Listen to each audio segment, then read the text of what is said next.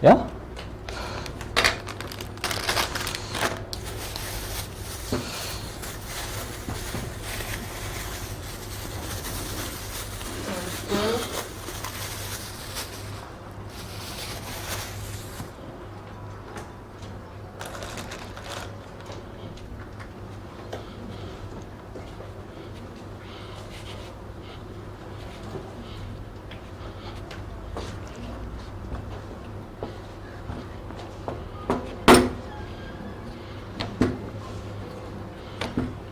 So na roll kadogo tu, just kadogo. So this is the cutter.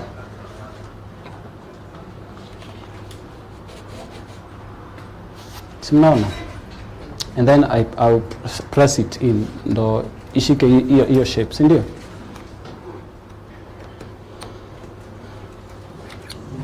So like that. Everyone can see, yeah? Naweka maji kidogo.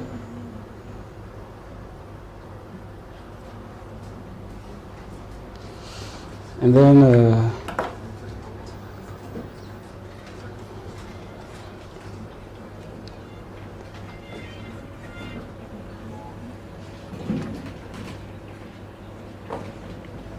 see, no. Yeah? It looks good, yeah? Yeah. So another type.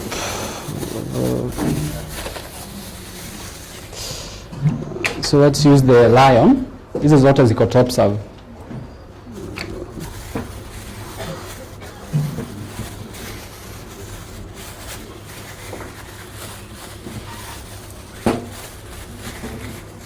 I'm going to pass around what he's using, which is an animal plunger.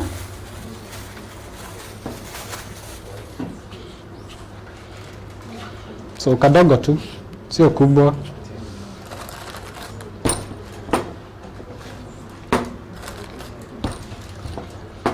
Then you roll.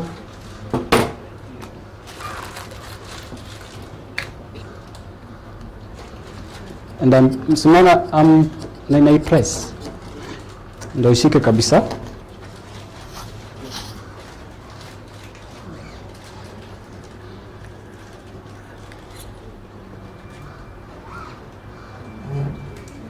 Everyone can see, yeah?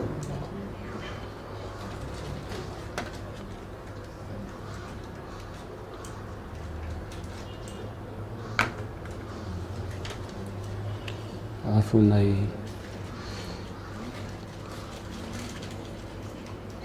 sinaonekana vizuri.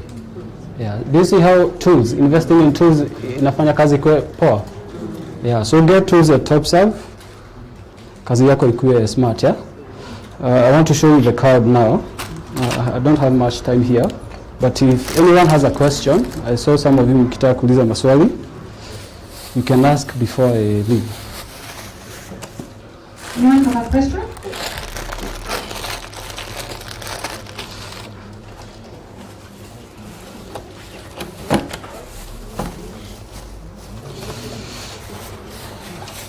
So hizi zote ni tools. Zinafanya kazi kwa smart, yeah? Yeah. Yeah? Okay. Okay.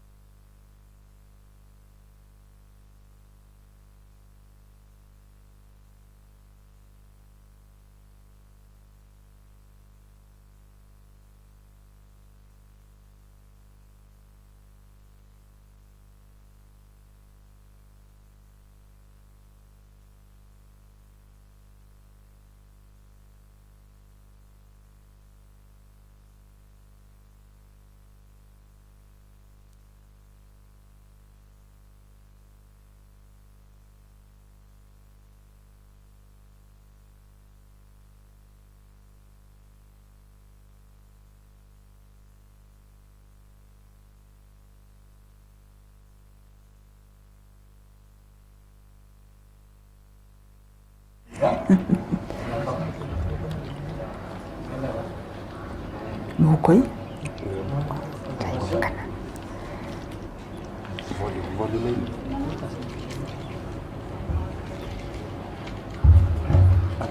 Nilikuwa nauliza wakati unatumia product wakati unafunika gate, unaweza tumia cornflour ama lazima press sugar? So you can use it. Yeah, that's an alternative. Okay, thank you so much, Isaac. Let's all give him a hand.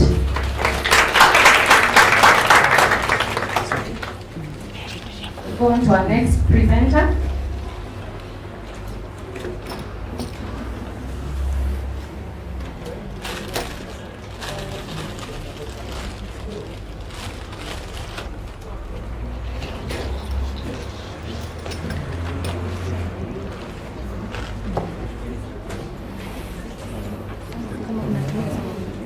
But now it's ready.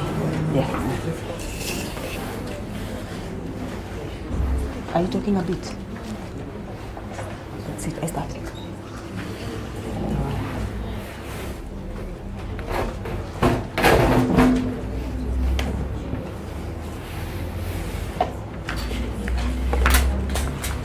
Nimeosha brush pande ile, please.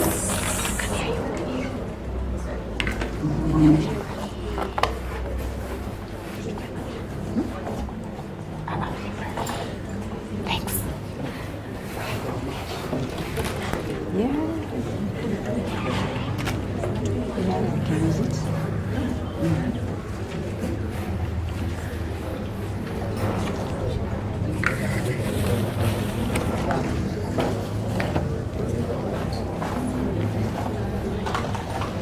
Morning everyone. Watu wengine tukua wenye walikuja mapema, we had introduced ourselves. I'm Evelyn Geshoke of Purple Sugar Crafts, and I'm going to take you through the royal icing. Like I said, tutafunza. I'll do a demo on the royal icing and the figurine and flowers. So we want to start with the royal icing. So kila mtu akona kitabu na kalamu. I want to give you your recipe ya royal icing. Si mnaitumia sana kufix vitu kwa board yako, kufix vitu kwa fondant, utaki zianguke.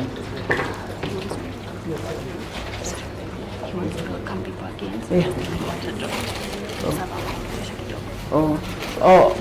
Wacha Topserve awaongeleshe kidogo and then we continue. So good afternoon, good morning. Good morning. My name is welcome those who may not welcome before. Wakaribisha. Try to be as inquisitive as much as possible.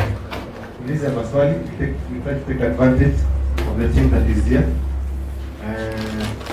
as much as possible.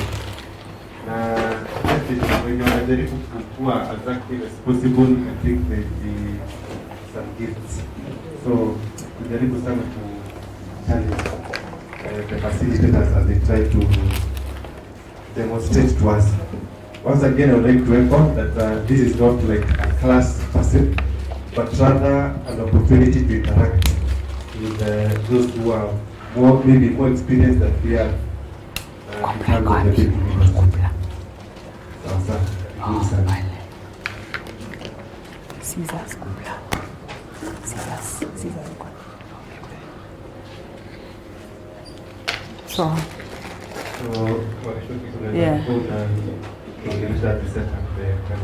Yeah, so thanks Jenga for the introduction.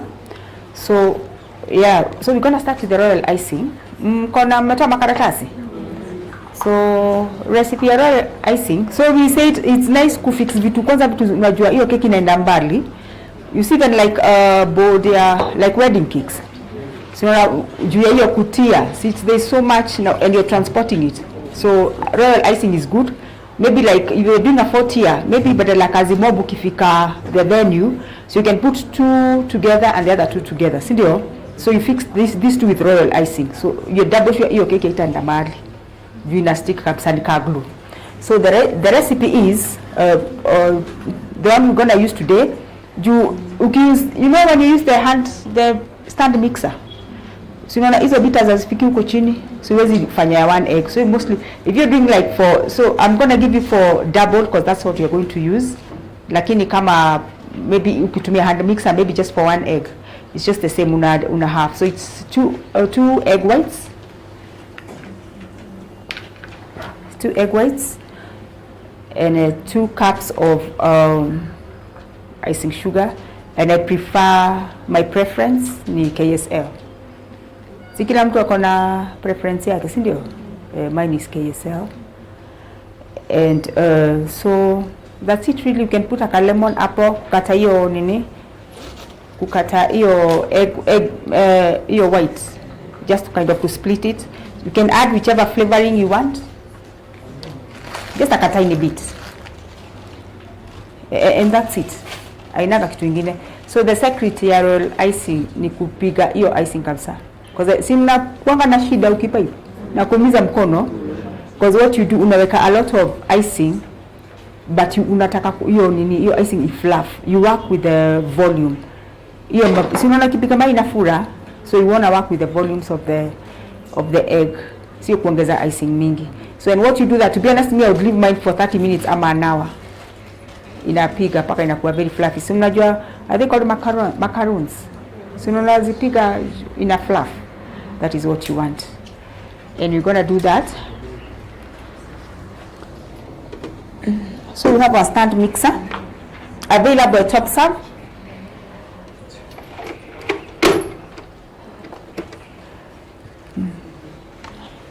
And the egg separator. Si mnaijua? Yeah. Things have been very easy for us.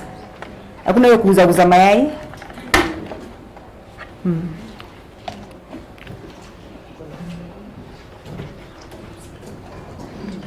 Oh. I think that's a bit weight.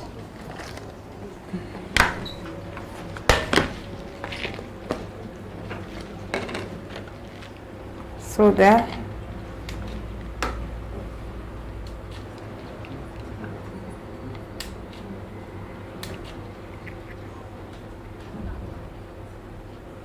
Very easy, sindio?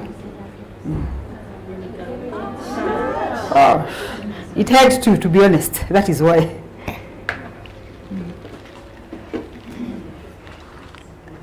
So I think I'm just gonna drop the other one.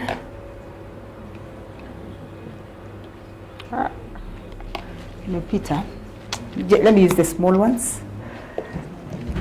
I think literally gonna double yolks.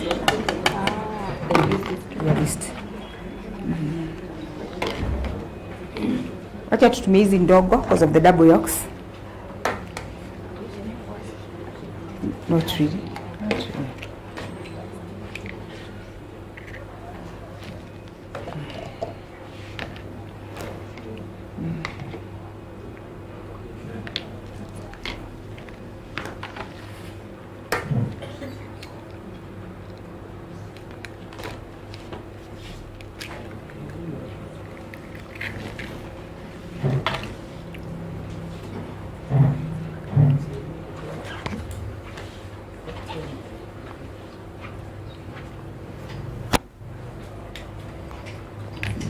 So those are 2 eggs, 2 egg whites into the mixer.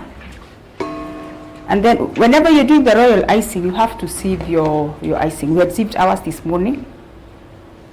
Where's that mark? And the other one, icing sugar.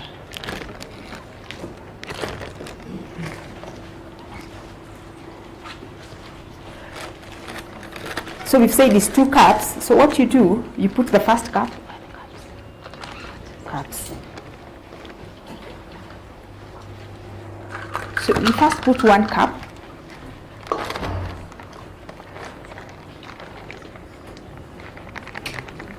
And I heap it.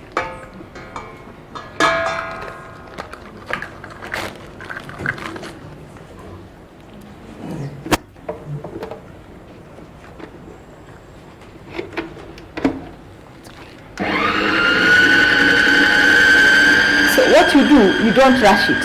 What you pick your 1 cup, as much as it can fluff on its own, and then from there the other cup tunaanza kuweka kidogo kidogo, si ndio? So what we do, because we're gonna leave it for like maybe 30 minutes or even an hour if you have time.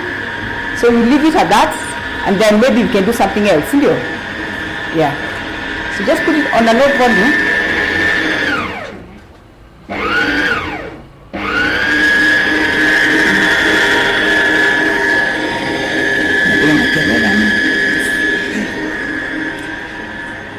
So we're gonna leave at that. So as we wait for the, you can hear me? Yes. Is it making noise? You're okay with it? Yeah, so as it's beating, nitamuonyesha kutengeneza ka figurine. So we have these animals, and they're also available at Eldoret branch and all Topserve branches. And what you do with this, you see your fondant. So we have the purple sugar craft fondant. So what you do with the fondant, you add a tiny bit of CMC. See all those CMC, just like a tiny bit of it. You add it into the fondant, so it makes it firm. Because if you make ukitengeneza figurines zako bila CMC, unaona zina flop. Because they're not, the fondant is not firm enough on its own. So you always add like a bit of CMC, and we have done that. So what do you want us to make today? Sorry? Baby girl. Hey, no. One of these. The other one is too complicated. A lion. How many want a lion?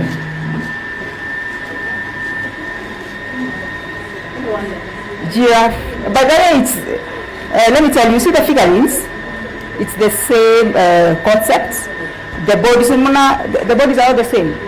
So it's only now the two features. So like for the elephant, for the lion, the elephant, you know. But you know, the bodies are the same, the hands are all the same.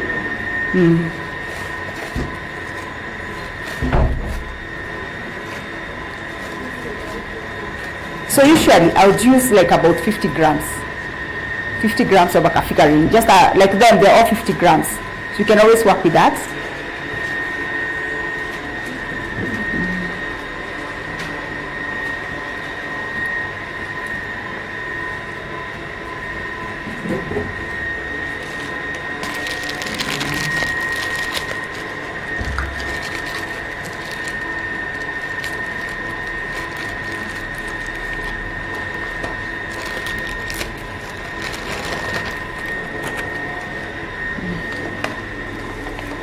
So like I've said, just a pinch of CMC. So you're double sure, that figure in a flop, at a lala. So just firm it a little bit.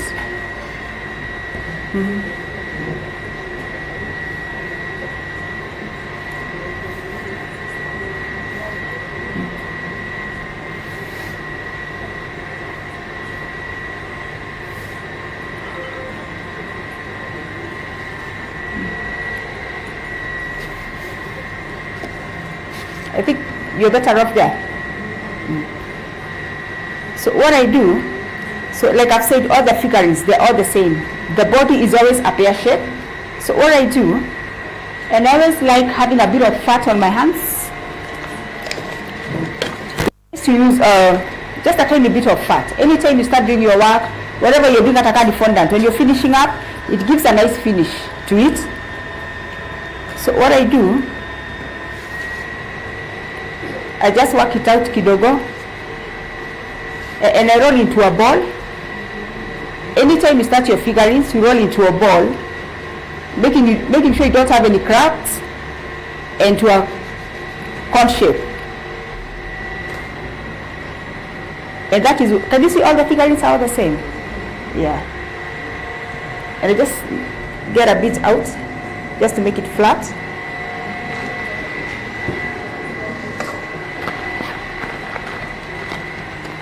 And you should always, I always use a skewer to make the hole. Otherwise, if I put my head here without putting a skewer in, itafanya drop. So I always put, unaweka hiyo hapo, and then like a half an inch up, you just cut it off.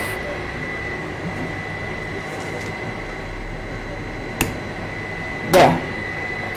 So then we have the hands and the legs.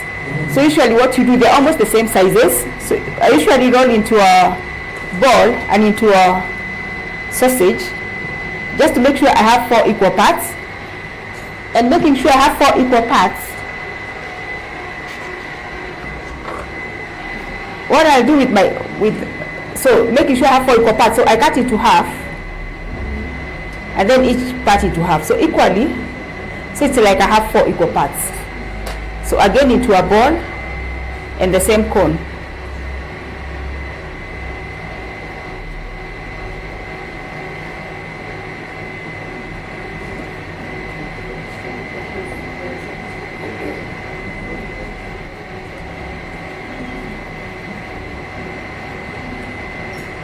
And I flatten.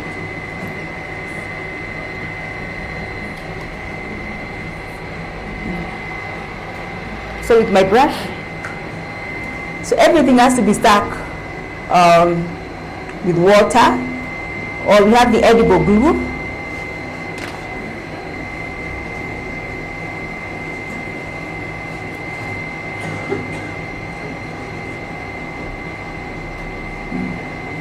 Can you all see? A bit of water on the sides. And you have to make sure it's sticky. If it's not sticky, haitashika.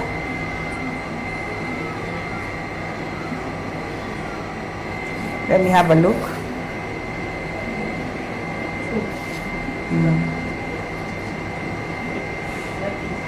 See, that's fine. And you can always put, that's where the modeling tools come in, available at Topserve. They come in a set of 8. Just like a bit of belly button there. And then, so we see, what are we doing? So that's, to be honest, all the figurines, that's the basic. So the cup bodies are corn, and the hands and the legs are corns. So what do we make? I tell you there. An elephant. So again, an elephant. So the ball. So you have to pull out the trunk, see there? So you roll.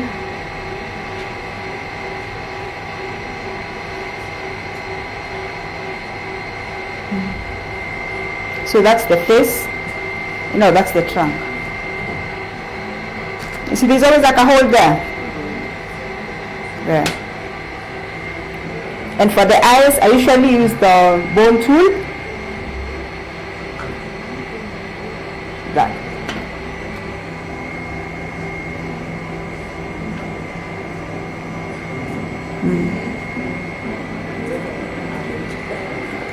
And then for the ears, si wanakuanga na masikio kubwa. So anytime I want to do my sugar art, I always kind of work my fondant kidogo, you know, just to make it a bit pliable to work with.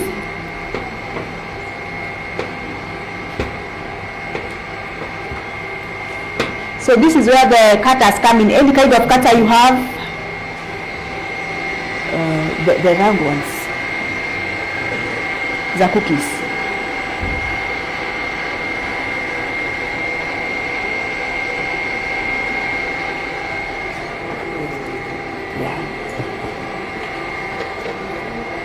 So you just make fun of what you have, a collab hat, just making your work a bit different. You can roll into that round shape and you cut into half.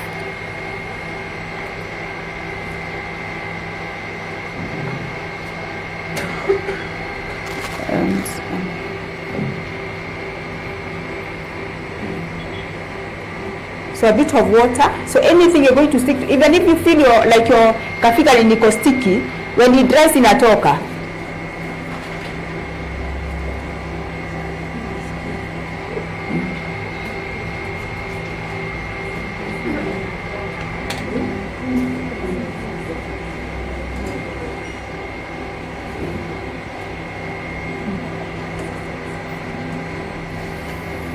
Sio pale elephant there. And then tukitaka kuweka macho,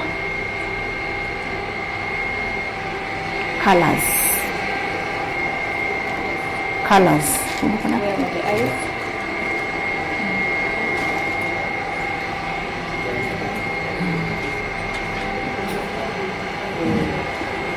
Black. Some is this. How about this? Chocolate. Yeah. So for the colors, maybe a bit of black or brown.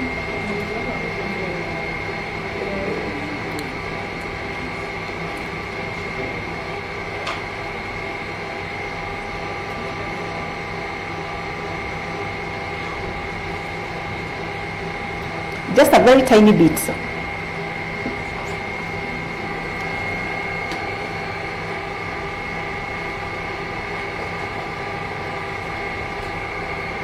So the smaller the eyes, the more they look better.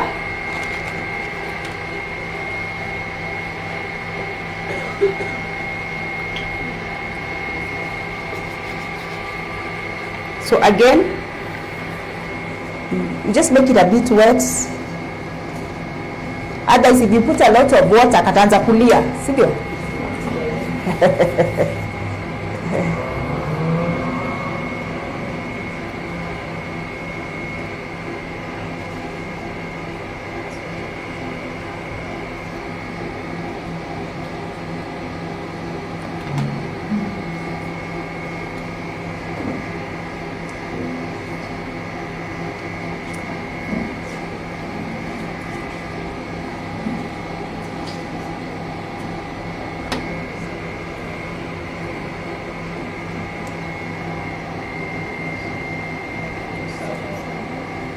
Wow, can I misbehave?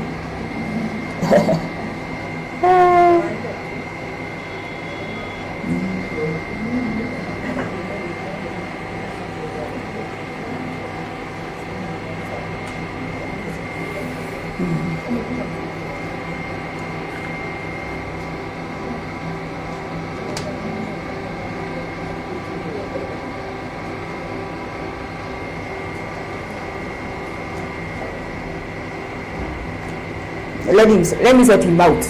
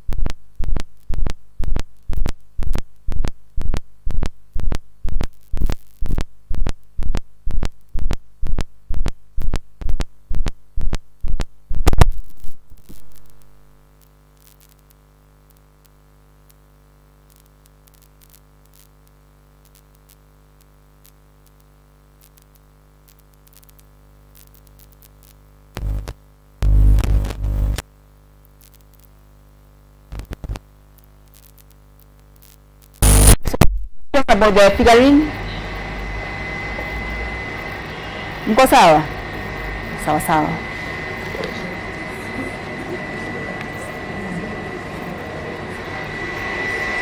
So we go back to this. Yeah, bring it up. Kuna ile pale tumetia plastic. You want to take the figurines around? Yes. Palette knife. Get plastic. So what you do? Are you gonna you can take this around the seat first.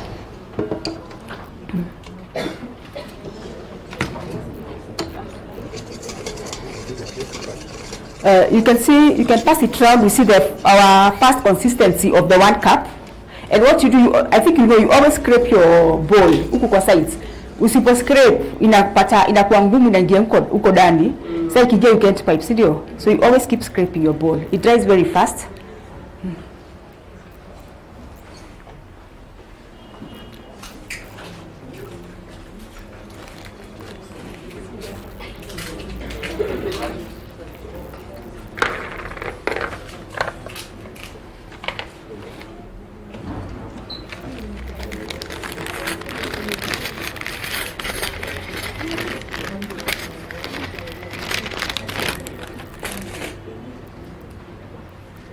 Sorry? Do you have that leaf cutter in your box? Man? The leaf cutter? Yeah, great. Do you know can I?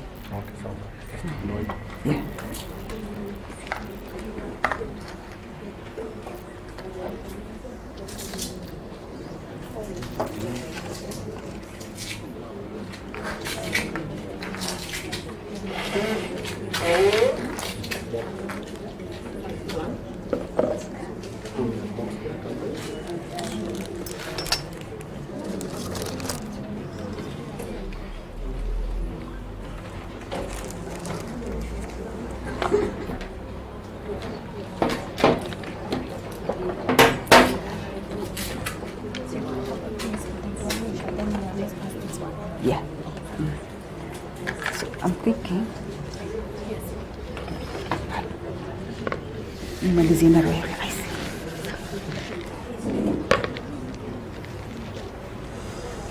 So I think as we pass the royal icing through kabla we finish it, we finish kuipiga tufanye flowers, si ndio? Yeah.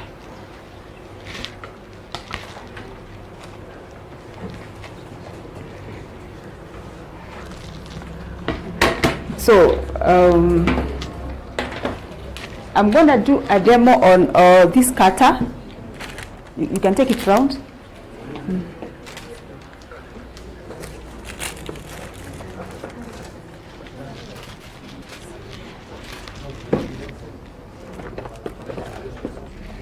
And then we also have this flower set. No, I don't want to remove it. So this flower set, it comes with instructions. And all these flowers on this dummy, they've been done using this set. This is something different apart from the roses we usually do and the peonies, is it? Hizi maua zote, we'll take them round.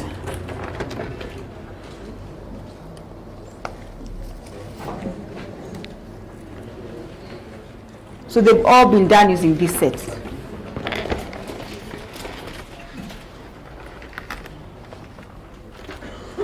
And I think even you can also take that round, which is available at Topserve, and it has a booklet with all the instructions. Alafu hiyo kitabu kiona sio lazima tutengeneze what is. You can always do what is there, but you can also be creative, si ndio? One cutter it can maybe make even about 5 different flowers. It's just the way you play around with them.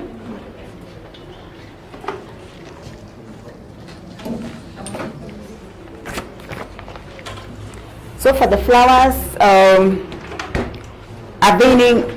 part to work on, and it helps you to vein. Si mnaona iko na nini na mashimo hapa, so it's very easy kuingiza waya zako. Sasa ingine unapata uko na shida kuingiza waya.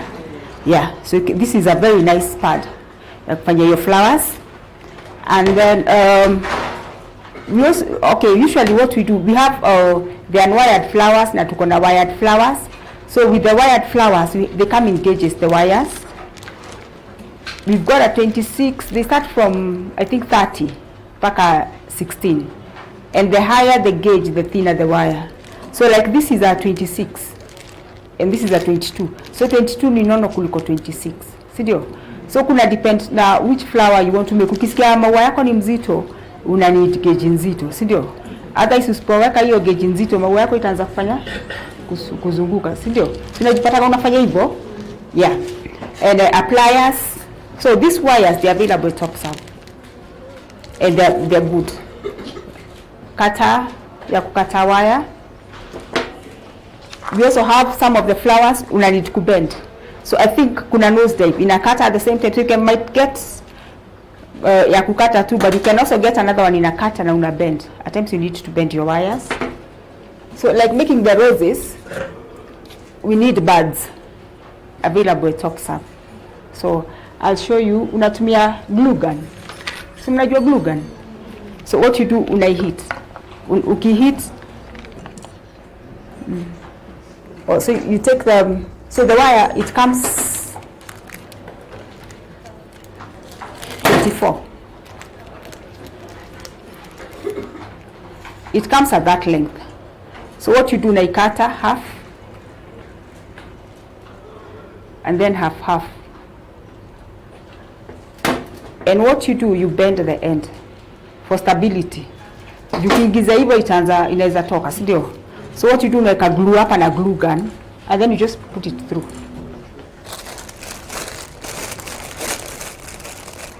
Ukiweka glue, unaingiza hapa. Ukiingiza peke yake itatoka. Si unaona? But this one has glue inside. Haiwezi toka. And then utacheza na hizo maua sana kuzibend. So if it's not tight itatoka.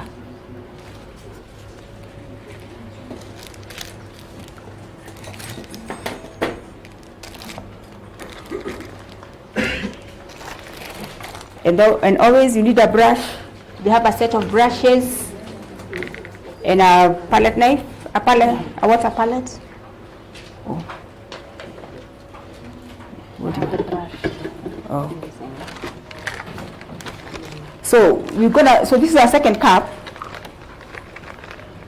So it also depends. Where's you cut the second cup yote? Because it depends. So we had very large eggs. Zingine ndogo, so unapata the large egg, it has more egg white. Okay. So we're gonna put half. Then we start beating it again.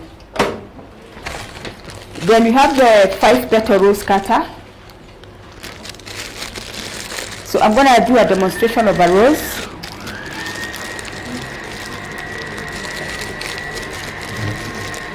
So, there's a cutter mmepitishiwa. So this is the flower. I'm going to do a demo of that and how to put it together. And I'm going to do a demonstration of a rose flower.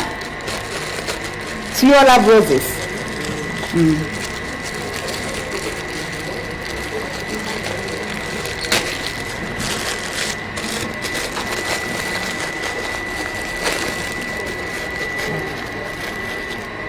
And for the flowers, kama uko na haraka, you can always use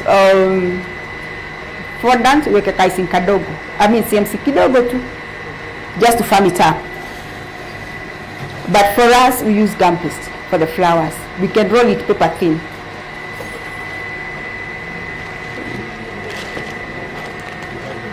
So onto my board, and a small rolling pin, so it's easy to work with. So it's back and forth. All these are available at Topserve. So it's back and forth. Can you see I'm rolling back and forth? And then this is, the good thing about this pad is non-stick. Can you see I'm only using very tiny amount of icing.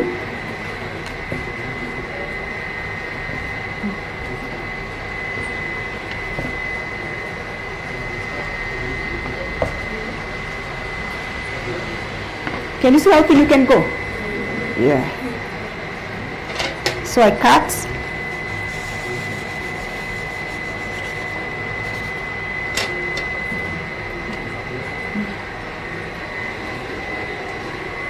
So for the flowers, to thin the flowers, we use a foam pad.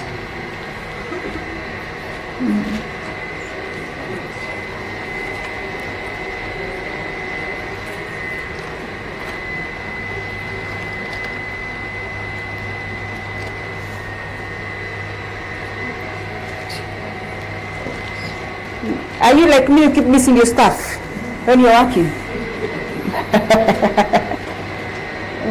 Going to, oh here it is, I found it. So what you do, so you try and thin the edges. You know when your flowers look very thin, they look very nice, see you? So what I do is half on the pad, half on the paste.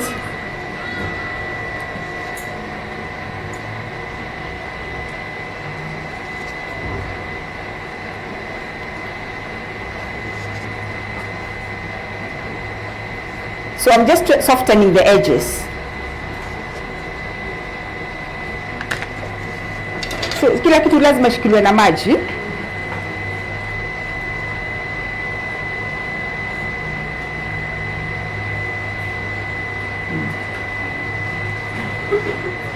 So and I take my ball.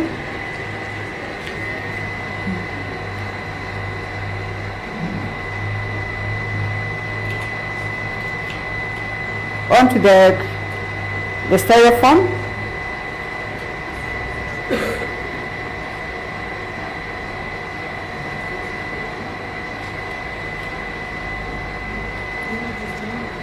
Yeah, we can remove it.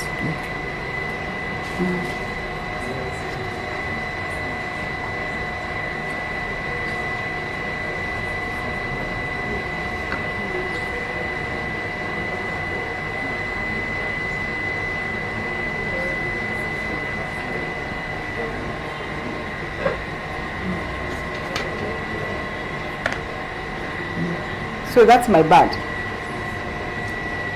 So I'm going to put the next layer.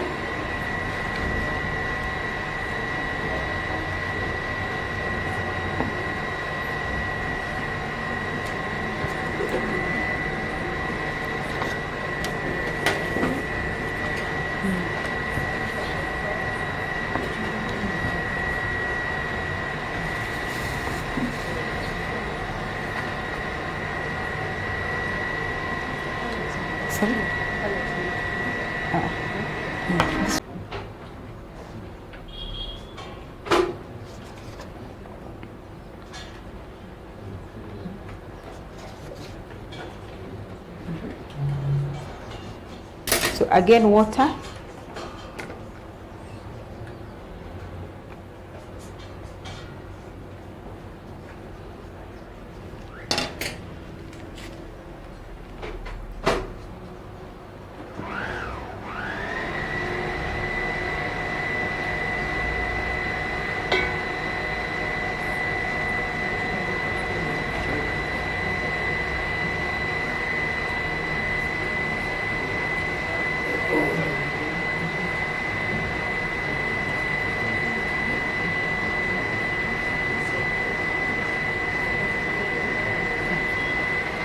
And you can even maybe do a third layer up to this. Is that okay? You can always make two small ones because like we have the small, tuko na bati ndogo, you can always use the two small cutters. Unaona the sugar flowers, there's only so much unaweza funganisha pamoja juu ni ngumu, si ndio? So unahitaji two small flowers kwa kujaza huko. You can use this to do that. And we have the cutters because they come in almost like 6 sizes.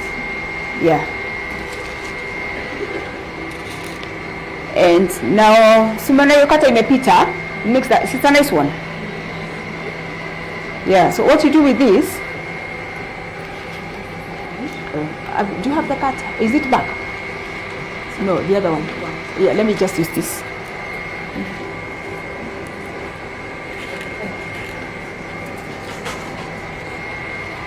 So usually, because it's the petals are light, so these are the petals.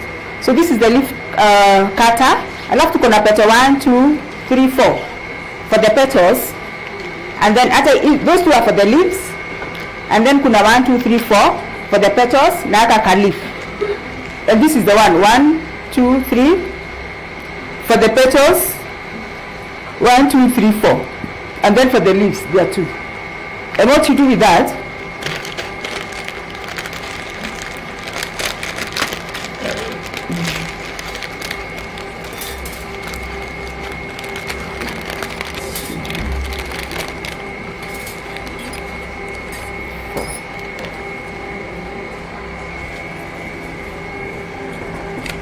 so usually, see ile nini file, I call it stay fresh mat ama hata karatasi ya nylon. Si una ukikata icing sugar, the big pack unakata, so you put your things in there to make them not dry so fast. So what I do with that,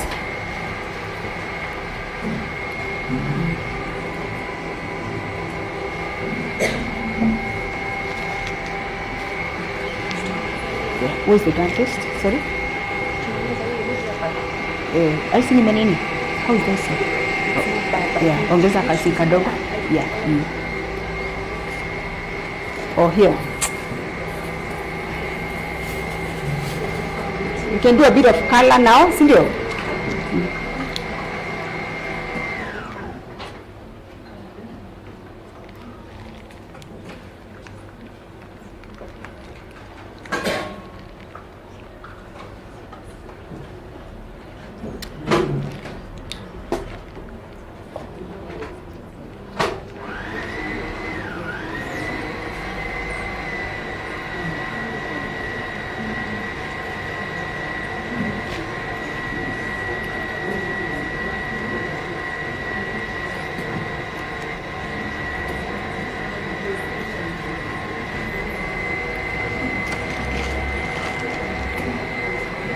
So usually for these flowers, we have they are in threes.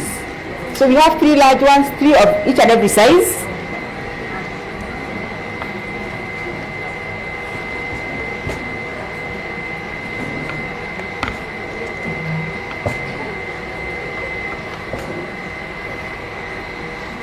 I'm gonna cut one of every size, and you see that. So you can see there's like a bent side on the top. So that's gonna be our top. So we're trying to create a bit of character to our flowers. So I'll cut one of each size.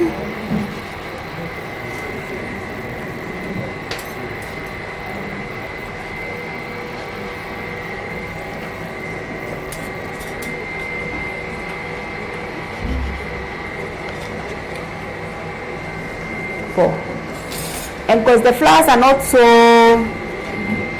they're not very thick and they're quite tiny, I'm going to use a gauge 26, because we said the higher the gauge, the thinner the wire. When inaenda juu inakuwa wire inakuwa thin.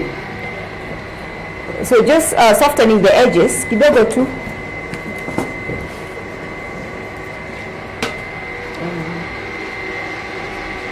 What do you call it? Veina.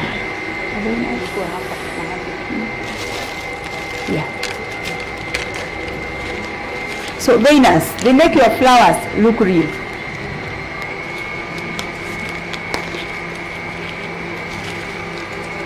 And they come in all different textures and sizes.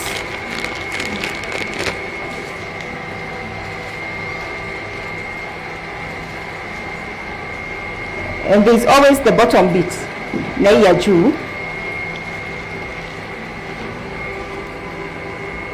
So as we said, gauge 24. So wiring of my flowers, a tiny bit in water. Alafu I put my fingers hapa nini.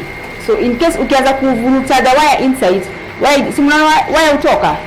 So what you do, ukiingiza mkono, unapanda nayo. Kidogo kidogo tu. Ukisikia inatokezea, you put it back. That's onto the veiner.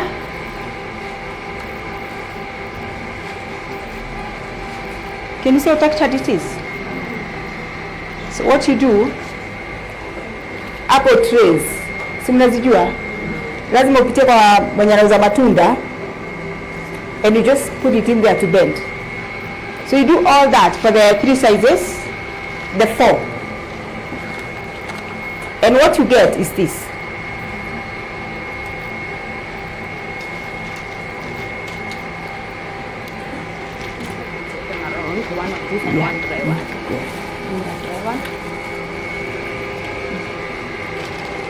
Hizi zingine ziko here.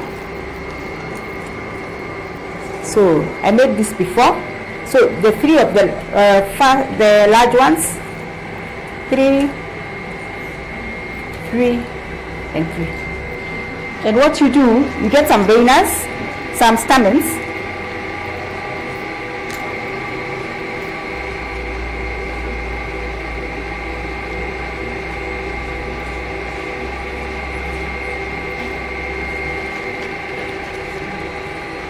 And I use a gauge 26 to put them together.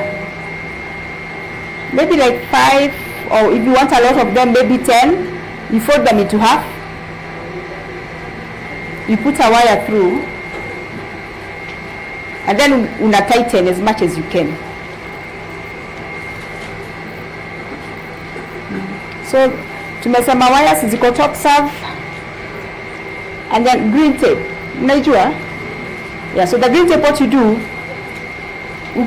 so you don't have to stretch it, ndio ifunge, and then you cut it into half. What the reason tunakata into half, ukianza kufunga, si una aka kawaida ni kadogo, ukianza kufunga hii tape yote hapo, your work looks untidy. It's not very beautiful, so we split it into 2. And what I do with my stamens, I put them together. Usipozifunga pamoja zinakanga everywhere, si ndio? Sio na maua stamens ziko kila mahali. They don't look very neat. So you put them together.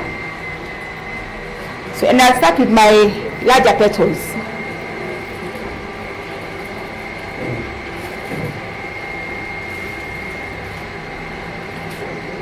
And what I've done, you can always simulate your petal dusts. So you can use petal dusts, or you can even just color them lighter and darker as you go down.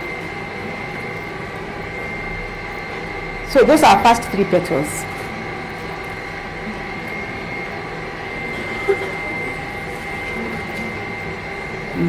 And the next 3 in between and a bit lower.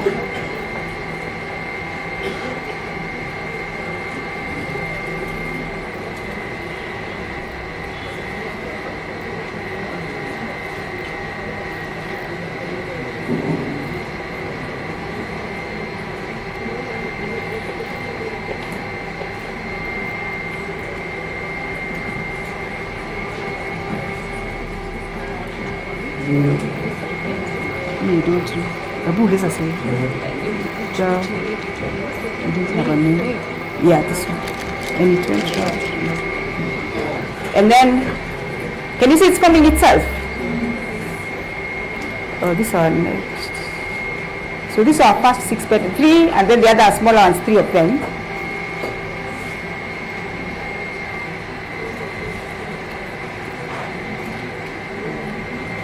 And then the next 3, a bit lower,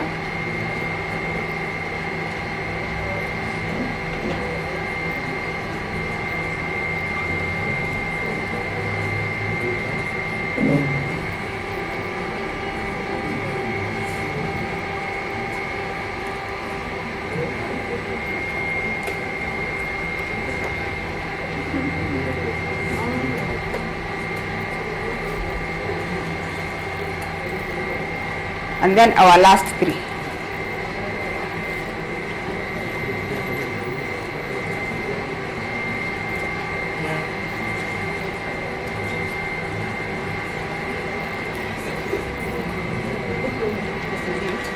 Sorry? Yeah.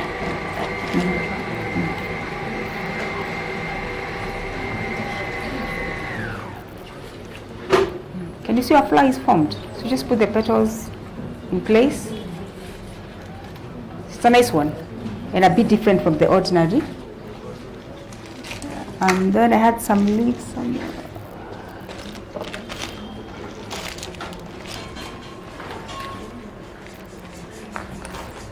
Wow.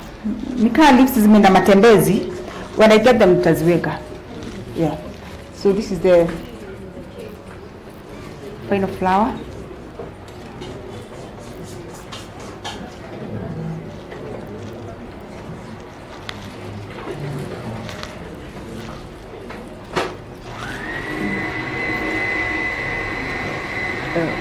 you take them through waone.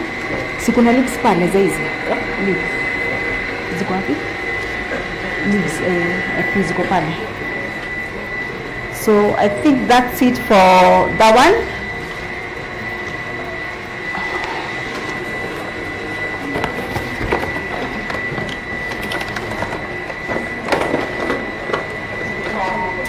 Sorry, what is that?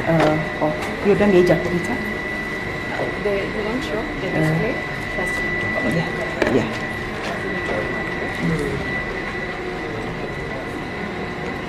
See, mnajua kukata the crown. You've got a crown cutter.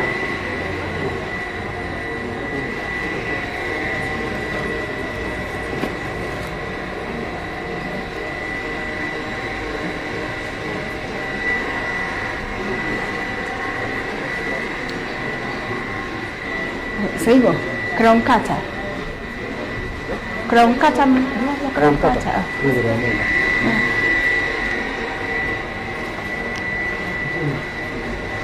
Yeah. So what you do, you cut this one a dampist, or fondant, always add a bit of CMC. Isipoongeza CMC itakuwa na hiyo strength. So you roll it. Let me do a demo.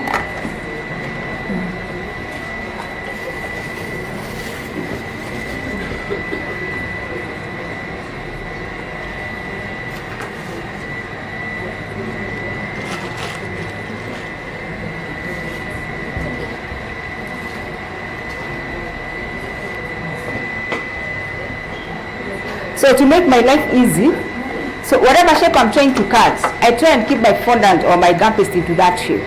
So we need kind of that shape, see? So I kind of need that length and that width and that length. So I go, so when I'm making my, whatever I'm rolling, I try and keep along those lines.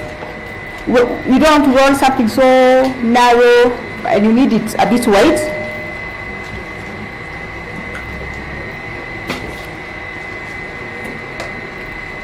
So I think I need it a bit longer.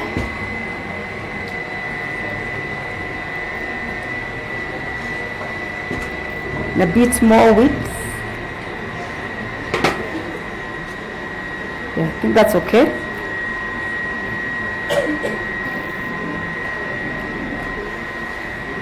So you just roll it back and forth, making sure the edges are very clean and they're cut.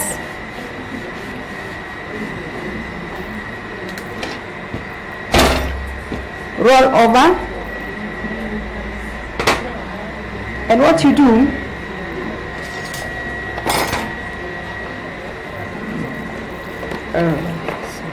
you take these bits off. Can you see they're coming out on their own?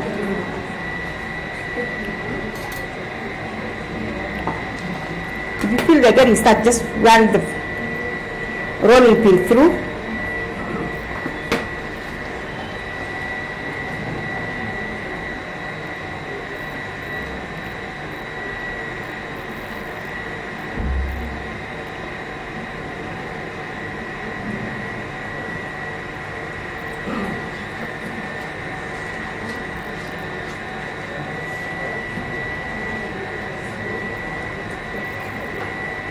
That you just take it off. It's very friendly, it's a very nice cutter. And what you do, you just take something that's round,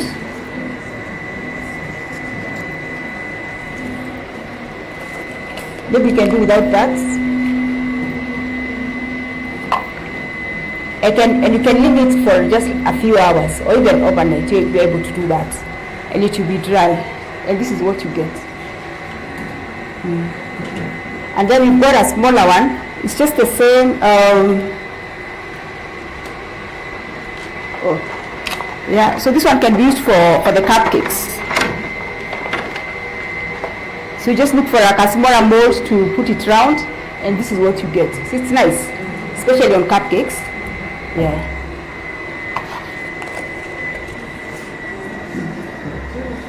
Yeah, I think that's it. Yeah. Let me see. Oh. Yeah. So you see that set?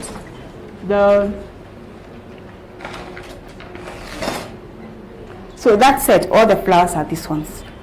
So for the roses, that's the rose cutter. You see the 5 petal I used? It's the same concept. It's only that this one is a bit smaller. Na hiyo ingine ni kubwa. And then we have the color lily. So hii ni kubwa, and then I think tuko na a small one somewhere aka. So it's the 2 sizes. Hii ndio kubwa. And then we have kuna moja isahaulika. This one, it was very nice. So you cut, kwanza unakata hii, so you layer them. And to be honest, unaona uko na cupcakes, unaweza kata, you lay them on the apple tray we had. Unaiform hapo. So unaweza kata hii kubwa, you cut it, and then unaweka kwa hiyo apple tray, inajikab, and then you cut a smaller one. Zikishaka huko unazishikanisha na royal icing. Then you can put maybe a white color or whatever color in there. It looks very nice, very different. And then we have this one. So usually una roll a ball and then unakata na hii, and you just stick it there. What is it called? It's called lily of the valley. It's this one. And then them ni easy cutters. And so for these ones we just played around, tukakata na easy. Unakata and then you texture, una bend kidogo. You know, I said you play around. To be honest, this one can make so many flowers. Just play around with them. And then we have the leaf cutter. This one, I loved it. It's very nice. Na venye inachukua so much space. And yeah, ni kucheza tu na hizo cutters. So even these ones, once you, and then the book has illustrations. So there's so much you can learn from that book. How much is it going for? 1,200. Yeah, it's an investment. It's very nice. Your work will look very different.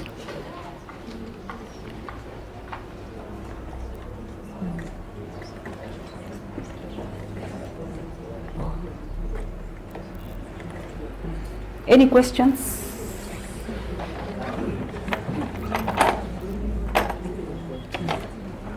Mko sawa? Anyone have questions?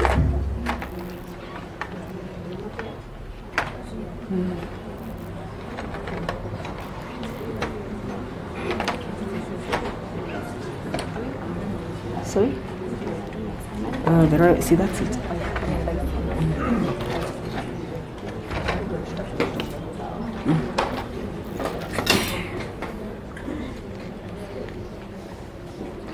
Are you messy as I am? Ama nyinyi mko clean sana? Ati?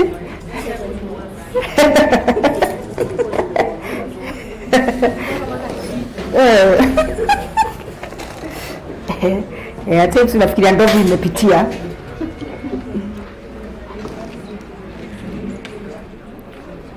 So yeah. So I think we can go back. See, you okay with the flowers? Hakuna maswali? You must be pros hapa. Ask.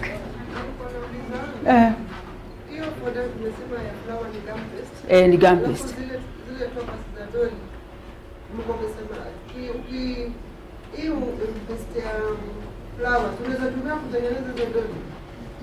Gum paste. Hapana, it's very light na ishikanishangi, umejaribu kuiroll, cracks haziishi. So it's nice unatumia either gum paste half na fondant.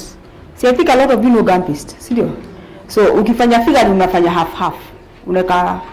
Una pitch fondant kidogo na gum paste kidogo una mix. So that one works well na hizo figurines. I'm asking, how would you advise on the wire gauges when doing the flowers? The wire? Gauges, the floral wires. Oh, I think I did mention that. So it depends. So they come in gauges. Tulisema the higher the number, the thinner the wire. Venye inaenda juu ndio inakuwa konda. So ina depend. So wao mwenyewe unafikiria ama na maua kubwa. So hii wire ita hold hiyo nini? Una gauge, si ndio? Ukifikiria hiyo wire itakuwa hiyo leaf hiyo petal itakuwa ngumu, so you need a thicker gauge. They hold hiyo nini. So usually venye tunafanya unaona uto tu maua kidogo hizo tu kujaza. Because tulisema hizo flowers there's only so much unaweza zifunganisha juu zimekauka kabisa, so you need to small flowers za kujaza. We call them filler flowers na hizi unaona tu kidogo, so we need uwezi weka waya kubwa hapa na tunataka it has to be small ndio ijaze hiyo space, so we need the smaller flowers. That is when now hiyo gate kidogo inakuja. You always have to kuwa na uzu to small flowers kujaza hizo spaces. Tumeelewana? So I think any other question with the flowers? So all the cutters tumetumia hapa, all the tools, wires, they are available at Topserve, Eldoret branch. To be honest, all the other branches. Ama nyote mmetoka LD? Kuna mtu anatoka mbali? Sawa. So what we do now, we finish off with the royal icing.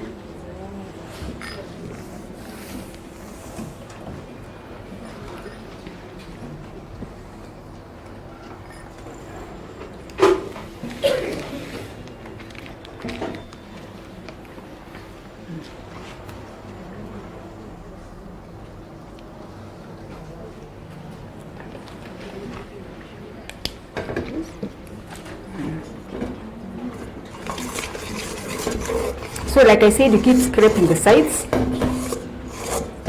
And the royal icing, iko na 3 consistencies. Sinajua hivyo? So we have stiff, soft na flat. So for the stiff one, that is what we use kupipe. Because is stiff, inaji hold. So the other one, unaona, there's some, I don't know if they've seen some other piping tubes. Hata nikawezi ona shimo hapo ndani, but it's for piping. So that is when we use the soft one. And then tuko na ile flat. Mshaona cookies zimeweka icing kai imemwagwa. So that's the third consistency.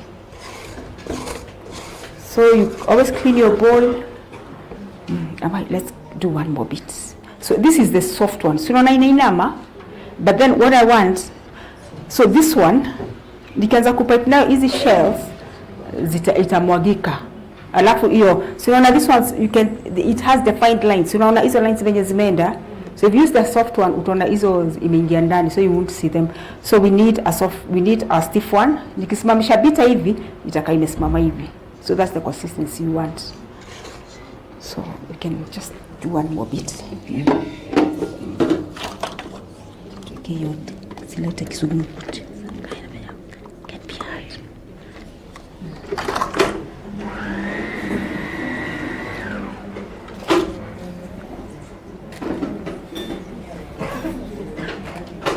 So ukitaka kukala your icing, you can color now.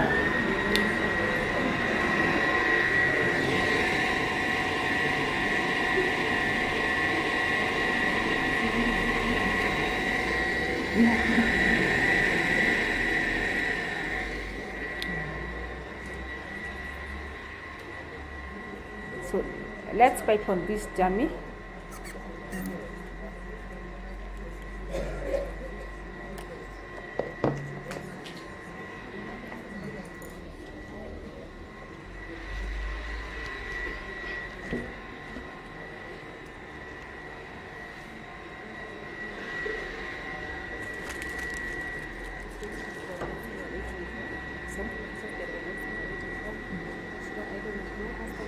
Yeah.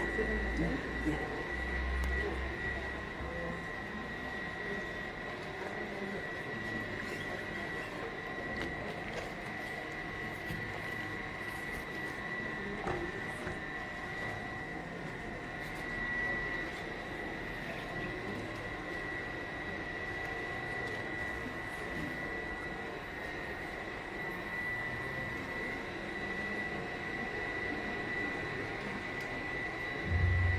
Hi everyone.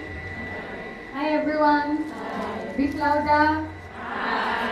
So as we're waiting for the royal icing, I want to see who was paying attention. So I'll be asking questions and then I give a prize. Okay? Are we ready? Yes. Can I get a yes? Yes. Can I get 2 yeses very loudly? Yes. How many yes, yes? Yes, yes. Thank you very much. Now, when we had Isaac come here, he gave us a tip on how to get sharp edges. And somebody stand up and explain to me how to get those sharp edges. Anyone remember? Just stand up. Good to see you. Kopla iko wapi?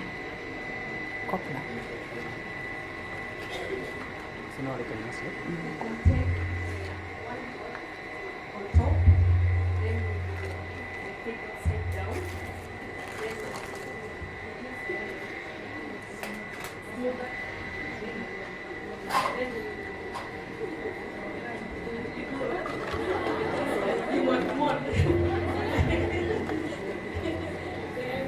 Hebu tafutie kupla.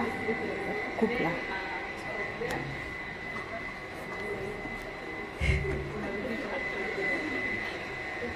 do you all agree with what you said? Sawa. So who can tell me what Scissors tools he na used piping while bag. explaining that Piping technique? bag. Atake. The white To go piping next? bag. Pardon? Piping bag. Unaona like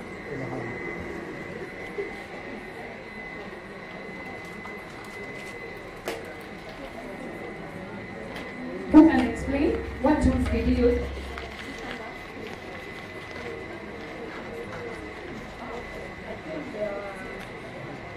I think there were around 3 tools. The smoother, the exacto knife. Then there are the two. shike the box hivi. Nina nani? Alright, so when she was making royal icing, who can tell me the ingredients she used? And who will stand up first?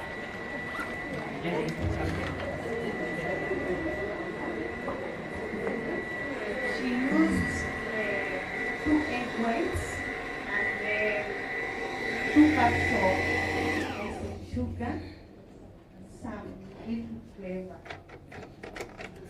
Do we all agree? Yes. Thank you. Congratulations. Kana box area ya yellow. Box ya yellow usiweke zote. So, no, I'm done.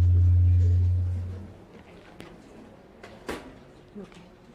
And let's get back to the royal icing. So like we said, and anytime, by the way, royal icing, you can store it for days, even for like 2 weeks. Even not in the fridge, bora tu ifunge kabisa. And then you make sure hakuna air pockets. Kukiwa na air pockets, hizo it dries, inakauka. Inakwama kwa nini yako, kwa tube yako.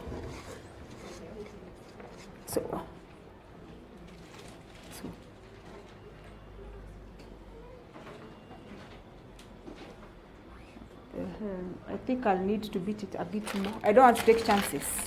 So unaongeza tu, if you are to add, unaongeza tu kidogo kidogo. Ukiongeza mob side ndio itakuwa ngumu. So unaongeza just a kidogo, then you beat kidogo and then you beat.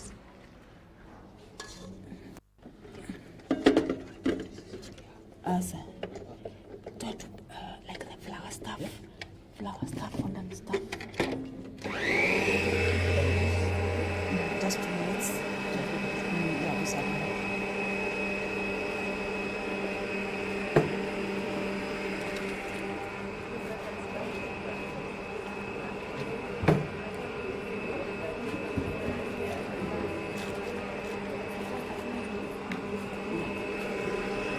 That's it.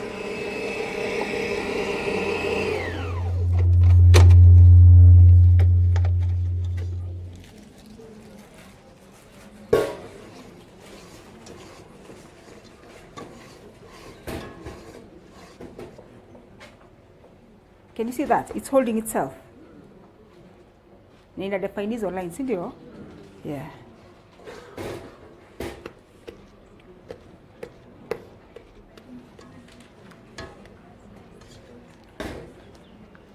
So you all know the piping bags na kukata. Because this icing is called line work. So you start with it. So you need to build it up. So for you to build, lazima uwe na base. And our base is so you usually use a large shell. That's our base. Ukitaka kufanya hiyo line work, lazima uwe na hiyo the base. It's line work or over piping, because you're over piping on top of the line, ndio?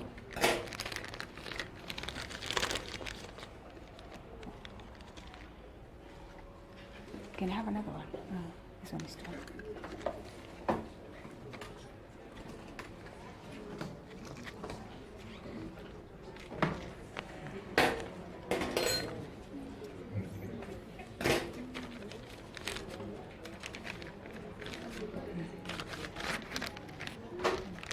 Ukipata haitoshei, you still cut a bit more. So it's nice to cut a bit less. Then you can cut a bit more, si ndio? Badala ukate kubwa. That's fine.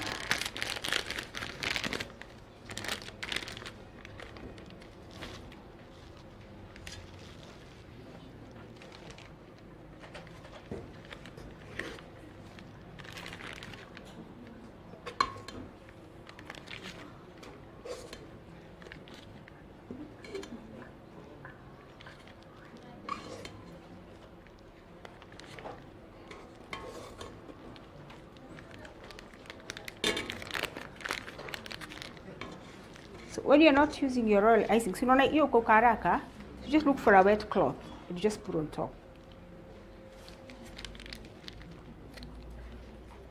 And what you do, unaona, so unaona hizi the halfway because zimelala huku. I can even detail this a bit more hapa. Juu imetoka. It's not on the, it's on the side of the cake. Kwa hivyo venye nitafanya, so I'll try and so na pipe katikati. So like one shell iko juu, ingine iko hapo katika iko chini. Yeah. And I leave a gap. So najipeleka nikikuja kupipe hapa. So it overlaps.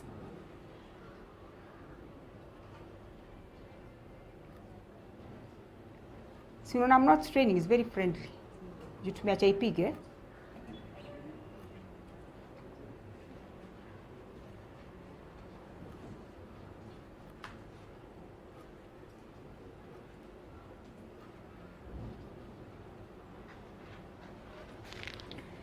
So usually, if I had time, I would leave that to set up like for about maybe like 30 minutes.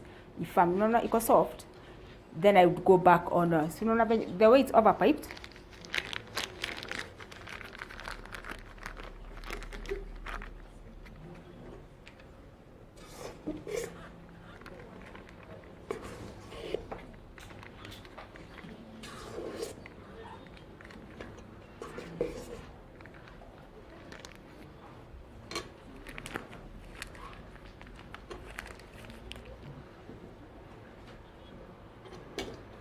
And I always clean it up to avoid your build up. So unaona hapa again it's half on the board, half on the cake.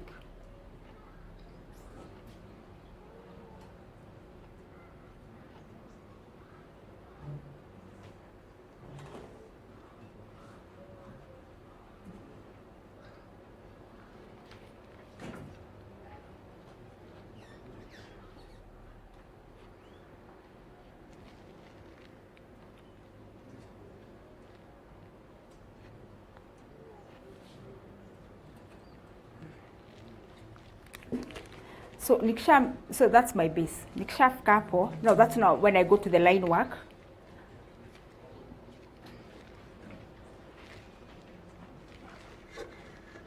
And for this one, that's when you go to the writing tubes. Zote ziko na majina, the nozzles. They've got the names, the sizes.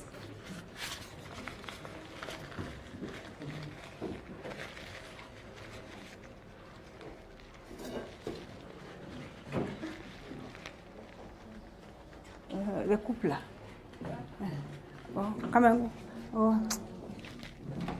I've been looking for this thing since morning. It keeps disappearing for whatever reason.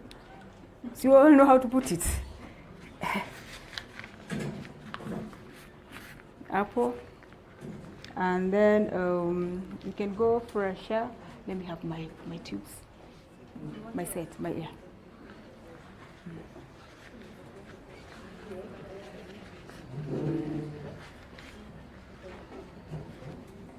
The set of the tubes. Set your piping tubes.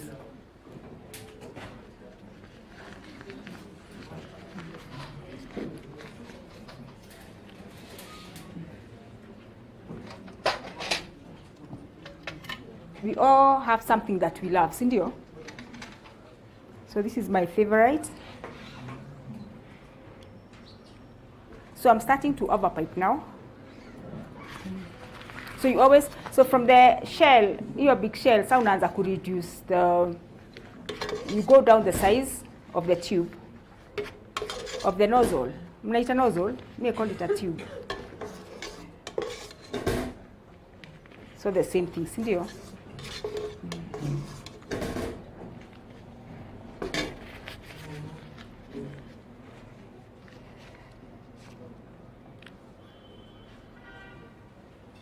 So usually what you do, you can decide to work on each shell.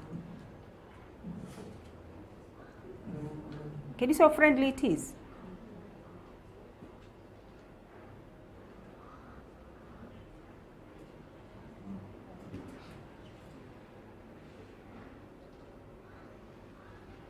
And can you see aikatiki? Because it is fresh. You can only do that with fresh royal icing. You can also work at the bottom one.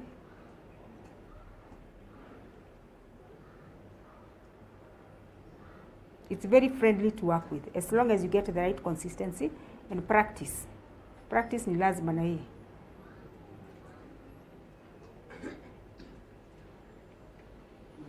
You see, like that one, it's got some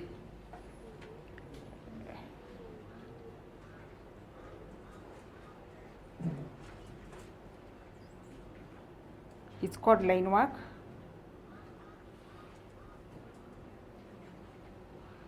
So what you do with that, so you go reducing the size of the tube.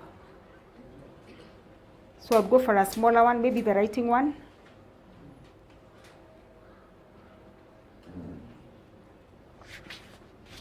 So again, anytime you pipe, you give it some time to dry. So I would go back, say it is called over piping, CDO.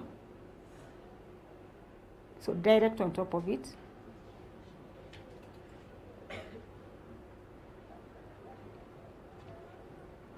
But this is all down to practice.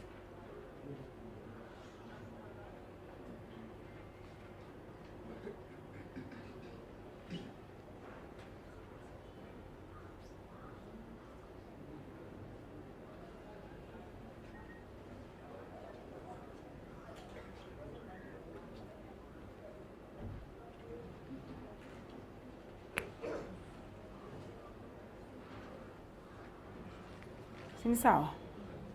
I hope you've learned something today. Amari, I think we're done. We're done. Yeah. So we are based in Kikuyu and we offer classes. So you can either invite us here or we can come to, but I have a lot of people. I have a lot of students from Eldoret who've already come to Kikuyu.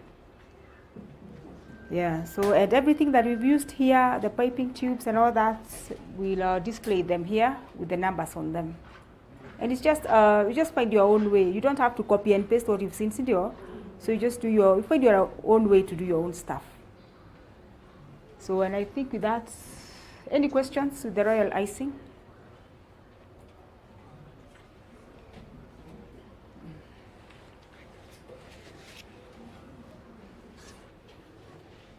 Okay, thank you so much.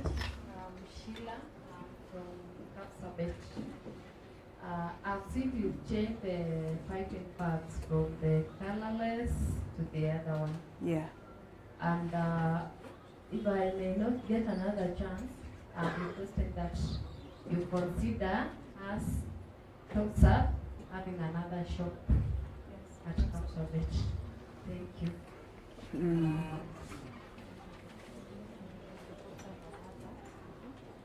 Good morning. I just wanted to find out, you said that the royal icing is good for putting up the chairs on the wedding sets. And you said we have 3 consistencies. Which one is the best consistency for tiring up the chairs?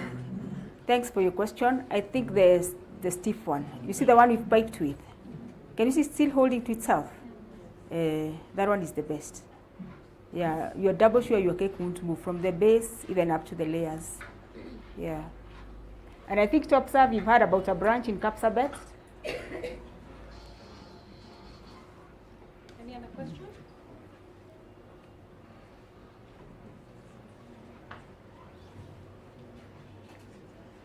Good afternoon. Good afternoon. Is it possible to use maybe two different drinks, with whipping cream and then you decorate with royal ice? No, those are two very different mediums. Because the royal icing, you know this one, it dries bone dry. See there? Yeah, and the soft cream, they don't work. Yeah.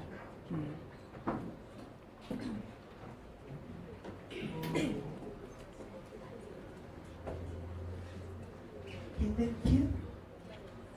For royal icing ingredients, you have used lemon. Yeah. Can someone use inner essence? But yeah, whichever flavoring you want. Because I think some people, they complain about the eggy smell. See there? Any flavoring you want is fine.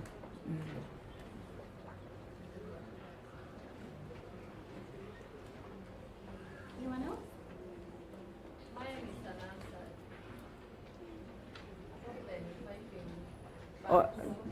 Oh.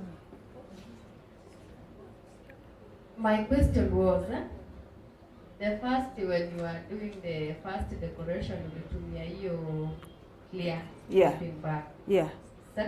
The second one, ukatumia hiyo ya sky blue. What's the difference? Oh, to be honest, there is no difference. It's only this one. This one lasts longer. See, this one is washable. And then already ilikuwa imekatwa like a small. I think they come already cut depending on the size. So, but for this one, you can cut to whichever shape you want. Sindio? Yeah, they are one and the same thing. But this one, maybe after a second use, you have to throw it away. Lakini ingine si unaiosha. Yeah, and we also even have the cloth one. Yeah. Any other question?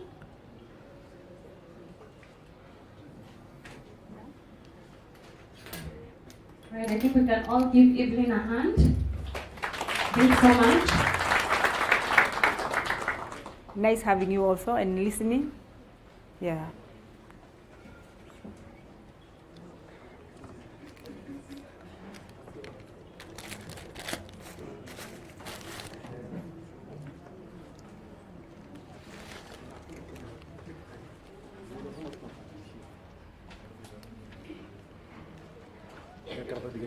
Karibu, karibu yako. Go back there and explain the tools. So what you want? Go back. It's at the My tips and what did you use? Kana kuwarengia. Mama kuwarengia. She session, you know, for a time. Oh. You have all the time because Okay. she is not coming. The piping tubes. No, but what you need, maybe we put it together now so that I go through this. Can we do that? Panja go. The flowers, Mama. Things that you've just Kuna tuli unataka na luku na hiyo yako. Nataka siote. Unakutumia kashiore. Nota ici o nage tumerete ici. Ici ni shikete. Tu o nayo tu mami explain.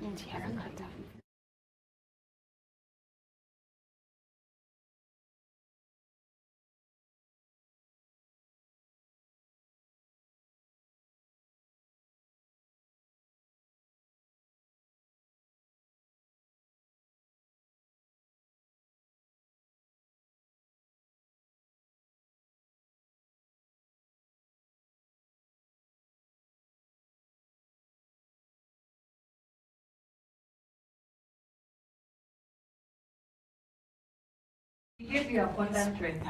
Do you remember? Who can stand up and tell me all the ingredients that he used? Exactly all the ingredients that he used.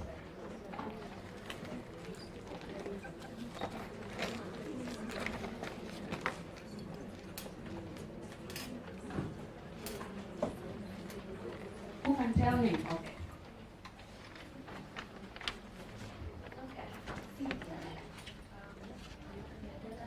Isaac, ituonyeshe the whole they did, eh? Yani Isaac, already sasa. all in clean. The clouds. So tunafanya clouds. Nation cloud. Ndio clouds. But mahua mesawa. Ino ifukuri ngukuni. Ino ifukuri dare ile.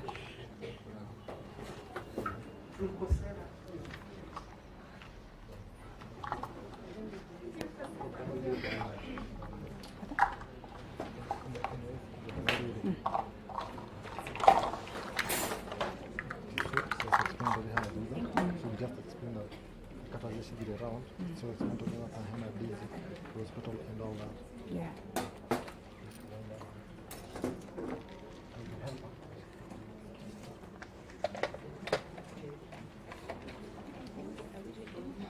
Not yet.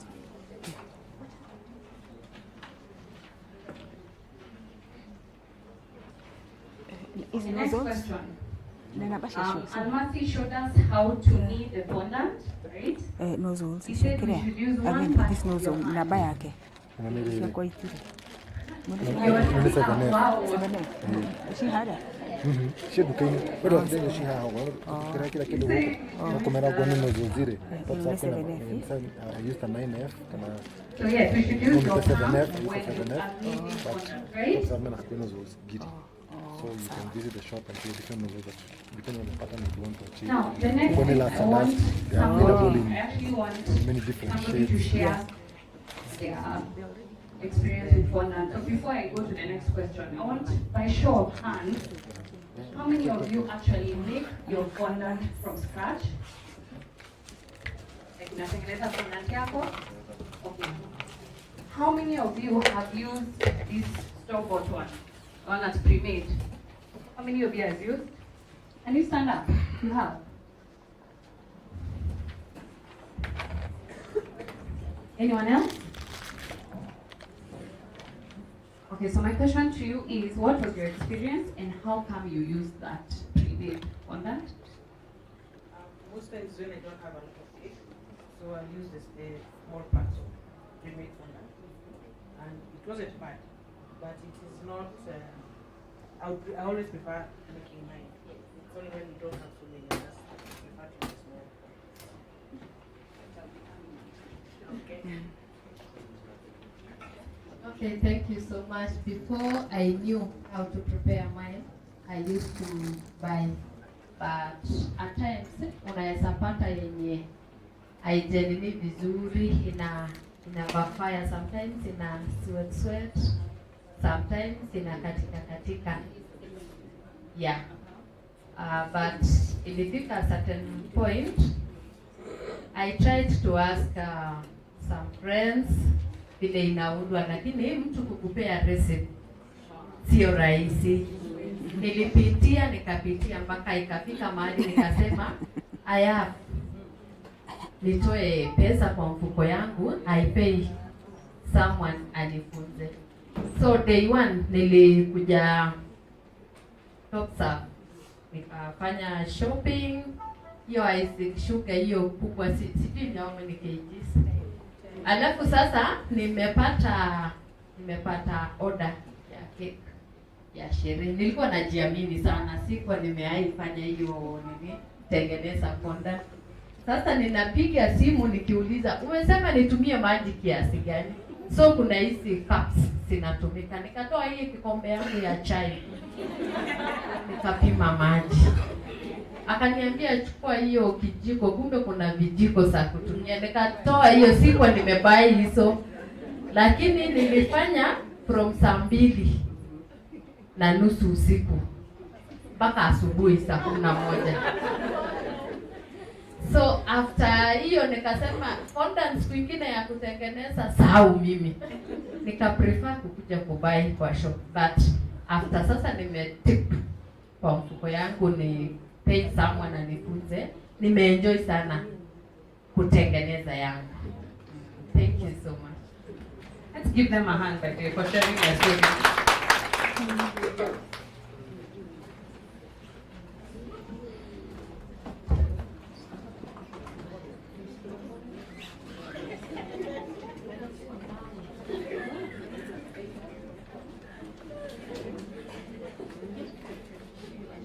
I just want to repeat what Sheila has said. Meskia alisema akatoa nini kwa mfuko? Sometimes it actually helps to invest in your training, right? Because whoever is training you has the experience and the expertise, right? Hiyo folder niliunda after siku 4 ikawa mawe juu nilikuwa nimeambiwa unaweka ndio utumie. Alafu siku yenye sasa nilikuwa nataka nijaribu sasa nifanye venye niliambiwa. Kupatia umbo akakataa kula. So imagine kama angekuwa binadamu. So in short, invest in training. Ndio.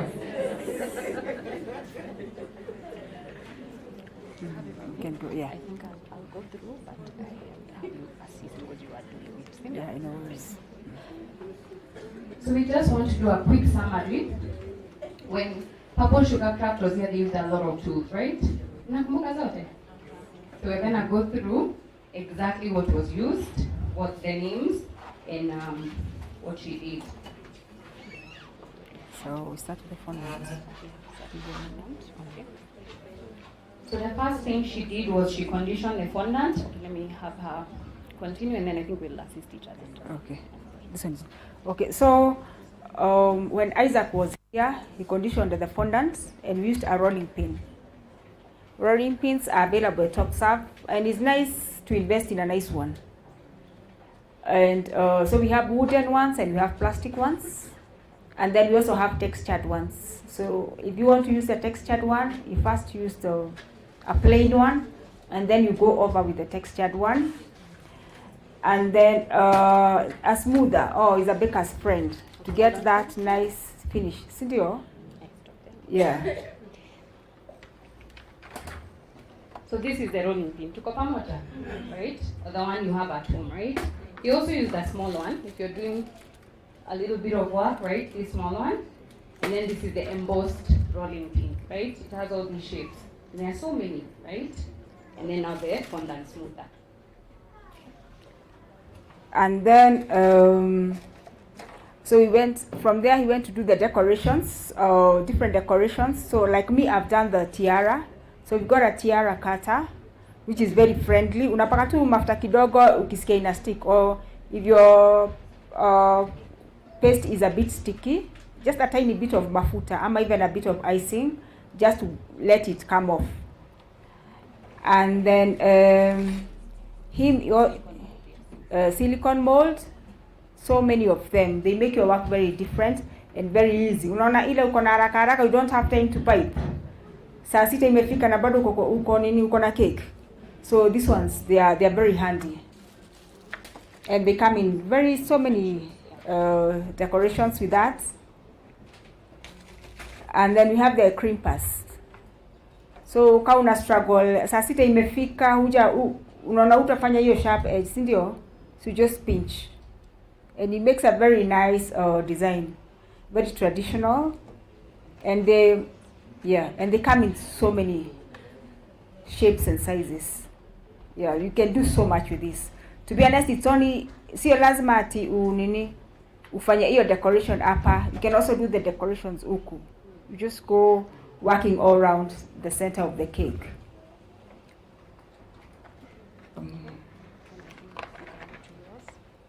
Yeah. So, and a pizza wheel cutter, just cutting those bits and bobs za kutengeneza.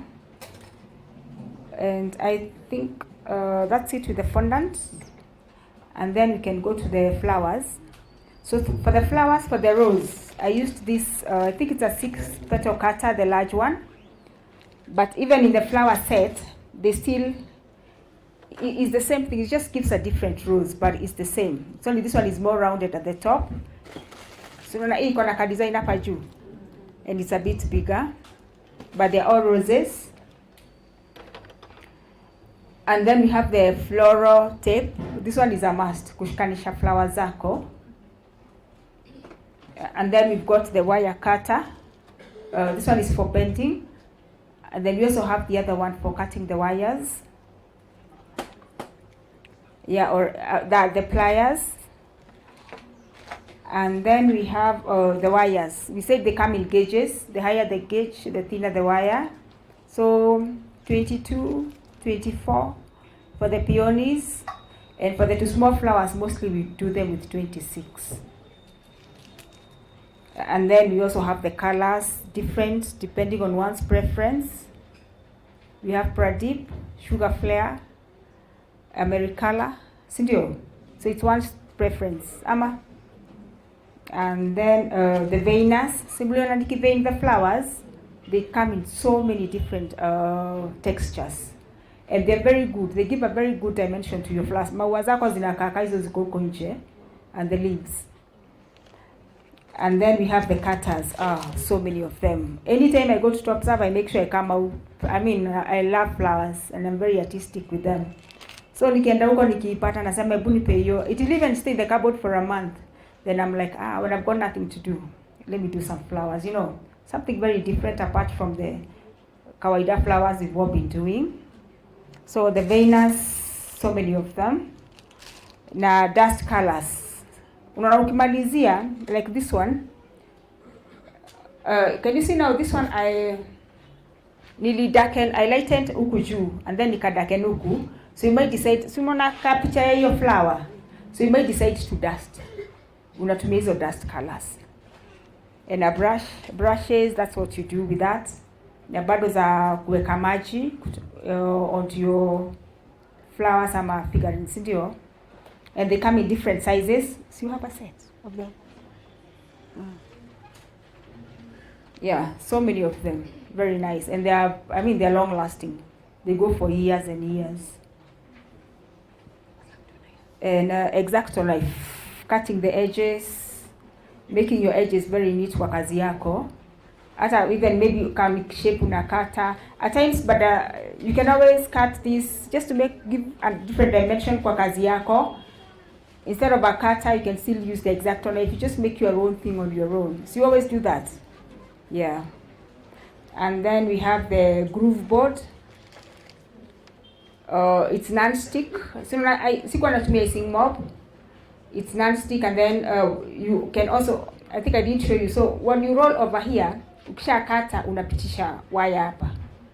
So automatically the wire goes through. And I just want to mention the reason why she's saying groove board is there's little grooves inside this board, yeah? So it gives you that. Yeah. So hiyo utasikiza wire ikiingia, it just goes direct in there. And the stamens. They all come in different shapes and sizes and different colors. And simulizi na venye niliweka hapa ndani. Yeah, I mean depending on whatever color you're doing, unacheza tu nazo na flowers zako. And the measuring cups. Kuna mtu alisema alikuwa anatumia kikombe ya nyumba. Yeah, that one the measurements are very different. Lazima you must have this and the spoons to get the correct measurements. Otherwise, you never get it right. Right. Is that it? Mm-hmm. Anyone have a question?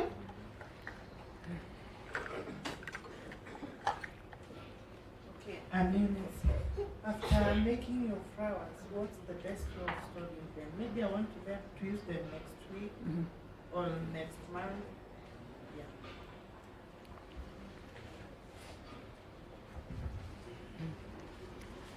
So usually for the flowers, you have to store them when they are bone dry. So like when it's sunny like this, maybe 2-3 days, unazitengeneza. So usually I would make them like today. You see like the ones I've made here.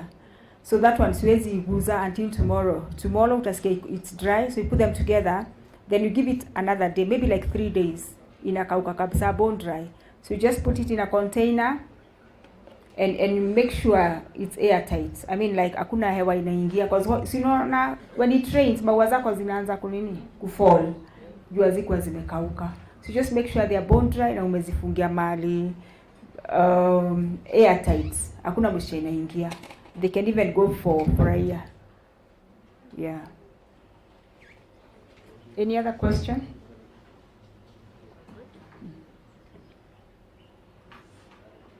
Anyone else? All right, thank you so much, Evelyn. Yeah.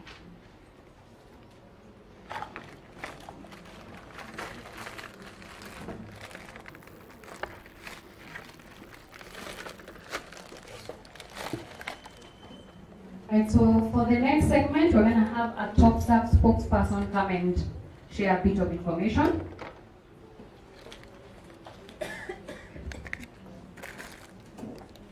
Habari ya mchana, habari yenu tena.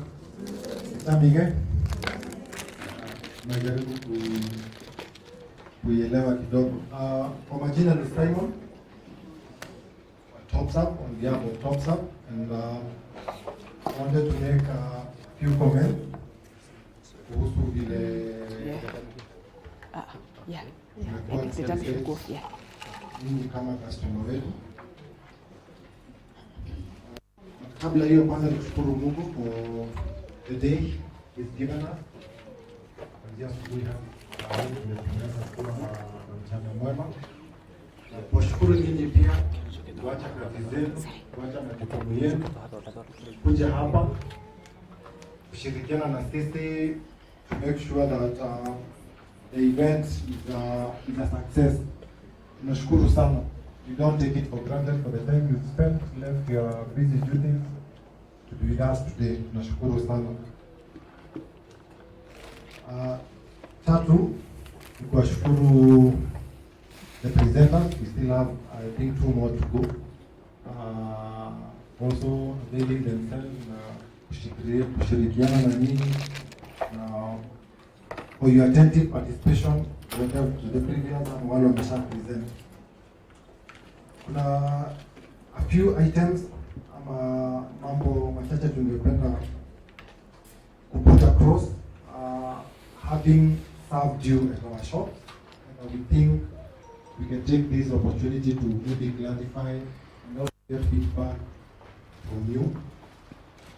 Jambo la kwanza ni we have a shopping process at our shop that you can shop either physically kuingia kwa duka, ama you can shop online kutumia WhatsApp, Facebook ama our website. Tungeomba tunaona soko imekuwa kubwa, imekuwa busy, we don't want to take a lot of time processing the orders. Kindly help us by having a shopping list or shopping with us. Really help us serve you better. Kama sasa hivi tunakuja kwa duka kama ule hapo mbele yako, kama hapo na shopping list, najihisi napotezewa muda, but we have to serve all of you diligently. So then together, using the online channels, in your free time to visit duka, it really helps us to serve you better. Ya pili ni kama deliveries ambazo tunafanya within town na outside town. We try as much as possible to have the shortest time around time. Deliver, we make sure we deliver. Kama watu tunatuma vile kama na matatu kama na pikipiki inafaa kwenda. So that's still a commitment we still try and do. And on that note, we gave a questionnaire as you are coming in here hapa. Try to be as honest as possible on it, on areas that we think are far to improve. Able to be very honest, to do it for us, the best of our ability. We also have payment mode when you shop. You can pay by M-Pesa, cooperative till number that's bank to bank, cash, card. So we try to give various methods of payments enable you shop with us. Lakini kama kuna ile tumewacha, naweza kufikisha pia ndio tuweze make sure shopping process is as easy as possible.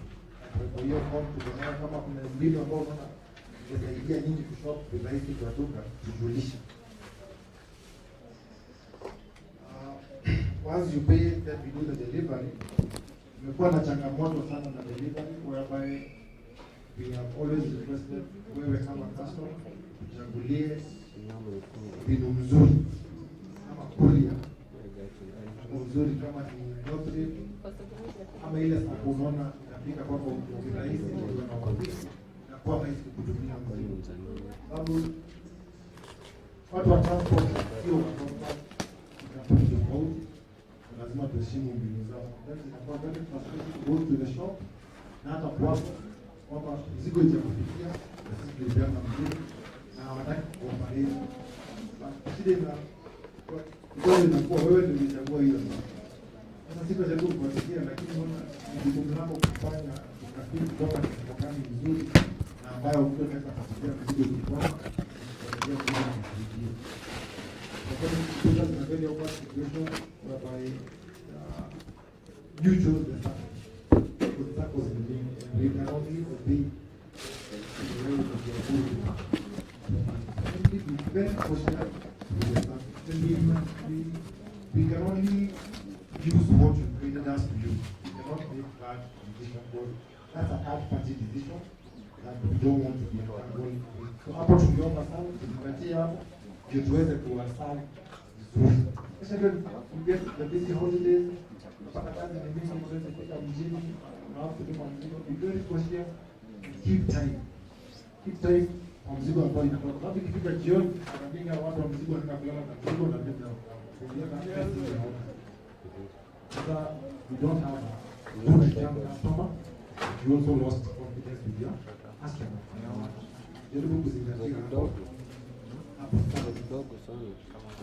Umekuwa tukiuliza mbona hatujani kwa sababu kule. We are still trying to get the best quality. Currently at least ni vigumu sana. Inagharimu mingi kuwa that quality, to achieve that quality of brand inakuwa very expensive. Unfortunately, we don't have an option. We only have one still at the moment. We are really trying to see how we can have that win-win, where you buy, you get back. We don't have it at the moment. And again, kumaanisha tuongeze cream ndio tukujudge back. Again, hautafurahia hiyo. So we want to try the goods to be competitive, but the packaging bag allows for the moment you come with it, or if you don't have one, we're able to charge you for one. Last few items, we also facing small local regions with a small challenge, an issue of compliance. We are VAT and VAT compliant. That means that if kuna mtu ameregister kampuni yake na anataka kuclaim VAT ni vizuri sana, lakini tunaomba upande wetu na tuachia PIN number kutoka wale wanatumia VAT wanajua reconciliation code ile na kile tulisikia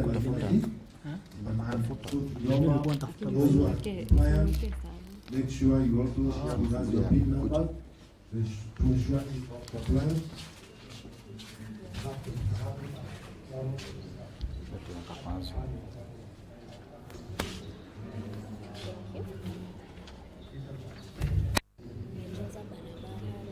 Mimi ni mkubwa sana. Sasa hii inaenda kudemonstrate. Sikufungia hapo.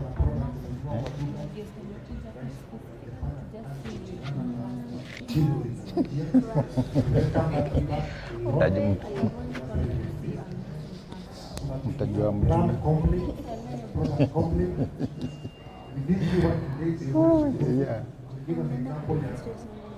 Hizo tools.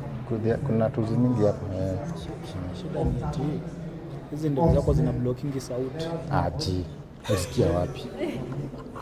Unafaa ukate sasa. Aje. Imagine.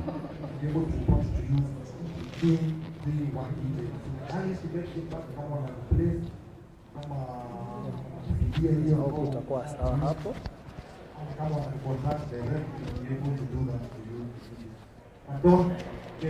Sawa. Sauti inakuanga hapa, itokangi hapa, inakuanga hapa. Sawa, hii ni amplifier.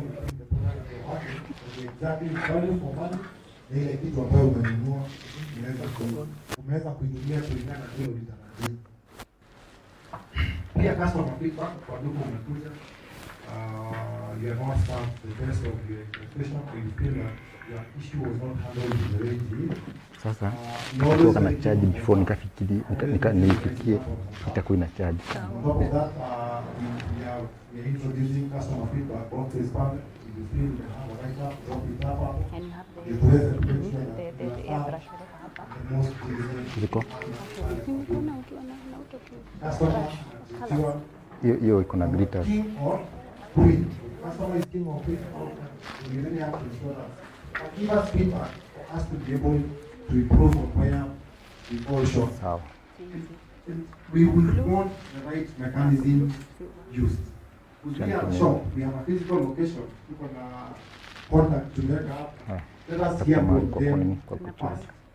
Ndio tuweze kusuluhisha ama kusikia hiyo jambo na kufikia kuchimbia kabisa what exactly happened and why did we find ourselves there.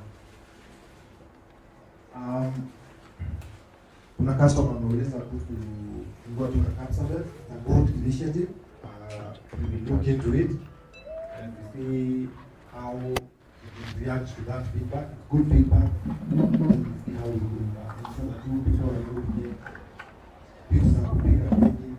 Timely, affordable price. We will not take it lightly. We will do our homework about it. And we get commitment, but it's something we look into. My second last item, unaona kuna balloons hapo, a lot of balloon deca, ukiingia a lot of purchases. It's a line that we've tried to introduce for the last 2 to 3 years, because it is a Topserve, trying to match deca ya party items, zile tunapika, the cakes and pastries. So it's something we'll also ask for your support on the same line of business. We do a lot of balloons, a lot different qualities based on kile customer anahitaji. So as you can shop at the shop and you have that opportunity kulingana na biashara yako, give us a priority to see how best we could serve you, and we are ready to serve you also on online. We're working married to whatever we are doing. So as even the event, feel free to details on that. But I will also both of us will make an extra shading on that. Last, before we give it to Almasi, we as Topserve have always tunajivunia quality. Quality ni kitu ambacho tunajivunia sana, and we've always tried to bring product closer to the bakers, affordably and the best quality. From the sourcing of kama gelatin, giving you the best gelatin that won't disappoint you when you are trying to bloom. Can I have this? Yes. Yes. The colors, Americana, sugar player, chef master, whatever you request from us, our commitment is that quality and consistency to ensure you bakers get the best out of it. Edible print, the same. Cardstock toppers, they said we will strive to give you the best quality that you could get in the market and worldwide. Because we believe pale tunafika kama hii nchi ya Kenya, tunafaa kwa tukijivunia, especially in Africa being the most advanced in baking technology, that we can do it. We don't need to be shown by the Europeans. I believe tuko na capacity ya kuweza to take the cake for the baking industry to the next level through partnering with bakers of like-minded kama nyinyi ambao ndio tunakuja kuangalia vile tunapata feedback. So I think niko 90, how many percent? That consumption, I'm sure you've seen the mixers that we're able to use. 99, so 1%. A good brand in the market that will also with the capacities of 5 liters, with 10 liters, even have a timer. And that way, when you visit the shop, always get interested to see the new arrival, see how they could help come around.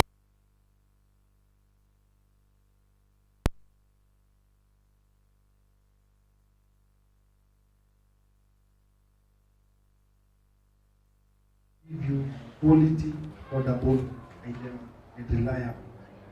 We, as Topserve, are also proud to be associated with bakers from the North Rift region, specifically of the Mission County Wallet.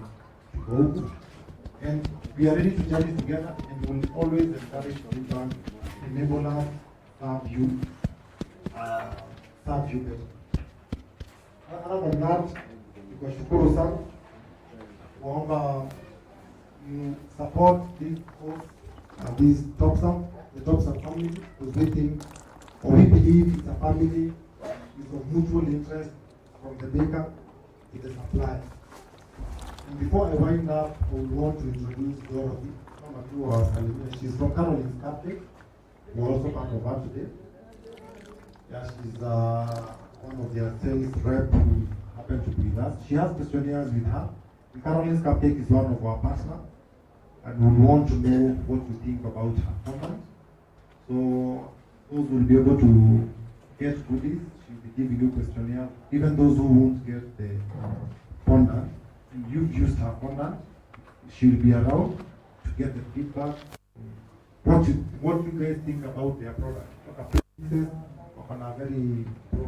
They have a very good red velvet premix that is popular, especially with our Eldoret customers.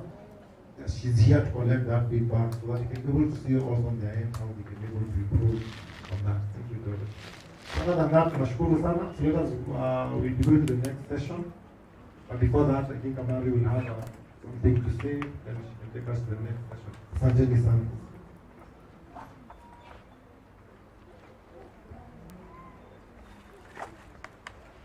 Thank you so much. Let's give him a hand. But I had one question. There's a tool we used. Isaac used a tool, a silicone mold. You guys remember? And they put fondant, akafinya huko ndani, alafu akascrape. Nani anakumbuka ni scrape na nini?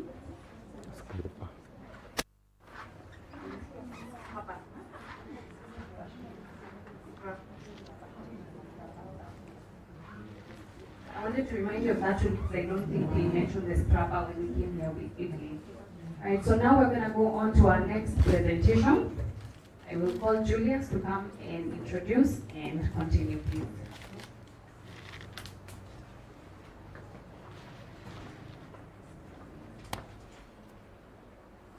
Good afternoon.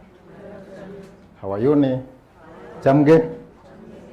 Si mnifundishe salamu zingine? Eh? Iyamune. Okay. I think hiyo tutakuwa na afternoon classes. Once again, wacha ni welcome kwa hii second lesson yangu. Kwa wenye walichelewa, tulikuwa tushafanya ya kwanza, tukafanya fondant na nika introduce ya Caroline's Cupcakes fondant na tukatengeneza fondant. So wenye mlichelewa, poleni sana. Next time mkuje mapema. Si sawa sawa? So kwa majina naitwa Julius Kabuga Kirago. Almas Art is my business name. Niko huko side ya Nairobi, side ya Buruburu, phase 4. Huko ndio natengenezanga watu keki. Na leo nikasema nikuje nione mnafanya nini huko. Mambo za keki mmefikisha wapi? Mmefikisha wapi mambo ya keki? Wanakula keki, si ndio? Lakini ukiona kuko na bakers wengi hivi, that means keki zinakuliwa, si ndio? Hiyo ni vizuri sana. So nimekuja hapa ndio tuweze kuelimishana. We take the baking business to the next level. Na ukiwa peke yako hivyo, huwezi enda mbele ukiwa peke yako. So ukitaka kwenda mbali, mnashikana mkiwa wengi, si ndio? Mnaenda mbali. Lakini sasa ukitaka kwenda haraka, uende peke yako, lakini ujue hutaenda mbali sana. Sawa? So leo tuko na nimefanya a few dummies here and there. Nitaonyesha how to use some of the tools zenye Topserve wanauza. Yes, so first of all hii ni dummy. Okay, hizi ni dummies nimefunika. Then nikafanya some few decorations. So tutaanza na hii. Hizi ni gears. Okay, mnajua gears? Okay, kuna mtu ashaitumia hii tool? Zinakaa hivi. Hakuna mtu ashaitumia hizi? Nani ashaitumia? Wow. That's why niko hapa. Nionyesha how to make designs. Suna, okay, sasa hapa ni venye sasa zimekuwa nimeziwekanisha, but sasa ukipanga vizuri wakati uko na that design in mind, utatengeneza kitu smart. Ni kweli? So, what you do, tutatumia these project cutters za gears. It's set of 3. zinafanana hivyo. Tutatumia hii fondant ya Caroline.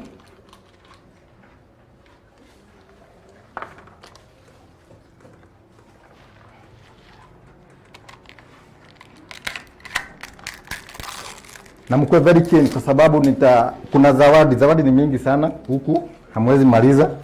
So mkuwe keen sana kwa class kwa sababu in between kutakuwa na maswali na mwenye anapata zawadi. Are we together?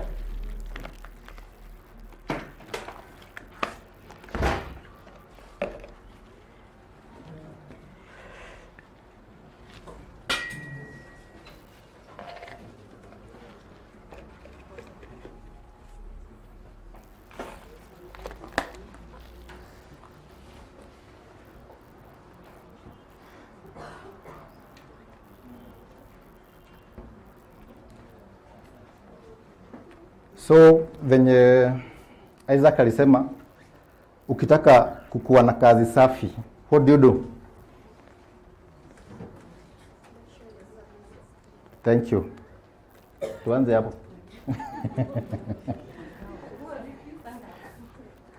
Nakubeza zawadi zitakuwa zinakupita tu hapo. Sure. So you better be very keen. So tukasema fondant ya Caroline kulingana venye amepeana instruction kwa hii container yake. Okay, first of all kuna hiyo baker mwenye alikuwa anaelezea venye aliteseka akitengeneza fondant. Na Amari akasema ni vizuri we invest in training. Sawa? Watu wasome. Kwa sababu sasa maybe alikuwa ameda class hagateseka, si ndio? Basa maybe ukijipata kwa hiyo hali unafanya nini? Unakibiria fondant ama unatumana, si ndio? Kwa sababu masaa ni pesa, si ni kweli? So hakuna quest masaa. Kama hujui kutengeneza, wewe itisha mali kuna inauzwa. Si sawa? So nikasema venye amelezea hapa, so unaweza pata fondant yenyewe ni soft, which is very good kwa sababu saa hii utaongeza tu icing sugar ndio ifike ile texture unataka. Sawa? Sasa ati uanze kuchukua tu fondant uanze kuloa, then kidogo ushaingia kwa mtandao. Oh, sijui fondant ya Caroline nini. Lakini kama ungesoma hapa inakuelezea vizuri. Sawa? So hapa tutaongezea icing sugar.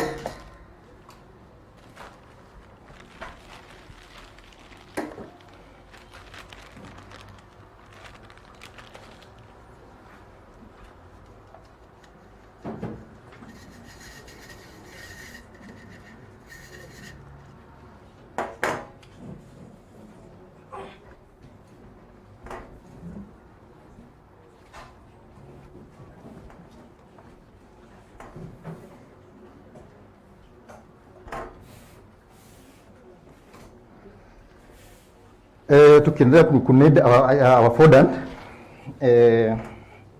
kama huja like my page pale Facebook naitwa Almasi Art ama Almasi Cake Art. Kama ni TikTok, nani kwa TikTok by the way? Acha nione TikTok. Kwani mnaibu? Haya. Inua mkono vizuri. Nani kwa TikTok? You see? Wacha nimwambie. Usiogope kuingia pale. Sawa? Kwa kila storm kuna ile ego inakujaga kusave. Sawa? Pita nayo ni hiyo nafasi. Sawa? Advertise kazi yako pale. Hiyo market ni kubwa sana by the way kama mjui. So fanya vitu zako weka pale. Of course, okay, ya TikTok iko na mambo mengi mazuri na mabaya. Sawa? Acha na hiyo mabaya. Chukua ile mazuri. Sawa? Take that opportunity. Okay? Sawa. So kama kwa TikTok, kadri follow me. Ni Almasi Cake Art. Tusaidiane hivyo. Sawa? Sasa fondant yetu iko sawa. Imeacha kustick kwa mkono.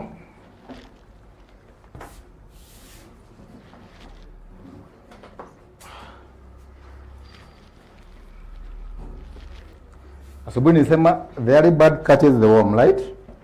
So wenye walikuwa asubuhi tukasema ukitaka kujua fondant yako iko sawa, what do you do? Utajuaje fondant yako iko sawa? Mkono juu.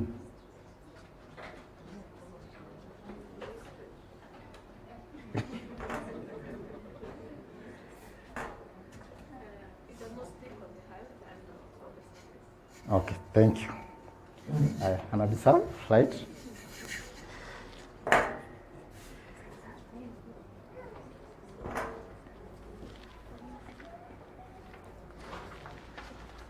In the morning I mentioned there is types of food colors, namely mkono juu.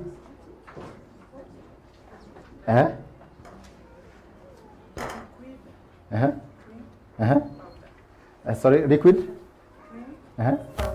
Okay, mwingine jaribu.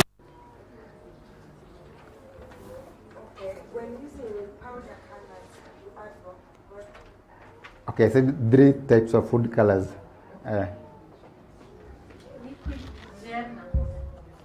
Sawa. Yeah, zawadi.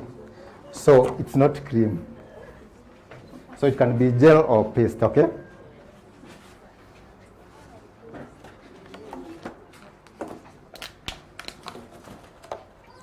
So Topserve wako na hizo zote, wako na hizo za liquid, paste ama gel na hizo za powder.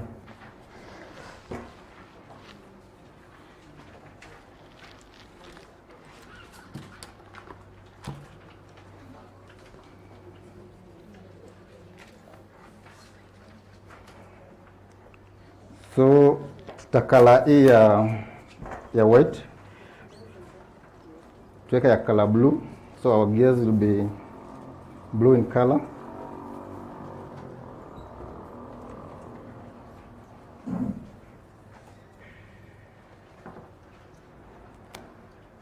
So what you do, wakati unaweka, you are coloring your fondant, okay, you can use either iachilie mwagike ama maybe utengeneze kafurani kadogo uguzishe pale ndani, but the best way to color your fondant, you can use toothpick kama skewers. Sawa? Nani anaweza nipatia reason? Stella, nipe reason, nimekupatia chance. Reason ya kutumia. Okay. I think reason.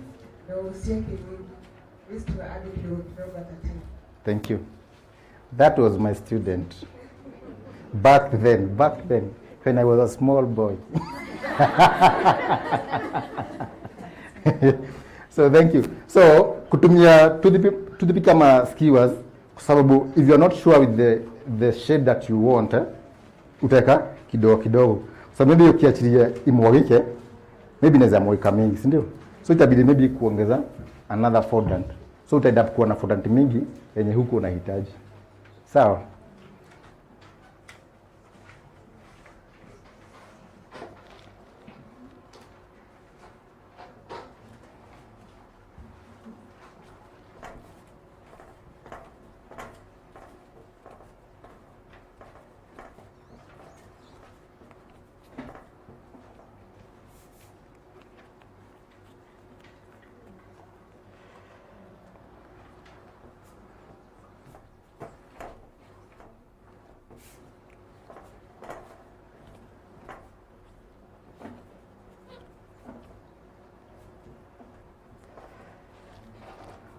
So we use that shade.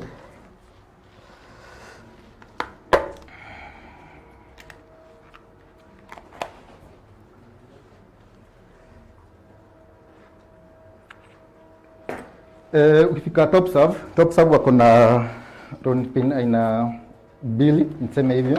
Kuna hii ambao na kuna hii. Sawa? Kama hujafika uwezo wa kununua hii, unaweza tumia hii kwanza, sio? For the time being. So, tunawaambia si ati lazima useme ati sasa lazima nifanye kazi na hii kubwa kwa sababu sina hii. So what you do, hizi tu zote unaweza kuwa nazo, by the way. Hizi tu zote unaweza kuwa nazo. But what you do ni unanunua kamoja. Sawa? So una make sure maybe ukitengeneza keki, maybe unasema a certain percent ni ya kununua tool. Within no time ushajaza nini mahali unawekaga tools ushajaza, sawa.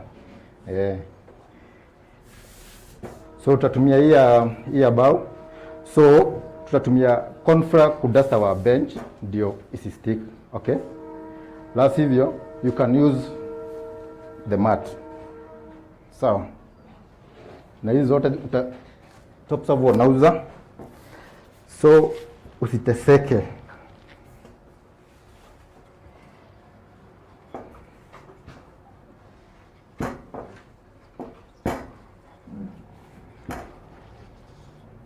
So ikifika ni kukata the gears, sasa wewe utajua unataka how thick do you want them, because okay, ukiziangalia vizuri they are deep, okay.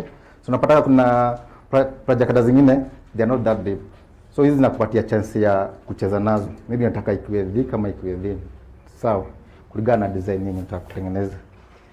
So what you do, okay, unaweza dip tu kwa nini, kwa cornflour kidogo tu.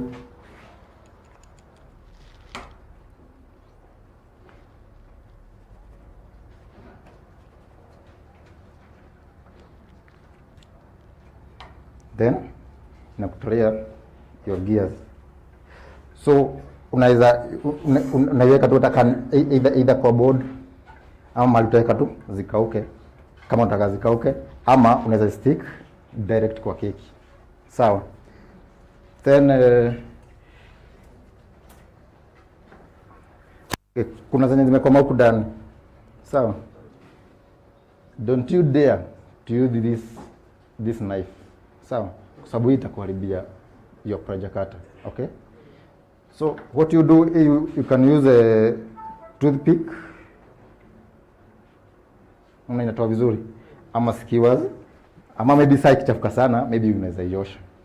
Sasa kuiosha kama maybe umeisahau, okay, kuna nye tu na wakisha wakishamaliza wanaiweka kando, wewe unakaa ni victim. By the way, we are all victim, by the way. No one is perfect. Sawa. So utapata maybe imekaukia hapa. Na ukienda kutoa na toothpick haitatoka. Okay? Sasa itakuwa soft and then utaweza kuitoa kwa urahisi.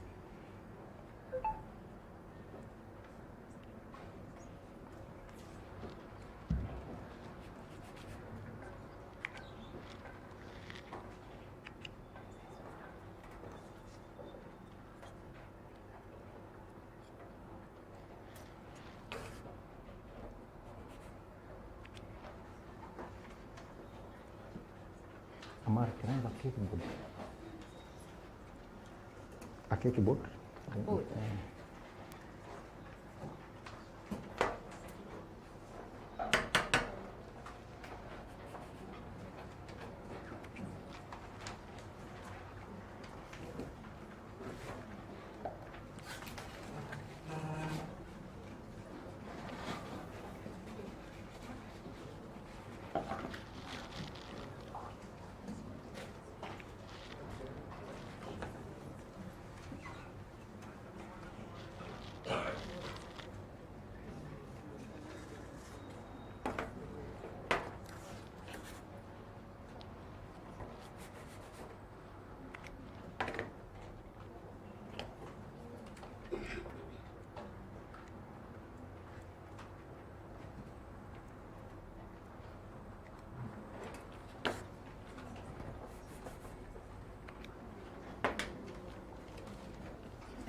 Okay, walisema hawajaitumia, so wanaweza wazungusha wakiona.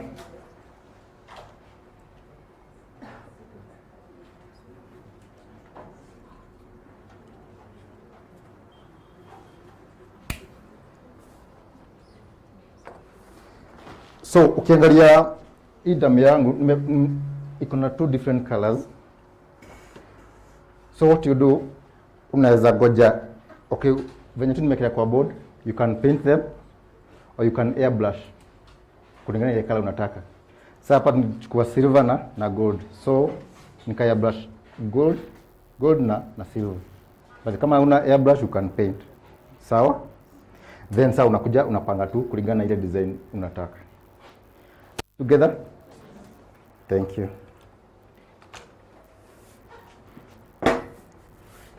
Any questions so far?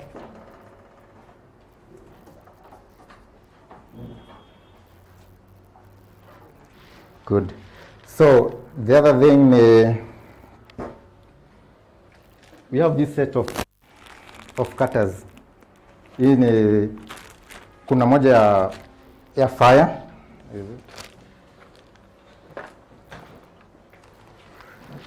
Kuna moja ya fire, maybe when doing a barbecue za watoto. Kama design gani? Fire truck. Braze, sindio? Hizo. So you can use, iko kwa set. So it's a set of 4. Hiyo ingine ni hii ya wave. The wave one. Unaweza tengeneza maybe kama ni ocean. Nikigana natumiaga hiyo design, naweza tumia hiyo design. Moana, gani ingine? Haya. Then kuna ingine ya snow ikimwagika. Hiyo ni gani? Wow, nice one. So hizi set tutazipata Topserve. So to use this set in the same case na hizo prajakata.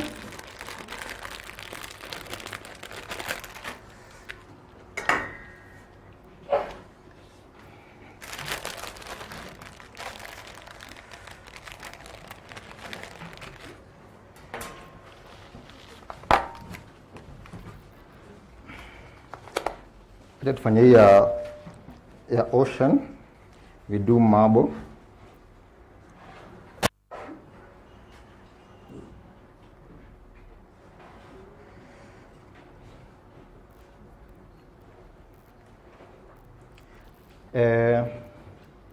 Kwa hii class nani anafanya keki za cream peke yake bila kutengeneza fondant? Okay, bila kutengeneza keki za fondant.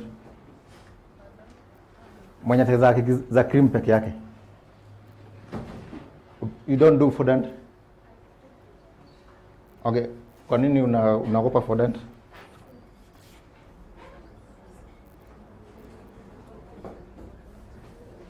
I didn't know how to go about it, so I just used to use the around with the numbers and the letters, and that is it. Okay. But what you do? Okay, would you like to be doing fondant cakes? So now this is the day to start. As in from today, you can start by maybe buying fondant and practicing. Okay? Yeah.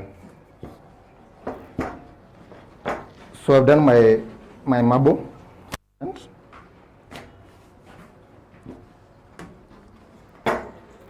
Then unaweza uipakapake cornflour kidogo ndio isikwame.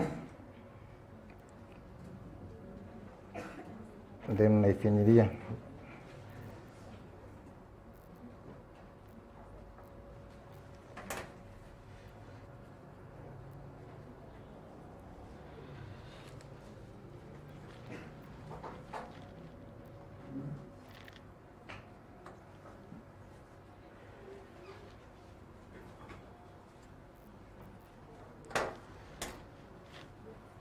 Advantage ya hii inakupatia chance ya kukata huku chini kulingana na mahali nataka kukatia. So ukikatia nikate moja hapa.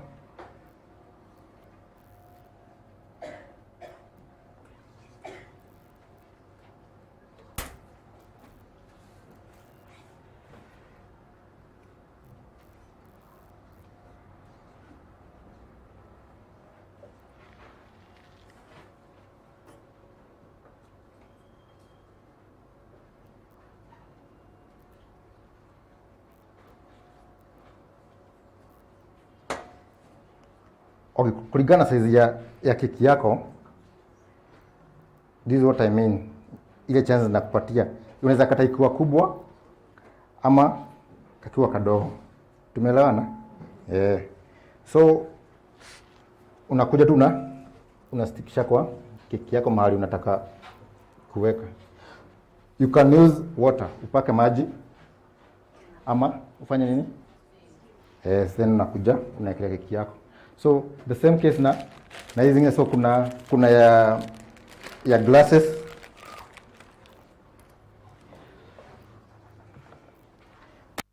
kuna ya glasses pia, hiyo pia inakupatia allowance ya size ya nyasi yenye nitakukata. Are you together?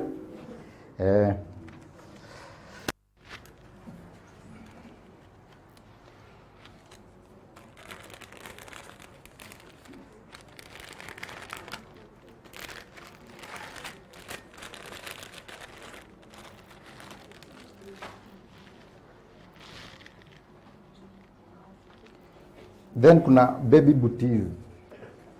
Hii kiatu huwa mnamika ama mnatengeneza ama mnanunua?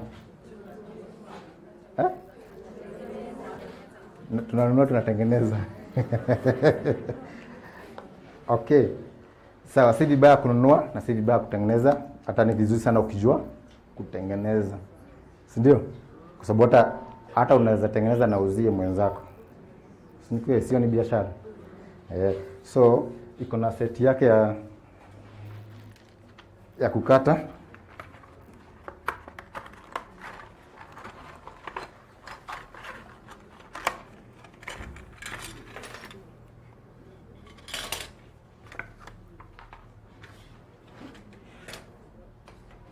So iko na sole yake. Maybe ukikaangalia hivi unaweza ona ni kadogo sana, but sole yake ndio hii. Okay?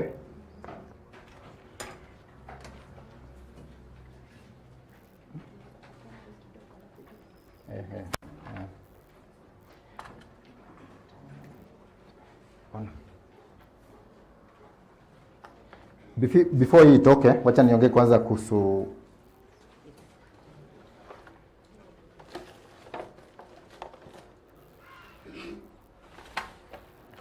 ni nani huyo hana hizi? Okay, si makosa kukosa, si ndio? Haya. Sasa ikifika ni kuandika message unaweza andika na ile itumie this uppercase cutters.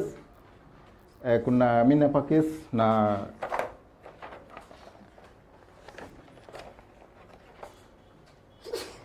so what you do, unalotu fondant yako.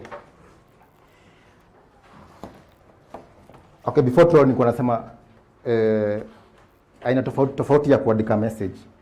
Maybe message ni kidogo sana, kama maybe happy birthday Jane, happy birthday John, kitu kama hiyo. Na sana zikiwa za watoto, si ndio? You can do like this. So you can use easy capital letters or small letters. Now it's up to you na venye utacheza na colors na vitu kama hizo. Then the other thing, unaweza andika na mkono. Okay, kuna pens. So, unajua pens? Okay, mkono sample hapo. Okay, kuna na pens za kuandika na ni edible.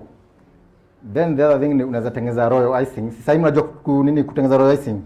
So hiyo royal icing unaweza tumia kuandika message ama jingine ni gani? Ama edible printing. Si ndio? You can still edible print the message, you are good to go. Sorry?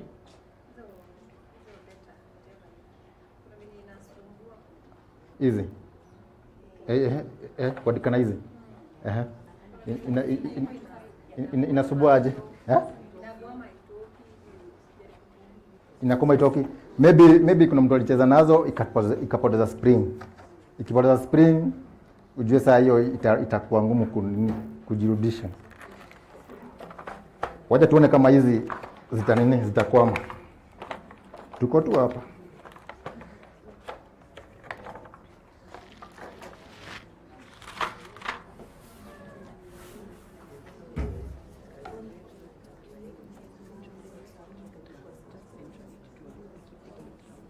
Sawa.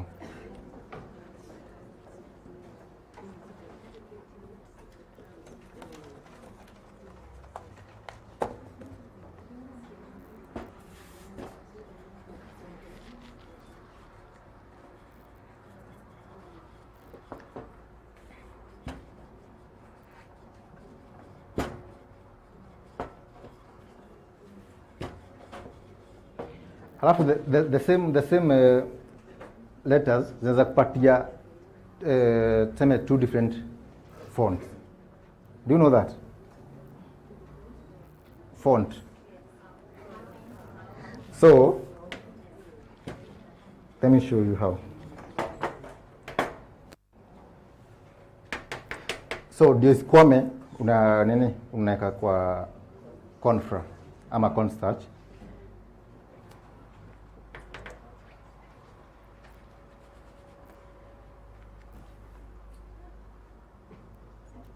Zishatoka.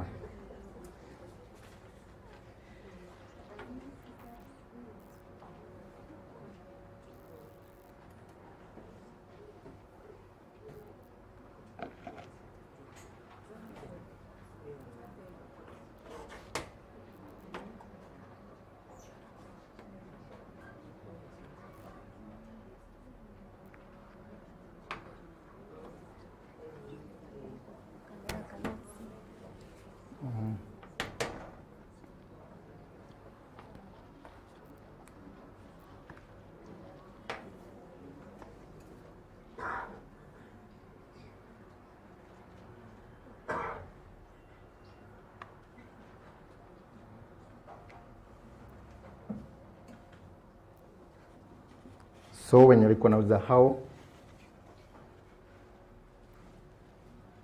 okay, then kuna this cakeboard. Do you use them? Yeah, mnapata wapi? Hii ziko Topserve. Ama wana ushaida kuuliza. Haya, hizi utazipata Topserve. It's a very nice neatly done. Ndio. Kaide. Haya, hiyo umesikia?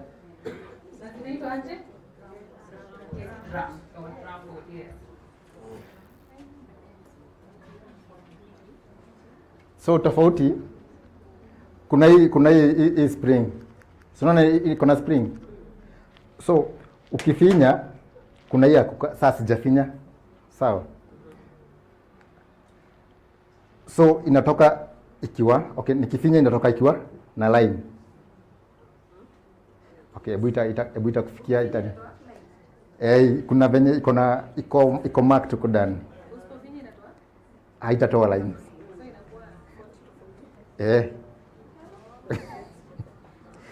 Lakini sasa okay, ndio sasa upate hiyo, lakini lazima front yako isikue nono sana. Kwa sababu hata zingine ikiwa nono hata bila kufinya already ishafikia uko juu. Sawa. I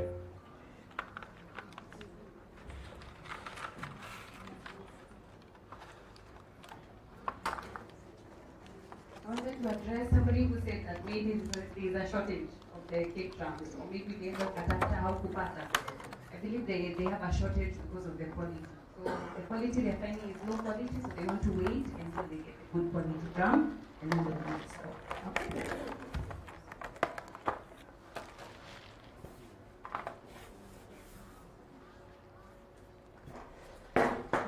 So now you're doing the baby booty. As we prepare to do the baby booty, I would like to respond to the issue about the cutters.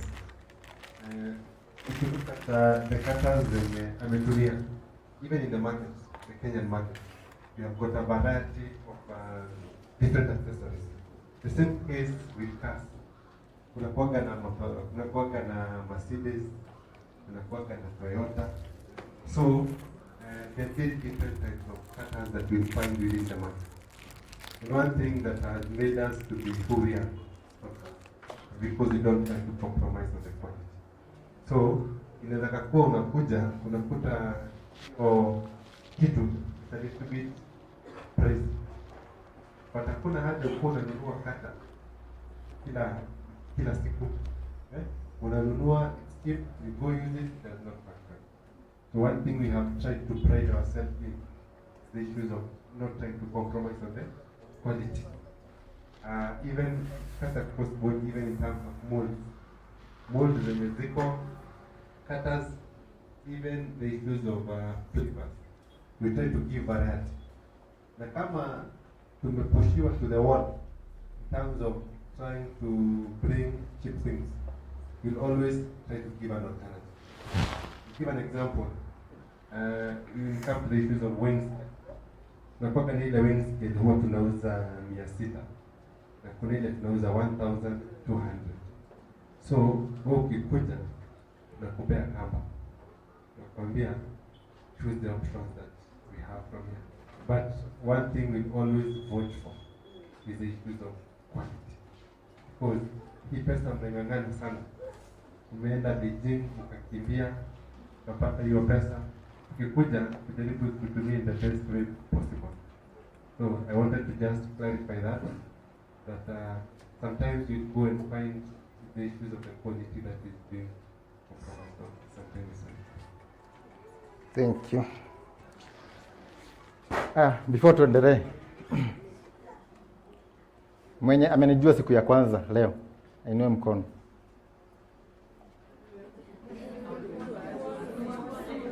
Si sura, kukusikia jina Almasi. Hamkoi kwa mtandao?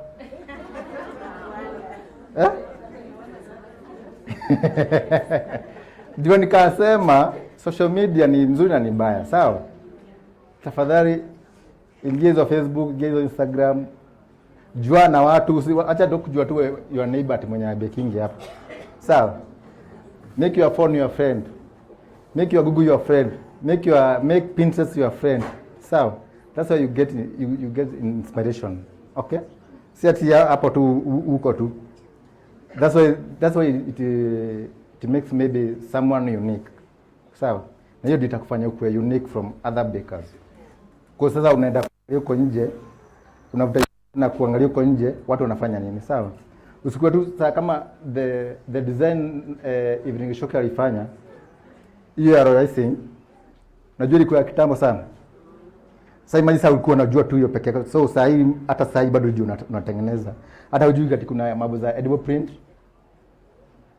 So ndio kwa dunia yako, si ndio? So make sure make your phone your friend. Sawa? Na sasa hii data bado ni chips excess ka kitambo. Si ndio? Amazon nipige makofi kwa sababu ya kuachanua. Msipopiga na demand. Akinapenda kupigwa makofi. So wacha tengeze buti hapa.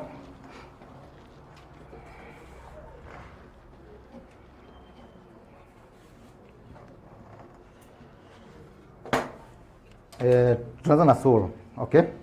So tutatengeneza sole ya white na front yetu yangu nitaifanya ikiwe big kidogo. I think I like using corn flour.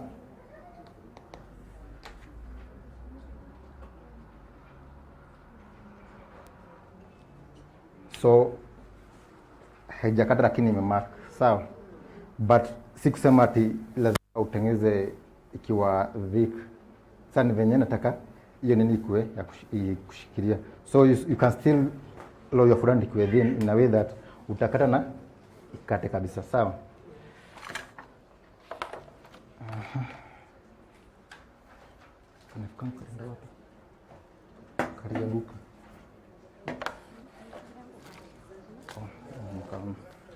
So nitatumia exacto knife. So nitakuja nikatie vizuri.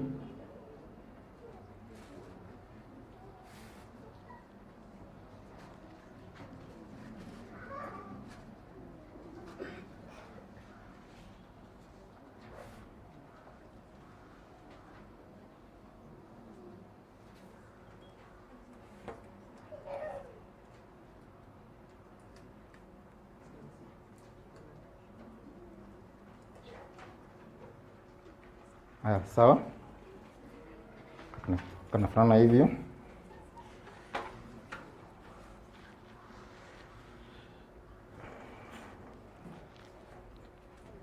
Then from there takata hii part ya mbele. The white part. Sasa hiyo itafuata.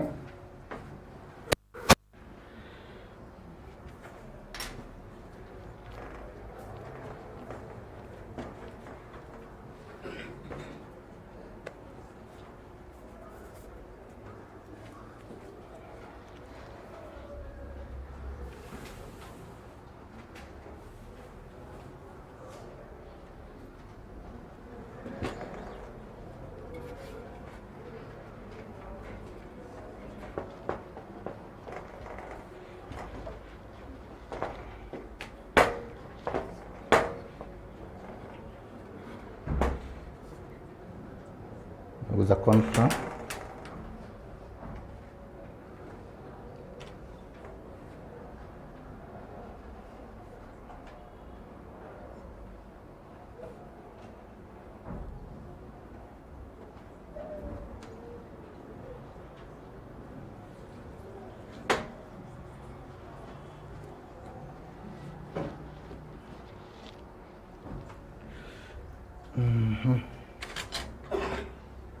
Then a part ya this part tukate ikiwa ya blue.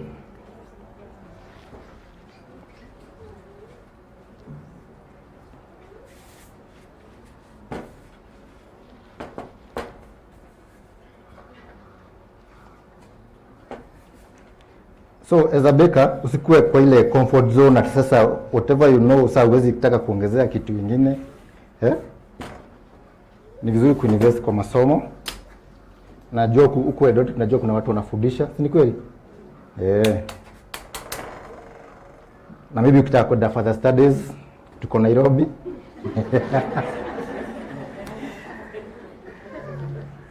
Si ndio? Nairobi mnakuja further studies. La hivyo pia mnaanza organize, mniite, siwezi kosa kuja. Si ni kweli? Ama mtaki nikuje tena huku Eldoret? Sasa mkinita mimi nitakuja.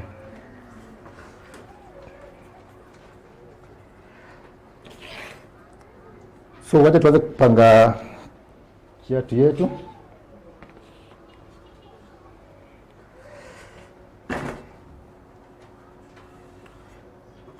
Ile bodi yangu.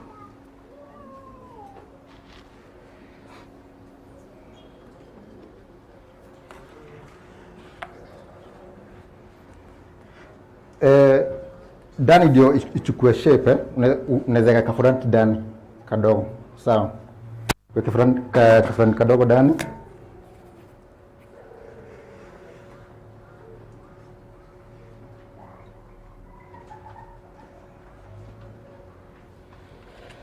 Then tutatumia maji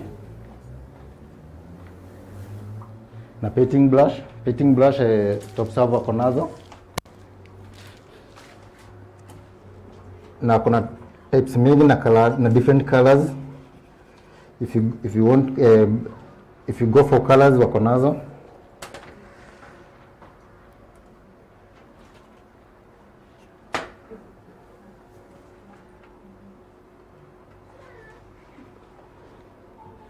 So unakashape tu kidogo tu venye kiatu inakaa.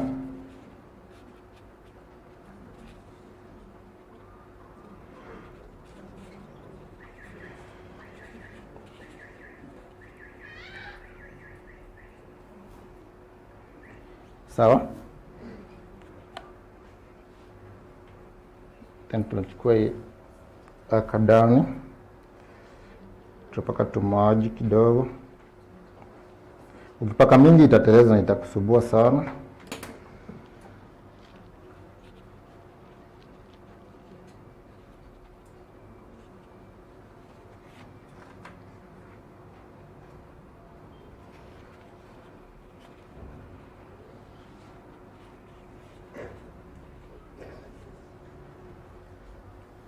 Then nachukua ingine part ya white.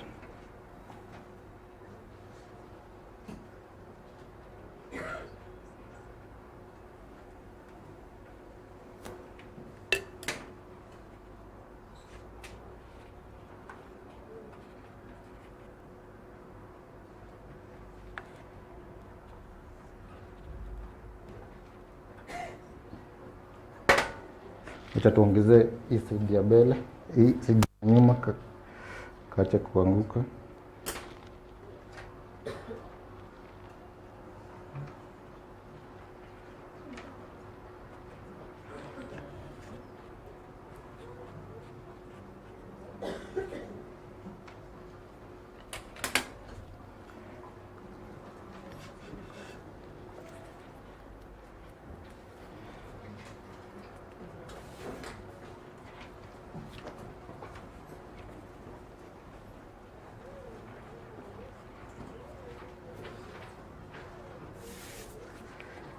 So ukijaribu kupoteza one of these pieces, you are done.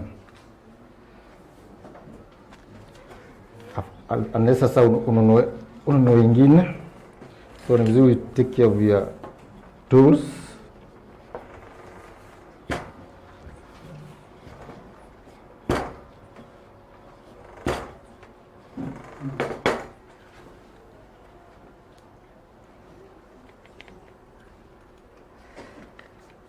And then kama utaweza kupaka hapa, unaweza dust your fondant, okay?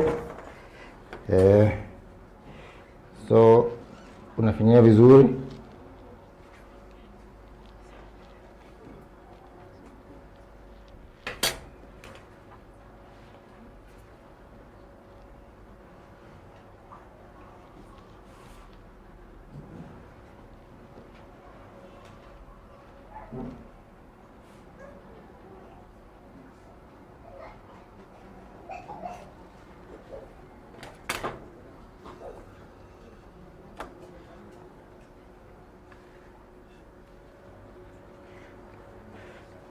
So unaweza tumia maji ama royal icing kustikisha.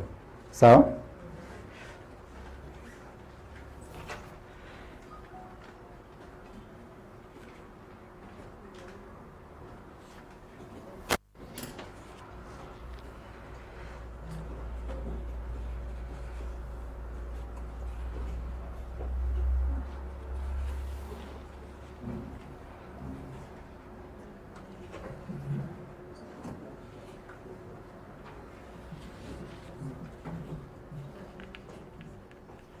Na make sure kamshika vizuri.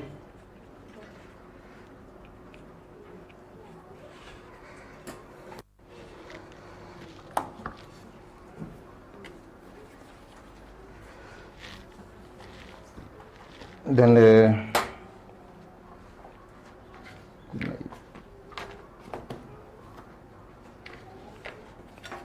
shapoteza kamoja already. Okay.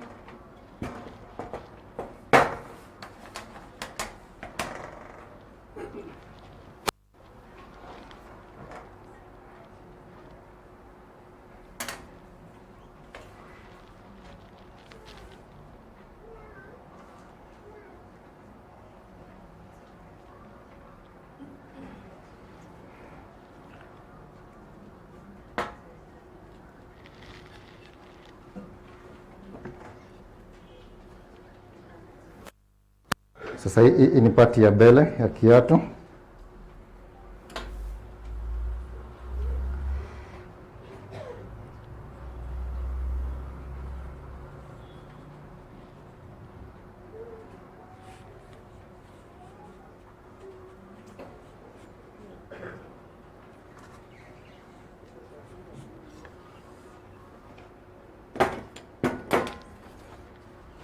Then tumebakisha kufunika side ya nyuma.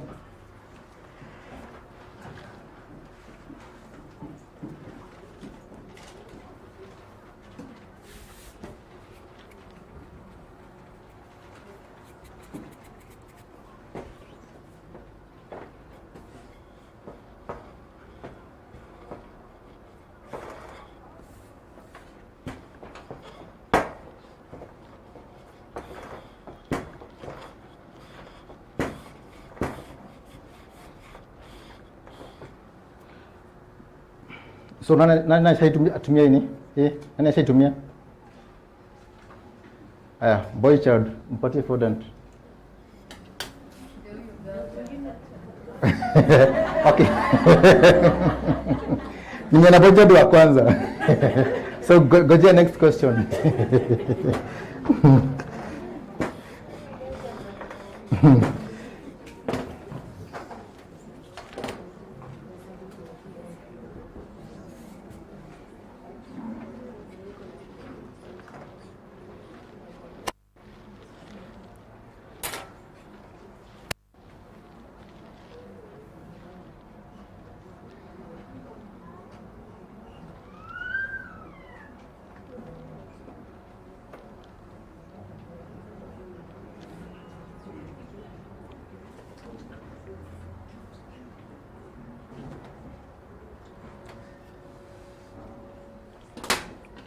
So tuko karibu kumalizia kiatu yetu.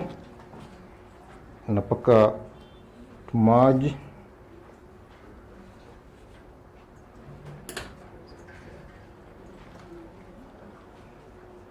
I have a question for those of you who have not used these cutters.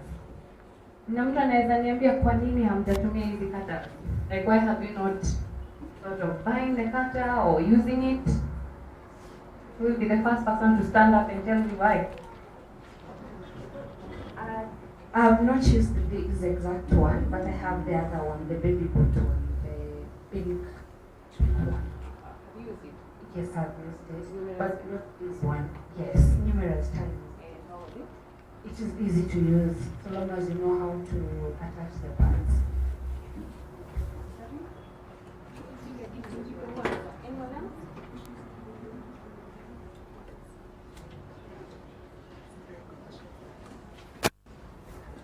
Okay, I've never used a baby boot cutter because I've never made a baby shower cake or any cake that will meet the topper.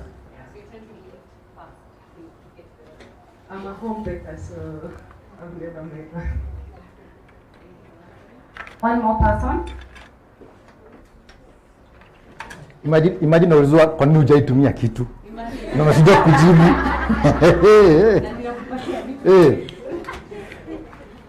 Now there are so many options that you get online, from the shop, from Topserve. Toppers to use instead of doing all that. You can do a great work or whatever you want. Thank you.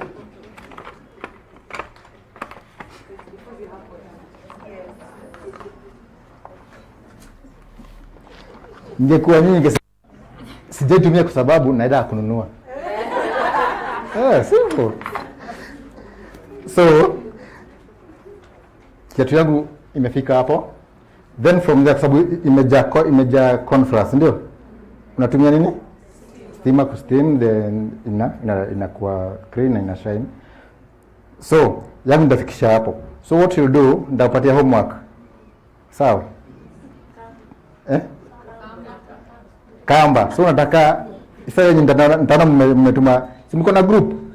Sijui kama nitasema ni adiwe kwa hiyo group, sasa ndio nani atatengeneza. You never know, naweza kupatia maybe class ya online hata kama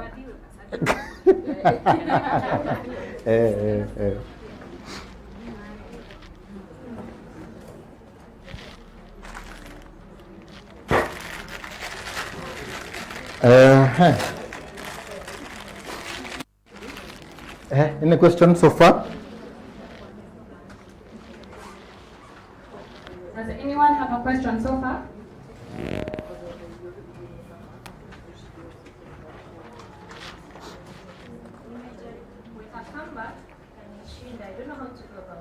Okay, shida inaingilia wapi?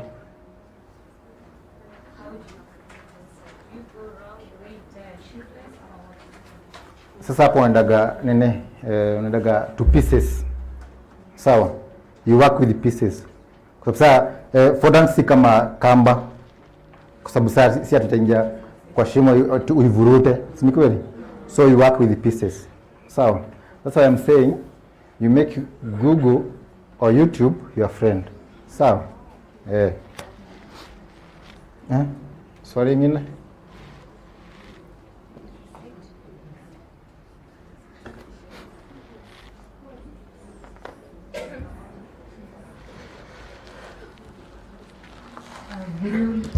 That fondant from the container, was it just soft or you softened it? Front yenyewe ni soft.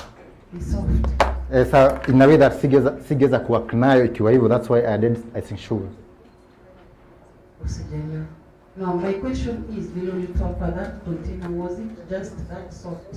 Ama you... Ilikuwa tu hivyo, too soft. Iko hivyo? And how come the one I buy ni ngumu or I have to oil it again? Madam. I don't want to It's okay. From Caroline. Ama ulinunua brand gani? I bought Caroline's at Naivas twice.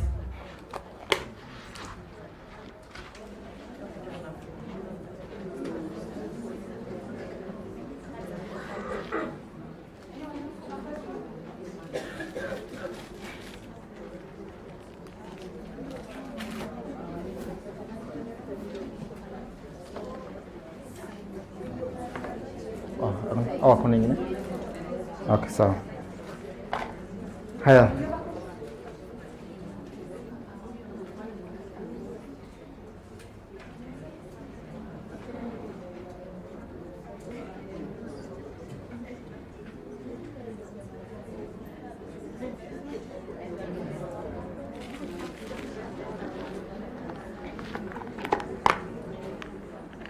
How do you adequately store fondant so it doesn't turn hard?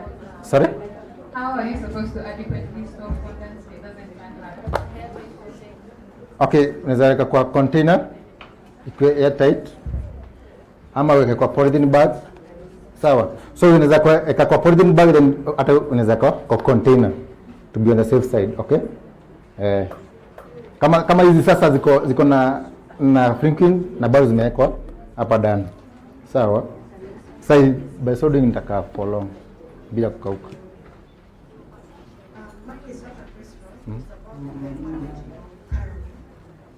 Sometimes it breaks The container. and that's why you get the hard. So when you're going to buy, make sure you look around to make sure that you don't get That's well noted.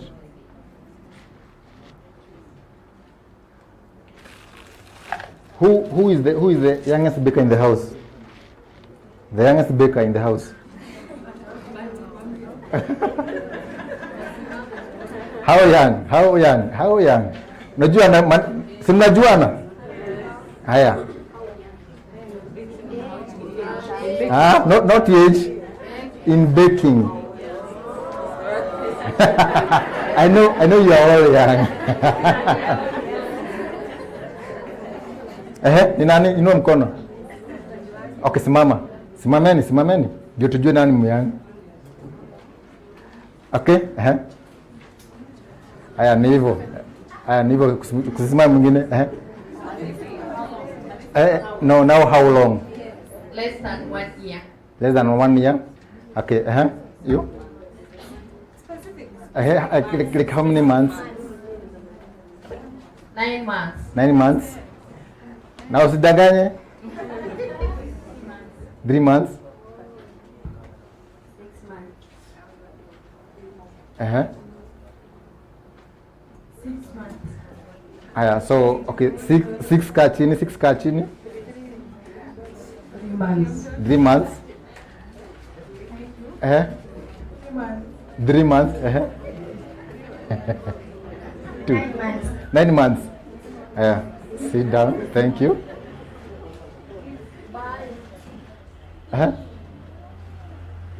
2 months ago.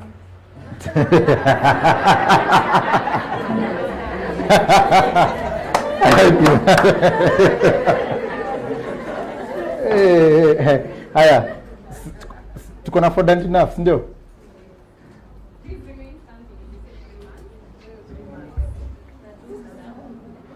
3 months na 2 months remain studying. Karibuni sana kwa industry. Okay, neighbors, hiyo ni kweli? Maybe mnawajua, si ndio? Haya.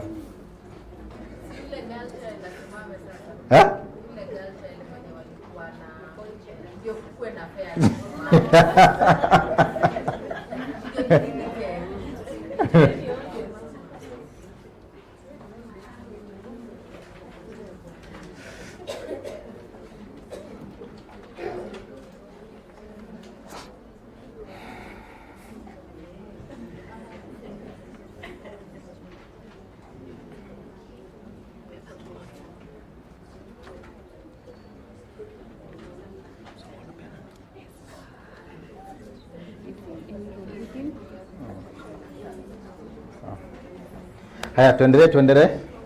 Ati tunahitaje? Sawa. So venye tu mwana nimefanya kwa hii dami, unaweza kuwa creative baada ya kutumia hii ni ya kutoa lace kama hii, unaweza tumia fondant. Sawa. So by so doing, maybe your neighbor anakuja, by the mnapendana? Unajua kuna watu wapendani ati kwa sababu mko industry moja. Yaani hata huwezi kutabia your neighbor baker kwa sababu ati you are in competitor. Msifiki hapo. Sawa. Kweni friends kwa sababu maybe unaweza ishiwa na favor by the kama my neighbors huwa tunajuana. Maybe nikimpigia tu simu hivi, unatakaje? Maybe stima zimepotea ndio kubekia kwake. Ama maybe ni favor nataka nisaidie. Sawa. Ni vizuri watu wakuwe united. Kama mko kwa industry moja, mkuwe pamoja. Sawa. Sawa, my point was unatabia kwa your neighbor, unapata amefanya design na kuuliza, hiyo mpini ni gani? Hiyo ni secret yake, si ndio? Maybe anaweza amua maybe akupeleke hivi. Kwa sababu maybe hataki ajue ulitumia less smart. Sawa. So mkuwe creative. That's why utaona watu wengine vya keki zao ni tofauti na zingine. Sasa maybe unaweza kutafuta hilo rolling pin. Unasubua akina Topserve hapa, nataka nitafute hii rolling pin. Kumbe mtu tu alichukua tu hii mat na kaifanya nikakuwa design. Sawa. So kukuwa creative, siwezi kuja nikuweke ama kukuwa yani mtu artistic. Siwezi kuja nikuambie sasa nikufundishe kuwa artistic. Ile lazima ikuje within you. Sawa. So ndio maana namwambia you make Google your friend and all those things. Sawa. Now what you do, unautu fondant yako. So natumia hii ya Carine. So naongeza contrast ndio kuwe ngumu kidogo. By the to harden fondant, si lazima tuongeze icing sugar, you can add contrast ama cornstarch.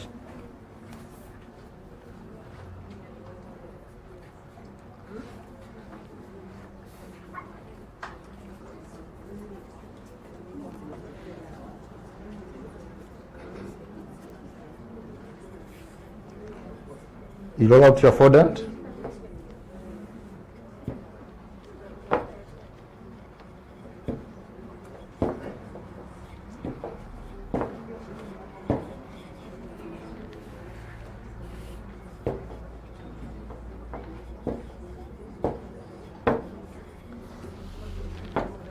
Then you dust your lace mat. Unaidust vizuri. Then unakuja unaweka fondant yako pale juu.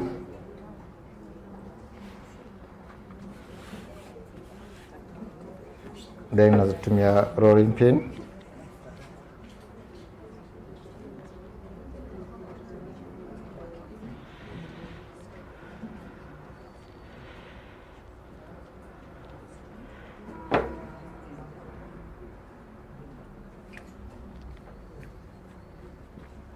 Simna inatoa. Then unachukua your knife.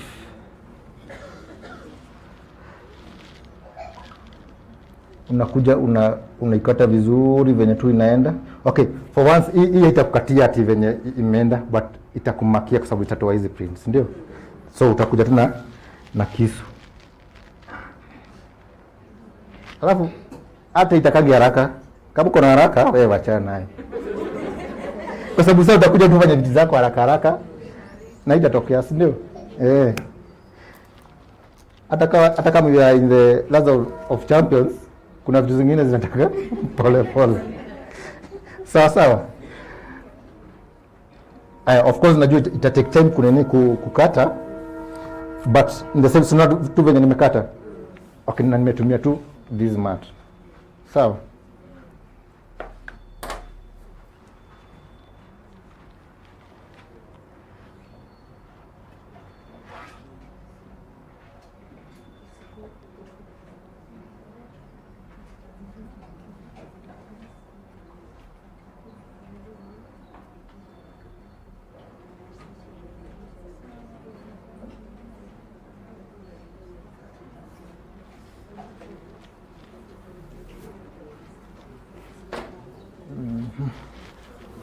Wapi ile board? Board zako zinarudi by the way, ziko wapi? Kama cake boards, drum boards. Nisaidie moja juu iende loud, muone venye inakaa. My drum board sipati. Hawareti cake board zangu wareti.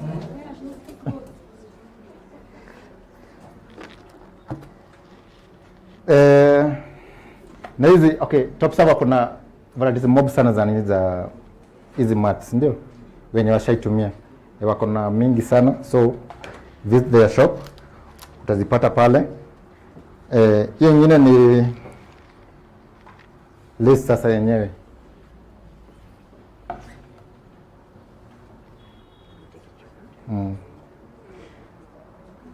So of course nimesema sijaikata, so utaona venye tu imemakiwa hivyo ndivyo unafaa umekata vizuri kulingana ile design unataka.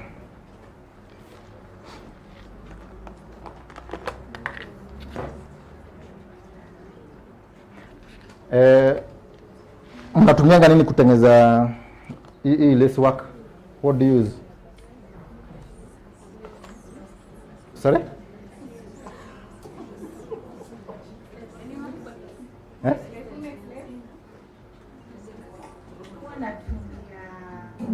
Glucose, like 1 tablespoon, and then CMC na maji moto. So you do from scratch, eh? Yes. Okay. Mwingine akona jingine tofauti?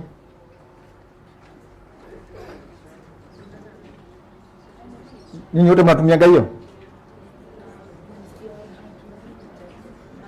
I'm thinking of doing a lace, so I've seen I saw it on TikTok. You use cornstarch, water, and gelatin. Okay. Okay, sawa. Unaweza nunua inaitwaje? Yenye comics already. So hiyo utatumia nini? Kuna sample? Ama ujitengeneze from scratch. Tunasikia kuna wenye wanajua ready. So wacha nitawapatia recipe ya lace. 1 tablespoon CMC. Then a quarter cup maji moto. 1 tablespoon icing sugar. 2 tablespoon corn flour. Mimi nafikiria kuni marathon. Kila kitu ni marathon.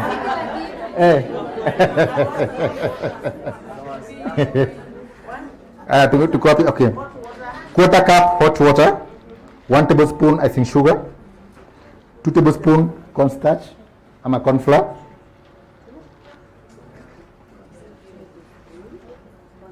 Haya. 1 tablespoon icing sugar tuko hapo. 2 tablespoon cornstarch or corn flour.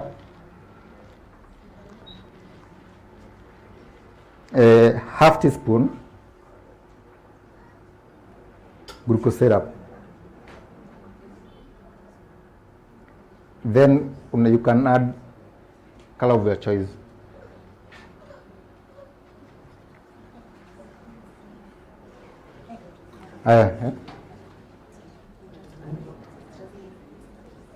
Okay, so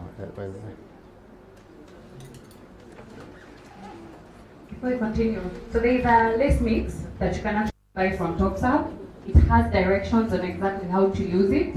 Most of the time, unaongeza maji and then you follow the directions, okay? So we'll be passing that around.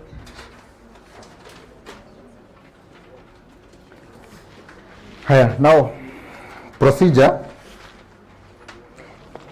First of all, unachemsha maji, ikisha ukuwe na maji moto. You add CMC. Una mix kabisa mpaka ikuwe clear, yani idissolve kabisa, hiyo CMC idissolve kabisa. Then you add icing sugar and cornstarch. Then you mix kabisa. Cornstarch at the same time.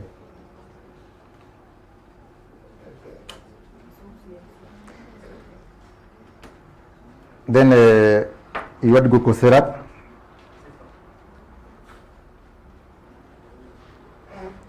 And lastly you add color. kama kulingana yenye kala unataka you add.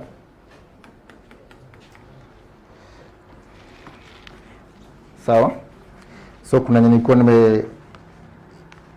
nikitengeneza hiyo, kuna yenye side baki ndio niko nayo hapa.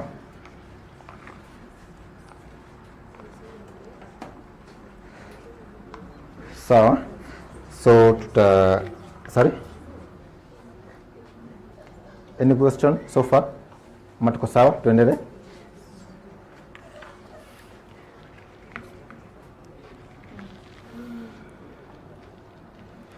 Then nakuja you apply kwa mat.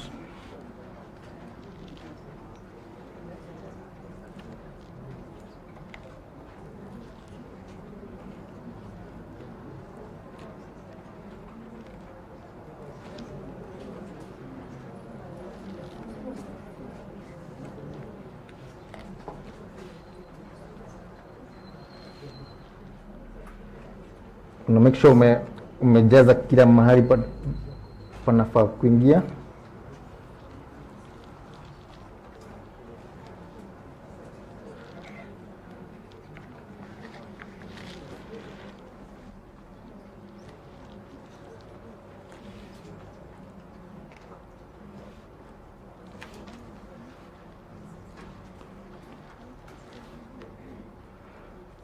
Na hizi scrapers zitakufanya kazi nzuri sana hizi. Sawa, hizi za plastic. So sijaribu kuja na kisu hapa, utaharibu mati yako. Not unless ni sonko sana, so maybe unataka every time and then unanunua zingine.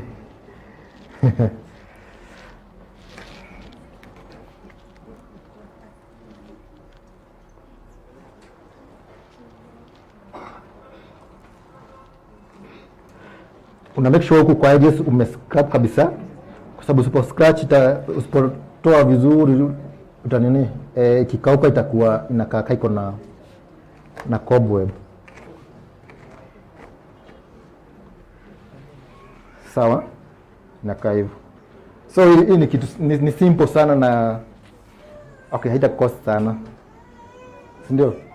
Na ni kitu okay, ukitengeneza pia unaweza iweka.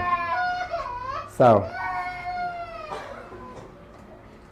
Although tena ikikaa sana maybe you uweke kwa fridge.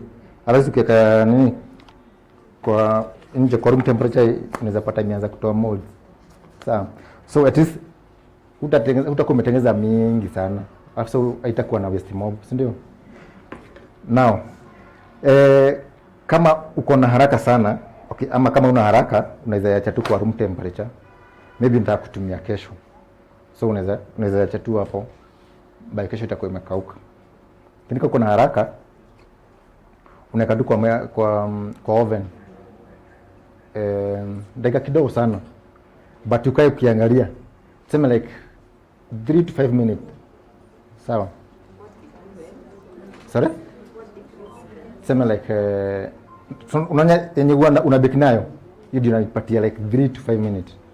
Sawa. Lakini sasa italingana how big is it. So lazima uende ukiangalia. Kwa sababu okay, hii si keki ati ukifungua ita flop, ndio? So unakaa ukiangalia. Then okay, in the process ya kuangalia unaweza pata imekauka. What do you do? Una steam. Sawa. So ikikauka, tuseme umesahau kwa oven imekauka. Ukishatoa, okay, of course ukitaka kujua imekauka, ukenda kutoa hivi ina crack. So unachukua steamer, una steam, inakuwa soft. Sawa. Ukishatoa, unaweka tu nini kwa keki. You steam your cake, then unabadika venye kulingana venye unataka. Are you together? So any question so far?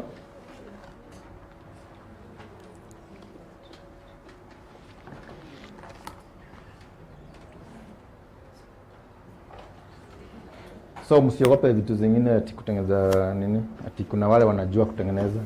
Pia unajua kutengeneza. Unaweza jua kutengeneza.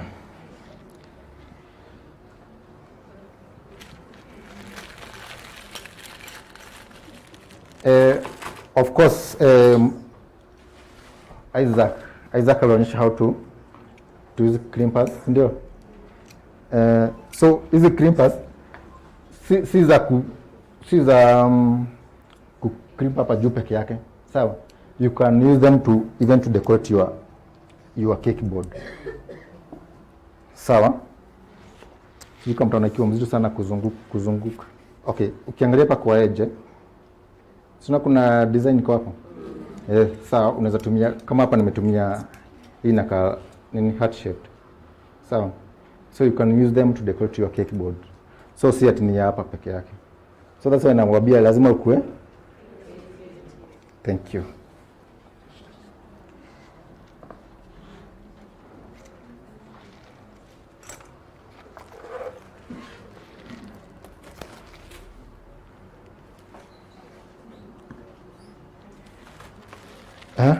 Inaitwaje? Stencil. Before tuendelee,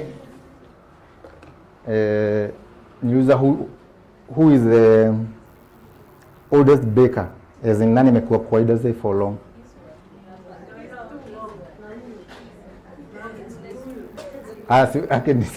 Akisimameni. Hey.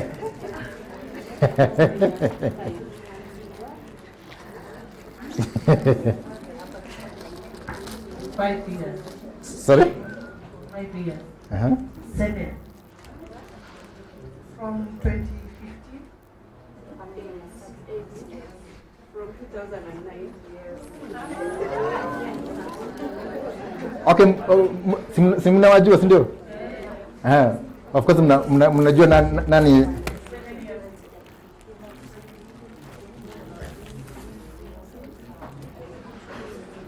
From 97.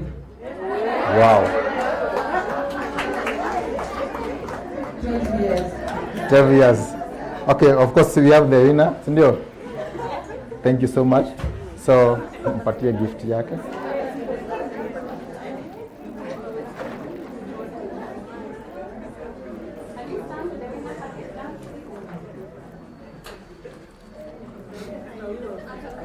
Thank you, thank you, thank you. So we lazima ushai decorate na royal icing. Ushai decorate na royal icing. Bila kufunika, bila kutumia fondant. There was no fondant. So how do walikuwa wanatumia saa hizo design za royal icing. Congratulations. Alafu tutafika tu hapa.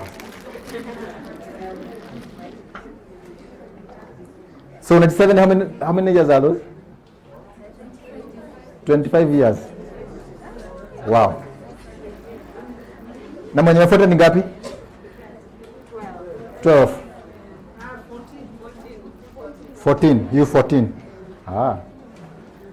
Hata mimi mzee kwa industry by the way. Hey. Who can guess? Mwenye atapata kwanza atapewa gift. Okay, inua tumkono ndio ni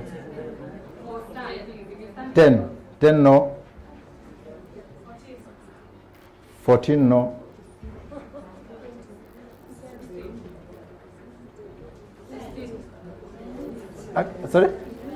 12 no. Okay, 8 no. Aya, sorry? Aya, correct. 15 correct.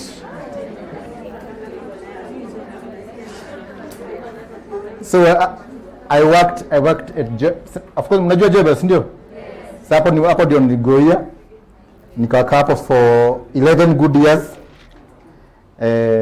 Then Almasi now it's 5 years. So 4 years now. So that comes 15 years, ndio?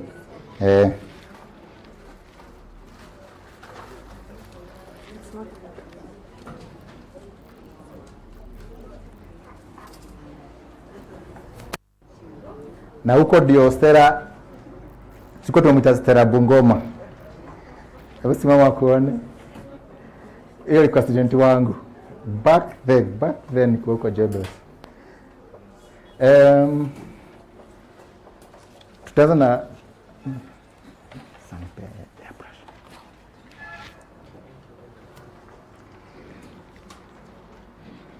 Sasa nataka tumie our stencil here. Hii inaitaga aje? Harvest. Sawa sawa. Najua sana mmetumia kwa nini? Kwa na icing, si ndio?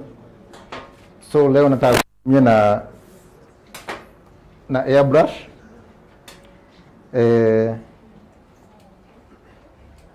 So far airbrush ni aina 3.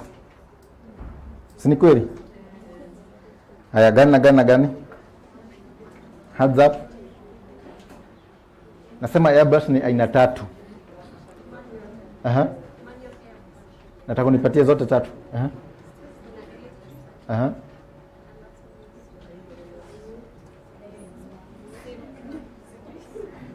Inaitwa portable. So mpatie.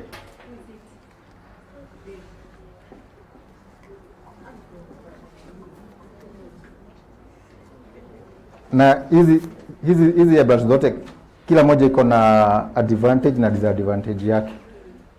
Sawa? Tuanzie na hii. Hii niko nayo. Hii ni portable. Hii lazima uicharge. Hii ni kama simu. Sawa? So usipoicharge hutaitumia. Okay? Lakini kama iko na charge na stima zimepotea utatumia. Si ni kweli? Ile ingine lazima uweke kwa stima.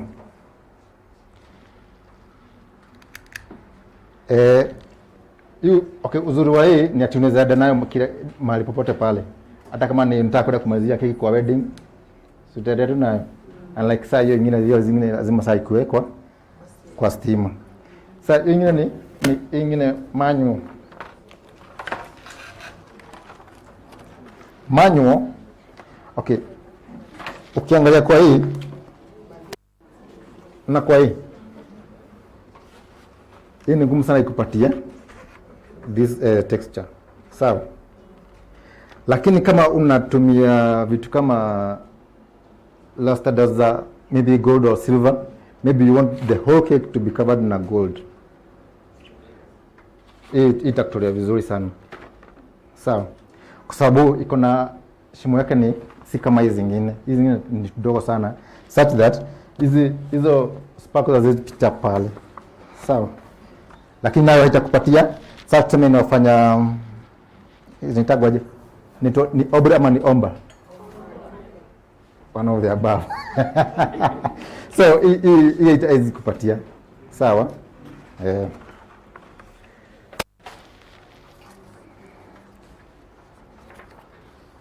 Now, how do you know ile side nafaa kuingia kwa keki ama nafaa kuwa nje? Mkono juu.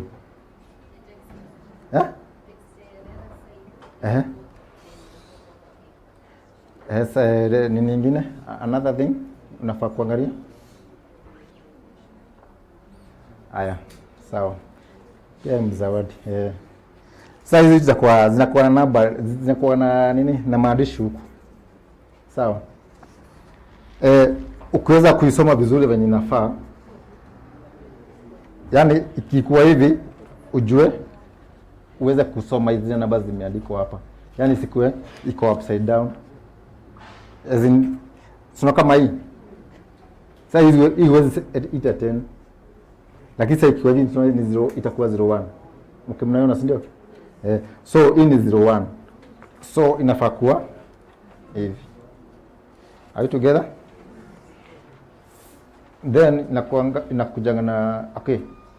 Unafaa kutumia these pins.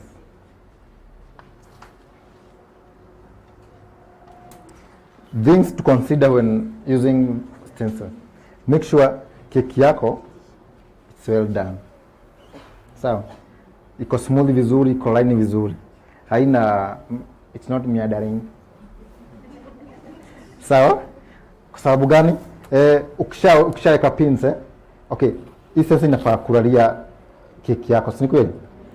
So ikiwa na it's not straight, so kuna pieces zingine utapata kama ni racing unatumia wakati unaenda kufinya cream imeingia ndani.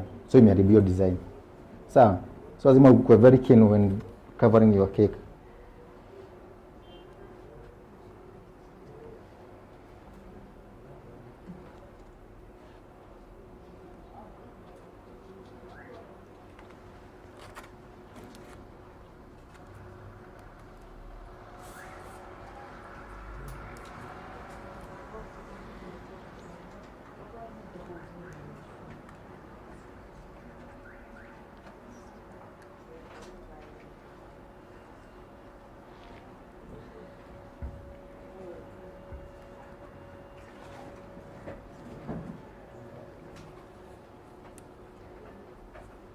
So na make sure umeka vizuri.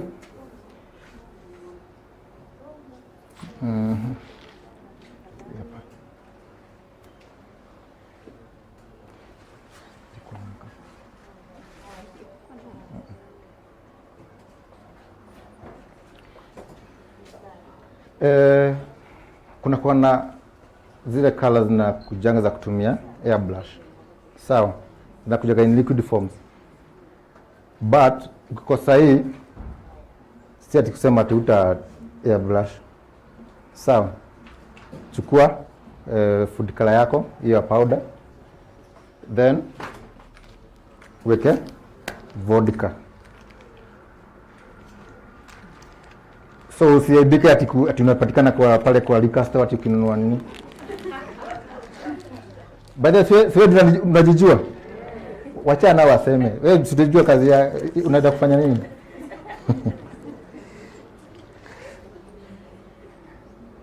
Baada unajua kuna watu afadhali ateseke lakini asikaribie hiyo liquor store. Lakini maybe akipata mtu wa kutuma atatumana. Jameni.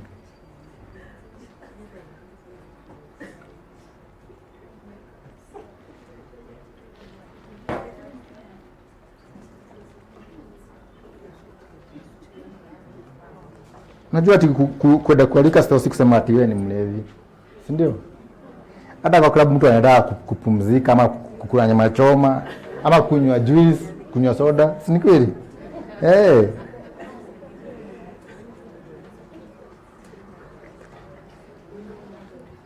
So ukitumia vodka na hiyo powder, make sure imedissolve kabisa. Isikuwe na particles. Besides hizo particles ndio unapatanga zinakuja kublock your airbrush hapa mbele. Kwa sababu inakuwa na kashimo kadogo sana. So usipomix vizuri ita block.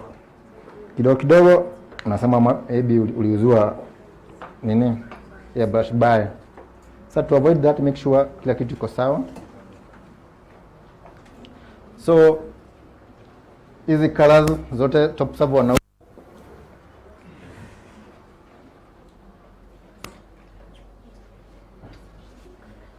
now huwa na advise my students when using airbrush usimix tu color hapa then ukujidirect kunini ku airbrush. Kwanza make sure umeconfirm ile color unataka ku airbrush ni yenye iko hapa, sawa? Kwa sababu maybe wakati una mix inaweza kudanganya, basi maybe ikifika kwa keki ni kama tofauti. So unachukua serviette na una airbrush kwa serviette kwanza.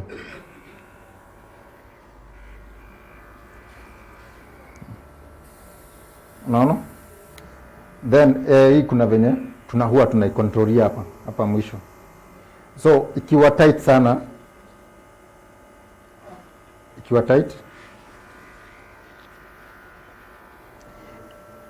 sina haitoki. So the more that ukiruzen inatoa kadogo. So ukiongezea inatoa kubwa. So utadjust kulingana na mahali utaka ku airbrush. Sawa? Sasa tutaka ku airbrush the whole cake, then umeka tight sana. Hata kwanza utachoka, then itakupatia ile the outcome itakuwa poa. Kwa sababu sasa itakuwa inabidi unakaribia sana. Na ukikaribia sana inakuwa hivyo. Unaona? Na maybe ulikuwa unataka kitu kama hiyo. Unaona? So ikiwa kombe using kabisa, sasa itakuwa hizi kwako ku airbrush kuliko kukaribia. Sawa. Hata kama ni flowers, by the way, you can make kama ni hizo za vizingishoke, you can do them wet then you airbrush. Okay?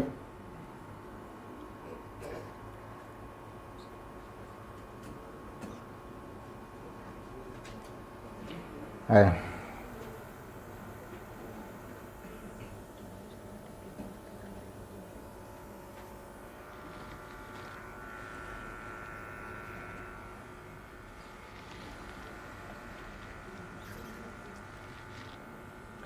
Confusing.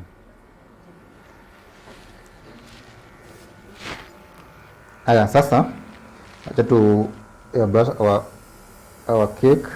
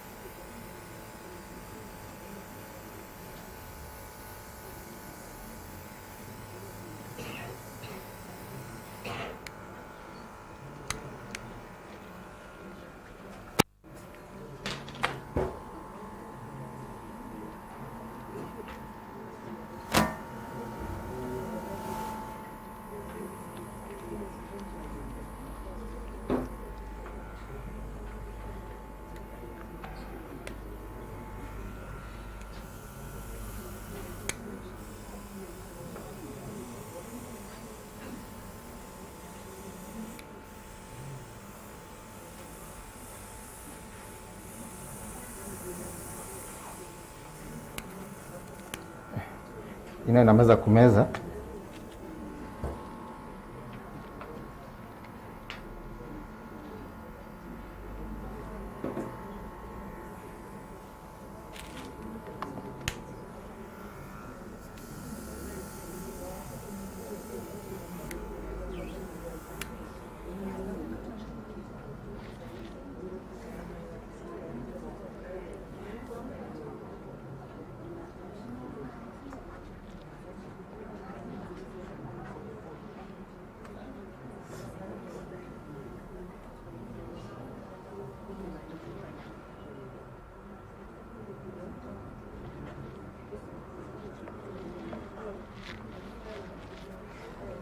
You see? So you can airbrush ombre ama omba bado na airbrush na stencil. Sasa ukiangalia kama hapa nimespray sana, hapa sijaspray sana. So unaweza cheza nayo. Okay? Unlike inaitwaje? Royal icing. But still royal icing bado pia unaweza cheza nayo. So maybe hapa ukipaka ikiwa ile dark, hapo juu ongeze white ikiwa lighter. Si ndio? Kitu kama hiyo. Sawa? Si then from there unadaga direct kuosha stencil yako.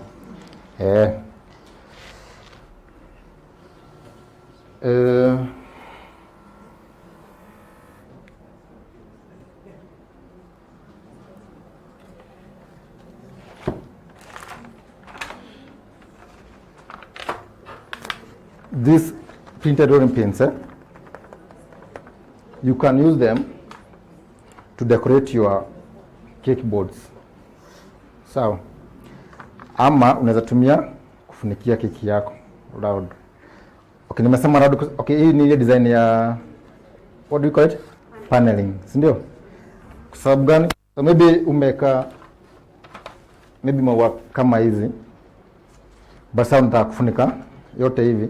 Utapata kabla umalize utakuwa sasa umeharibu nini, maua imestretch nini, si ndio? So ndio upate a good outcome unatumia paneling. Okay?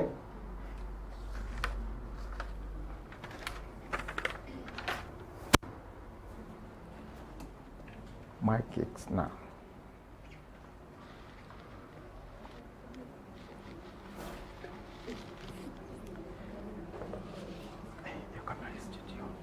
Kamera. Hazitaji hapo. Kamera. Kani? Nimbosa niangalie huko side nyingine.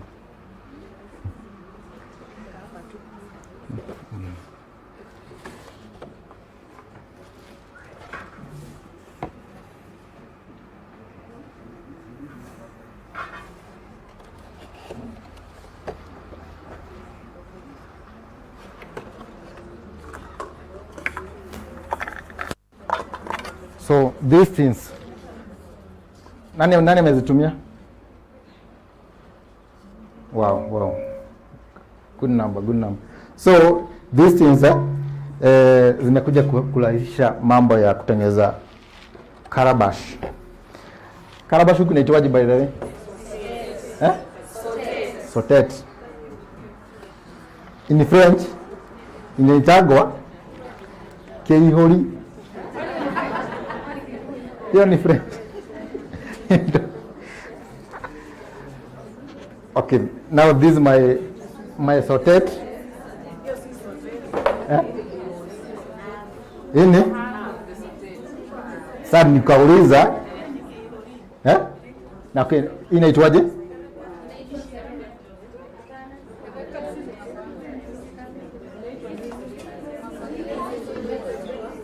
Sautet ni ile mzima. Na nusu yake?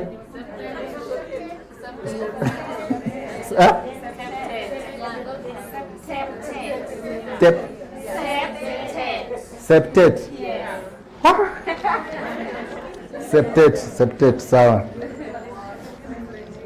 Haya. So mnatumianga kunini ku sautet sasa mnafikanisha zikiwa mbili. Nice. Now, yiko na advantage na disadvantage. Si ni kweli? Advantage ni gani? Kutumia kebe kushikanisha mbili. Hiyo ni easy. Hiyo ni advantage, ndio? Disadvantage? Okay, hiyo ni moja nyingine. Ingine ni tuasimu mko mko 100 bakers, yes, ndio? Sasa mmepewa mbake sautet sana, kila mtu apewe chini yake, ndio? Unajua kuna kitu moja happen. Zote zitafanana, zitatoshana. So hakutakuwa na ile uniqueness. Ndio? Ile kucheza nayo.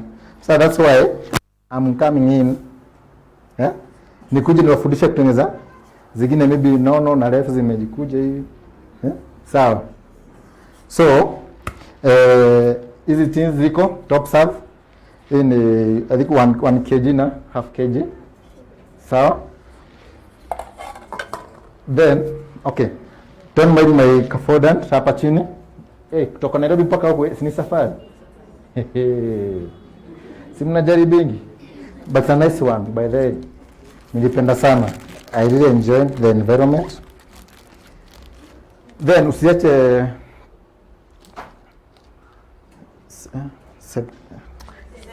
Septet. Karibu niseme September.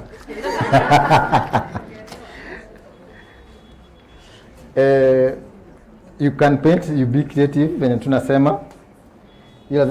Hiyo lazima nita insist watu wakuwe creative. Tukisema tunataka to take this industry to the next level. So take this industry to the next level kama watu wataki kuwa creative na usiogope kufail. Jaribu mara ya kwanza utafail, ya pili utafail, si ndio? Practice makes perfect, si ndio?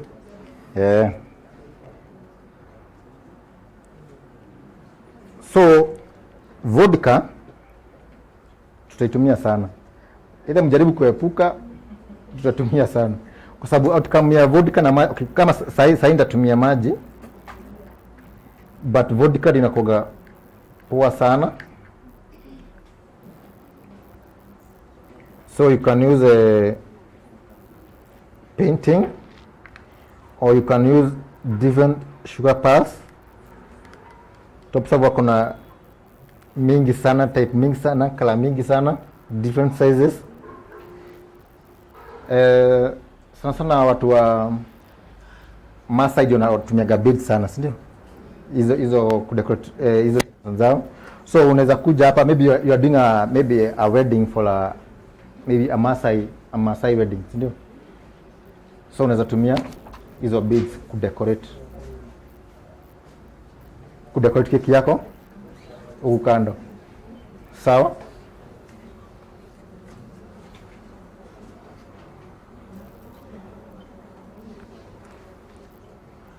So unakuja tu unaweka tu nini?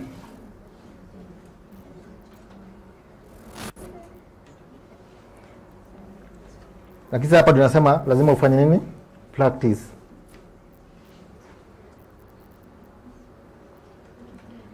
But sasa ukiwa na the right tools huwezi fail.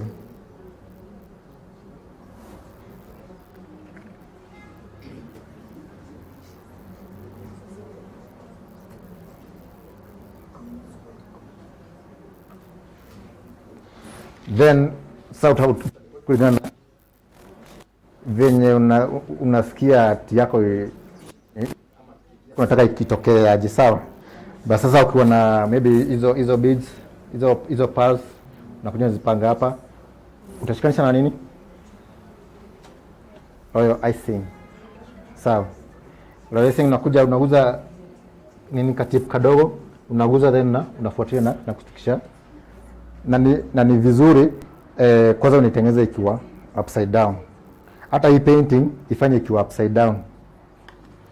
As in kwa board sasa itakuwa nakaa hivi, itakuwa easy kuwork on it. Are we together? Hata hizo beads itakuwa rahisi sana kuzistikisha. Sawa? Then nilijaribu kuweka mulsik. Lakini sasa sijui kama ilitokea vizuri kwa sababu hamjanilea nione inakaa aje. Sawa? Now because you need better, si mtai perfect. Si ndio? Ama kama ni uji, unatengeneza kala ya uji venye inakaa texture ya uji, unafanya nini? Una decorate hapa juu. Si ndio? So, hii ni keki, so baadaye tutaisherehekea.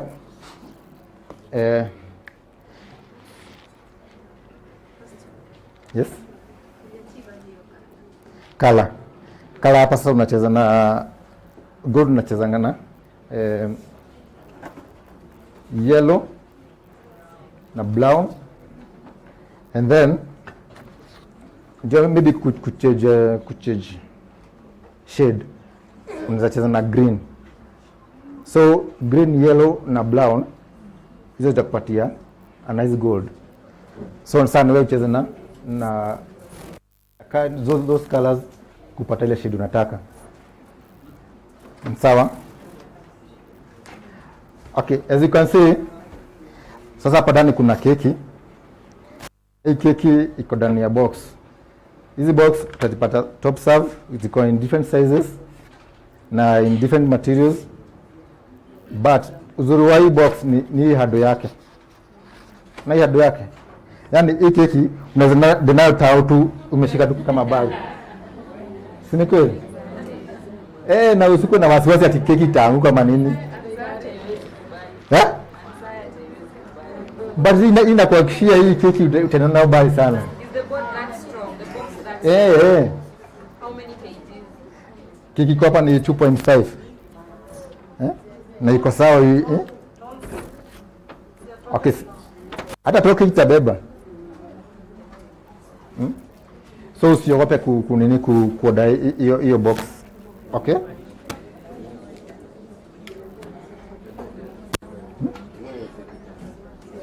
Kuinua.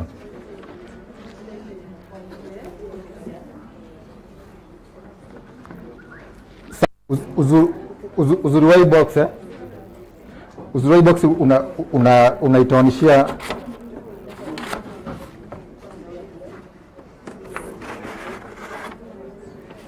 unaona? Inafungia huku kando. Sawa. So inafunga huku kando. So unashikanisha up to that point. Unaona? Sasa unaingiza keki yako then unaifungia. Are you together? So si ngumu kutumia hii box.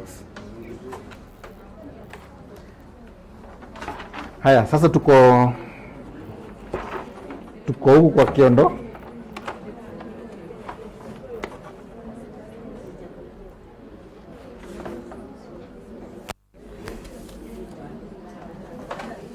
Atanataka kidogo tu.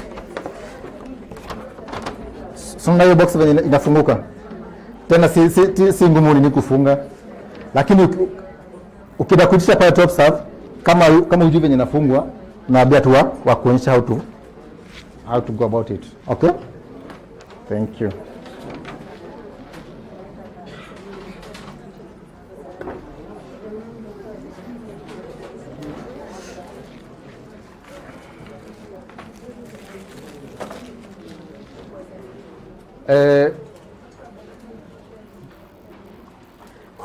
Mnatengeneza kiondo huku? Good. So mko sawa, si ndio? Simsema mnatengenezanga? Sikireni kiondo.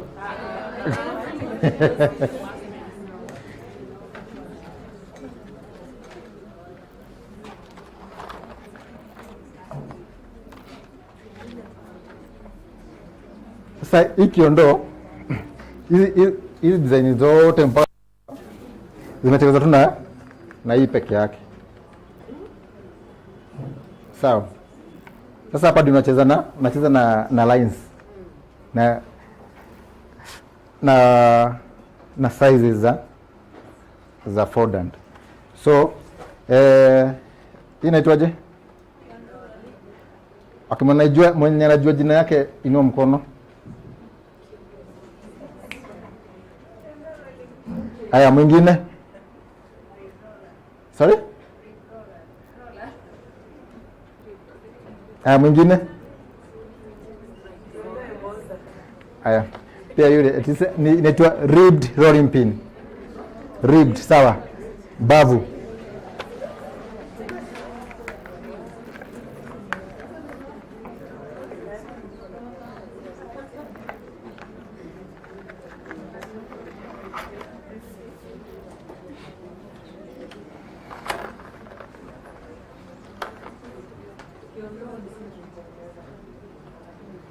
Na iko na katuru kengine hapo kanaitwa?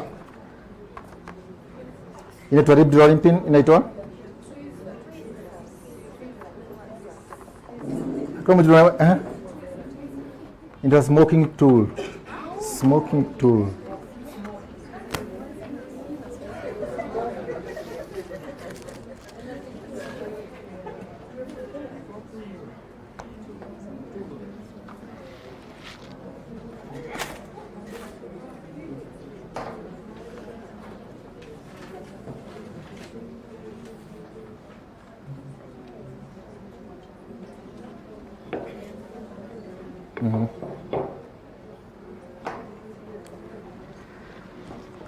So tutaka step by step Of course asije kuja na kiondoa hapa akituanza kudecorate from scratch. Hiyo mkitaka, so you know what to do. Sawa.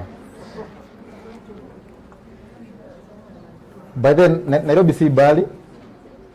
Unaweza kuja tusomee huko. Ama maybe mkiwa ni bali mnaweza niita. Sawa? Haya, sasa tutaanza na hii ya juu, tutaanza na hii kwanza, hii ndio tutamalizia nayo.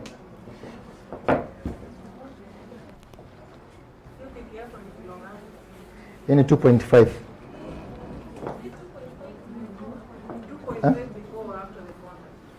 Before. So in cakes, sawa, in cakes you wait before you decorate. Sawa. Usiongeze watu kwa keki 1 kg then unawajazie na frontier another 2 kgs na getting 3 kgs. Hata Mungu atakubariki. Sawa. So keki yenyewe uuze kama 2 kgs, make sure keki iko 2 kgs. Sawa.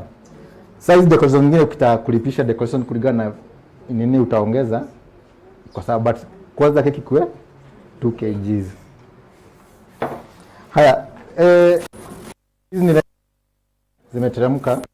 So rolling pin yetu tutaipeleka side ya chini.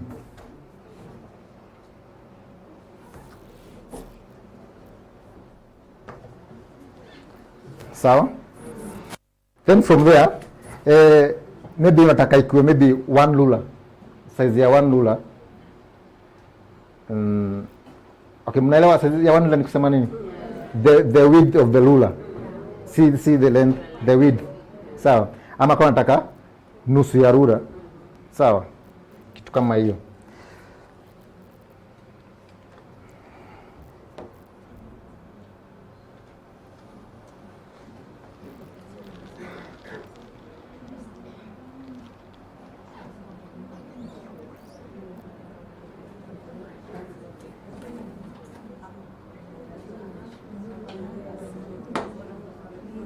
So utakuja na kiondoo kidogo tunaanza juu kudecorate tukiteremka chini.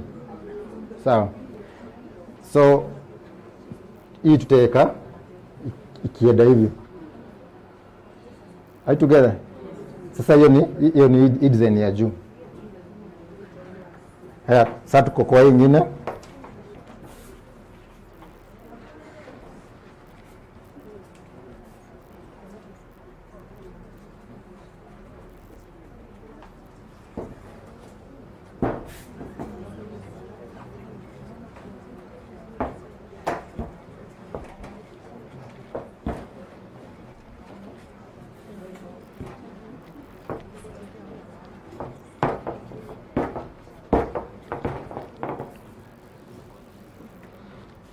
So hii nyingine tumeleta hivi, si ndio? Tumeleta hivi.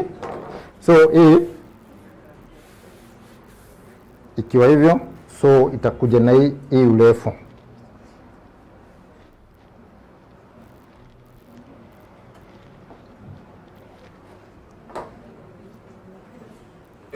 Naona. So hii ndio bado nimetumia kwa kamba. Are you together? Sasa hapa wewe utajua kama utaweka vitu sasa tutasema kama utaweka line 2, 3, 4, 5, so it's up to you. Sawa. So si hapa sasa ndio utakuja unakata kulingana how many lines do you want. Sasa hii itakuja hivi all round. Aya, sasa tuko kwa hizi triangles.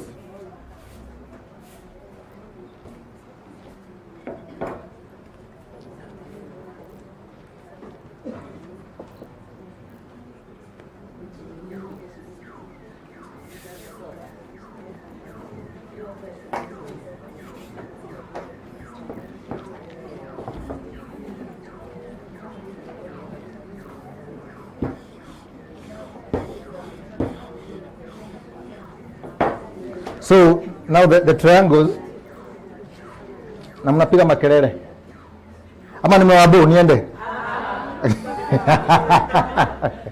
Asibidi maybe mmeboeka sasa, tunasema ni sawa, tuone siku nyingine majaliwa. Hizi triangles tuifanya kama hii ya kwanza.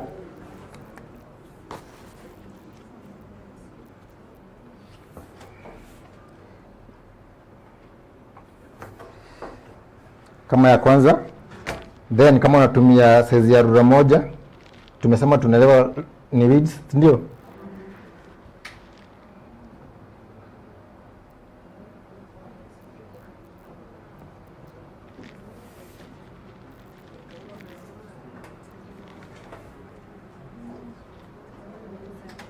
Now I'm assuming this is the size of the ruler.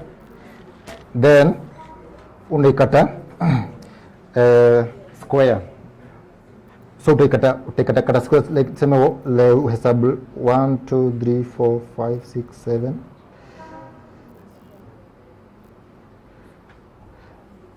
Sema size kama hiyo.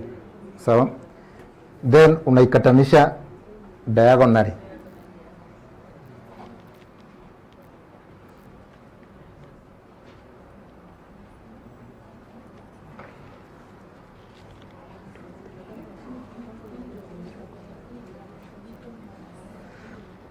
Haya, ukishakata diagonally, sasa hapo sasa ndio tuko na red and orange. Sawa? Now, challenge inakujaga hapa kukata.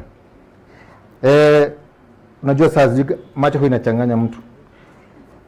Ulikuwa unakata ikienda hivi, maybe umeanza kukata ikienda hivi.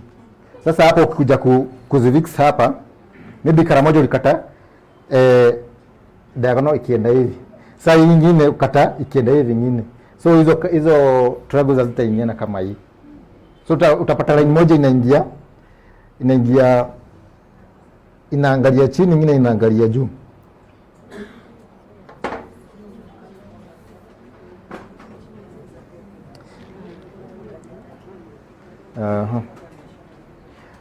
Sasa tuassume saa hii diagonal nimekata nifaa kukata hivi sawa.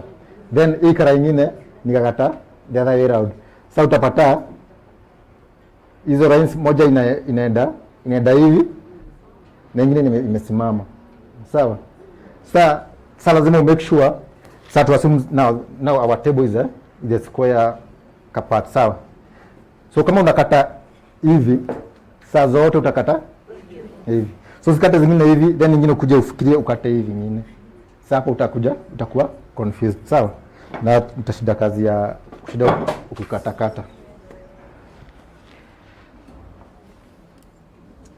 potea.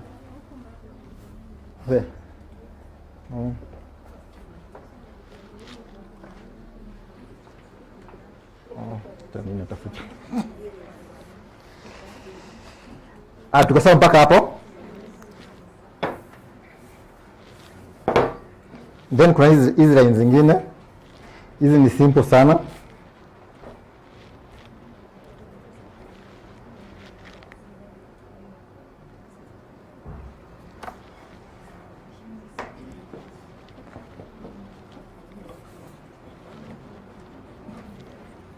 Hii ni simple sana kwa sababu unatengeza kama kitabu ya hesabu. Unaita line hivyo, then unakuja the other way round. Unaona? Now sasa hapa now it's up to you ujue kama utakata kama hapa nimekata tuwili 1 2 to box tuwili, yani height ya ruler.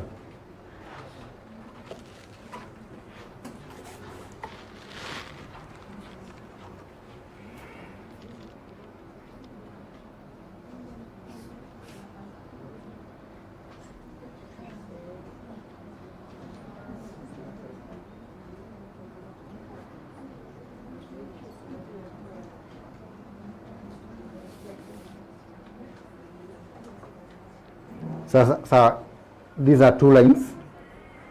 Size ni kata size ya ruler.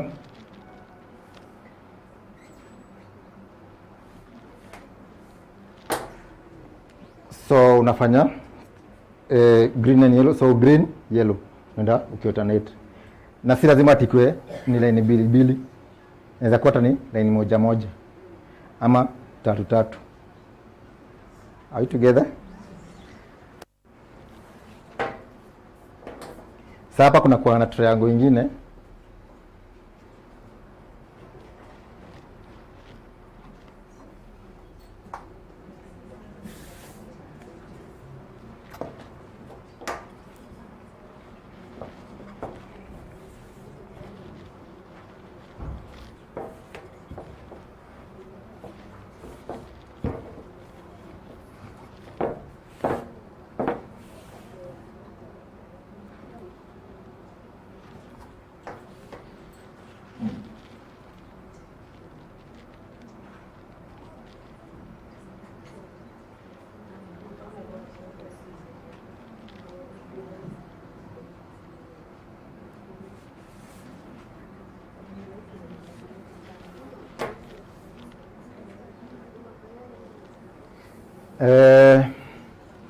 Najua tuleta shule, si ndio? Sasa kuona wenye walikuwa nini? Kuna ile triangle ilikuwa na line zote tatu zinatoshana, ilikuwa inaitwaje?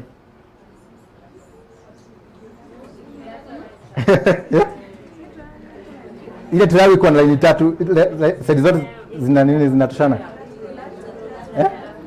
Equilateral. Na hiyo nyingine? Haya. Sasa nataka hiyo equilateral. Sawa. Sasa BOA.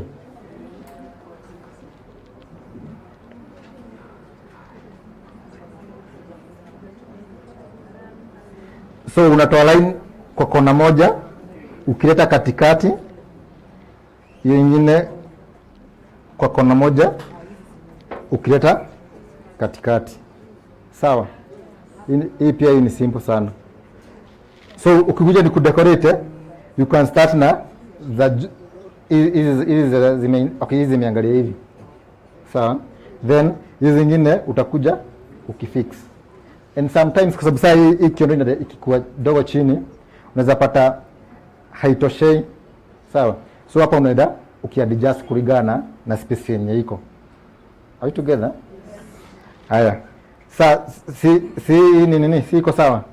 Hitu ni unakata tu left then unakata tuwili ama kamoja.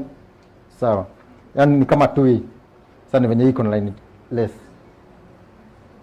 Haya, tukuje hapa juu. Hapa juu tumekuwa tukitumia kitu inaitwa brush. Na brush ya ya viatu ama ya kufua nguo. Sema lazima use what you have, sawa, kabla upate pesa ya kununua that tool, okay? Hata kama ni beginner na huna maybe pesa ya kununua tools, use what you have, sawa.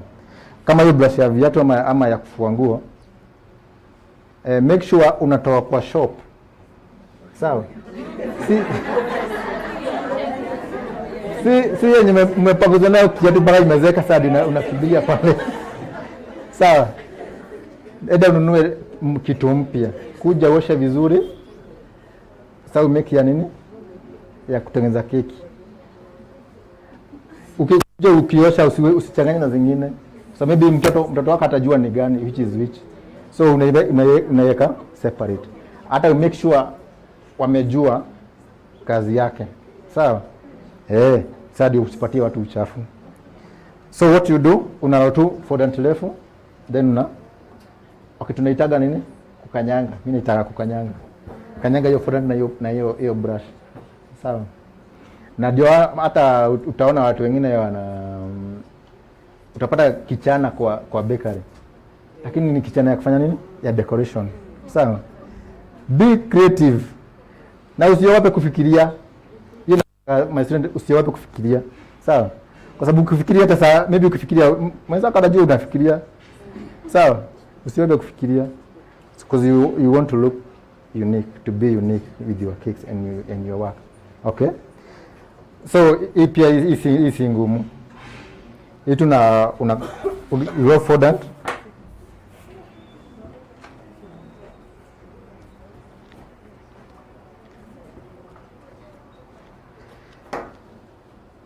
Okay, sitasema si lazima you marble it. You don't have to marble it. Sawa?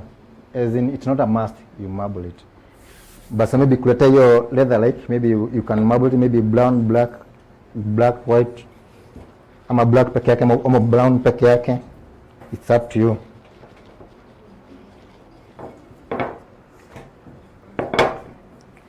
So, unakata tu.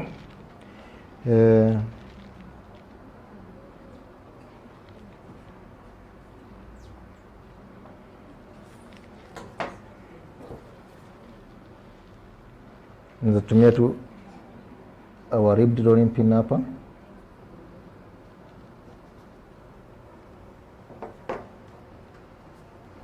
Naona.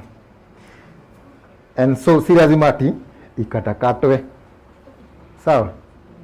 Sasa za shondo zote mnatengeneza lazima zimekatakatwa. Sawa? And then na si lazima ati ziko hivi. Be unique, sawa?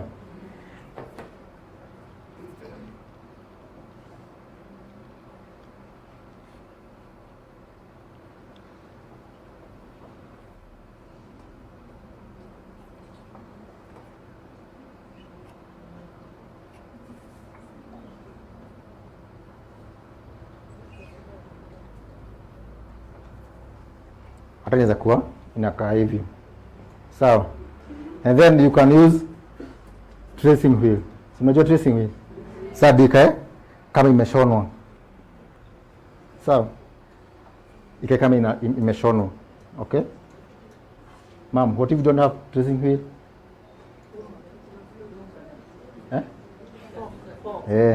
You can use fork ama toothpick kuja kama umedunga. Nitakupatia nini? Nitakupatia prints, ndio?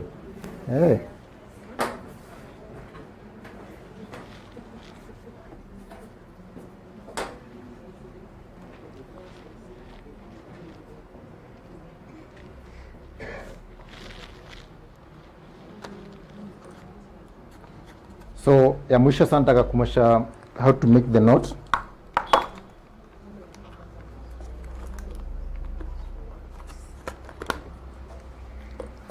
So front yetu imeingia confirm sana, so nataka ikuwe nini kiasi jisubue.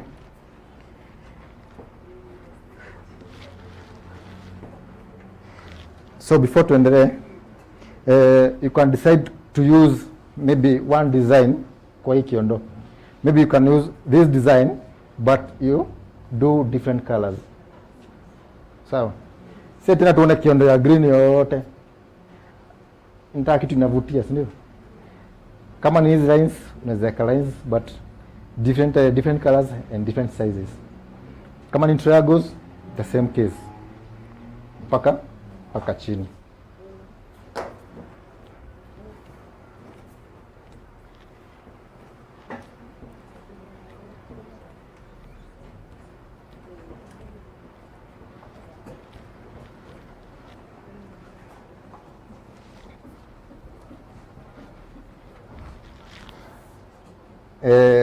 Knot inapeaga watu headache sana, so ni vizuri muangalie carefully.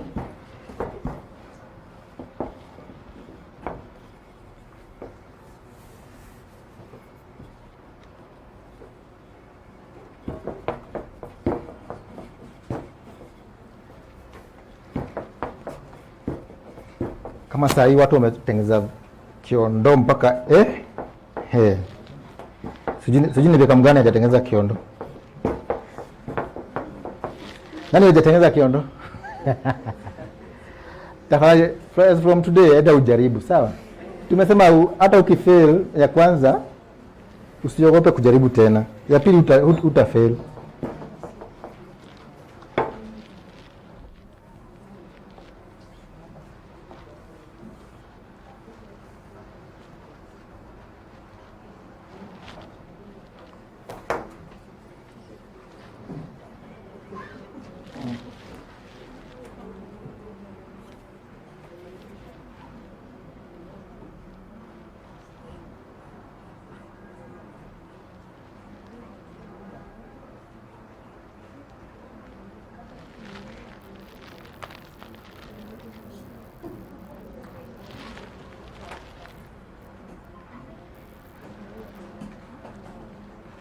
Alafu sasa kuna zile types of cakes zenye zinafaa kutengeneza kiondo ama kitu kama gourd ama karabash, ama kuna mtu ashaitengeneza kiondo ya Black Forest. So usikubali kasema kuambia ati nitaka keki ya kiondo lakini nataka ikuwe Black Forest na wewe useme talia usiku mzima. So of course kuna hizi keki ngumu kiasi, sawa. Saa kina Black Forest, akina White Forest, akina pina colada. Ama pina colada mnapikaga aje? How do you do pina colada? Texture yake inakuwa kama ya nini? Kama sponge cake.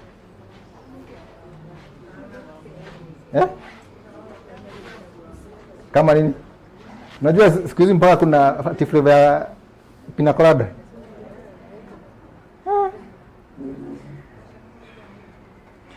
Texture ya pina colada inafaa kuwa kama ya Black Forest. Kwa sababu now the feeling that makes it pina colada, not the flavor. Najua mjui hivi. Okay, pina colada inafaa kuwa like White Forest, then the feeling uko katikati sadi unaweka nini? Akina coconut and pineapples. That's what make it pina colada. Sawa. Kuna utanikataa by the way. Okay, before tuende huko. Haya, tuko hapa. Mimi naweza ongea mpaka kesho. Haya, sasa unashika hii. Sawa. Then hii side moja ni left. Sawa. Then hii unaileta hivi. Inaingilia hapo ndani. Na usiitan. Sio zina face the same in hii. Inafaa kuwa hivi. And then isikuwe ile ya kufinya. As in isikuwe flat hivi. Sawa. inakuwa poa ikikuwa. Wacha turudie tena.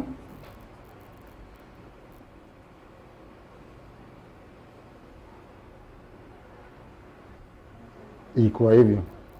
Sawa.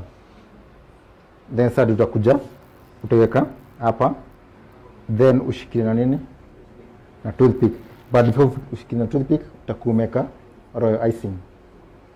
Sawa. Are you together? Yes.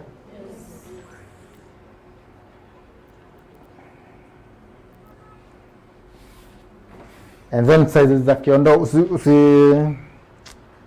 atisema tutengenezea mtu like 1 kg kiondo ni kadogo sana, si ndio? Haya. Okay, nazataka 2 kg kiondo, but the baking tin zenye utatumia tena zinaweza kuangusha. Sawa. Tena tutumia like 2 kg, then tumie tin kubwa. Lazima ikuwe na height. Sawa. Kiondo unaweza tengeneza na tins mara 2 ama baking tin mara 2. Unazitumia loud zote, then ushape pale chini kai ikiingia ndani. Sawa. To avoid that, you can use loud tins, then kuna bakuli side ya chini. Na I know Topserve wako nazo, so enda pale. So kama diameter hapa ni 10, bakuli ya chini ikuwe 10. Okay, that is 10 inches ama 12 inches. Sawa. Kulingana na ile size unataka kutengeneza. To avoid wastage. Are you together? Sasa hapo juu sasa ni sasa kuweka zile vitu tunaweka kina doma, kina ngwashe ama huku mnakuza mahindi, unga, hata unaweza weka unga nini? Unga hii ya kisiagi. Na hapa juu utengeneze kama ni kagunia. Baada kidogo niko mnaweka kisiagi. Mama nakuwekea kiondo na kagunia ndani kako na mahindi. Si ndio? Sasa to bring that creativity. Sasa hapa utatengeneza kama ni kagunia kamekunjwa. Umepata? Then na kahipu kaunga. Wapi makofi?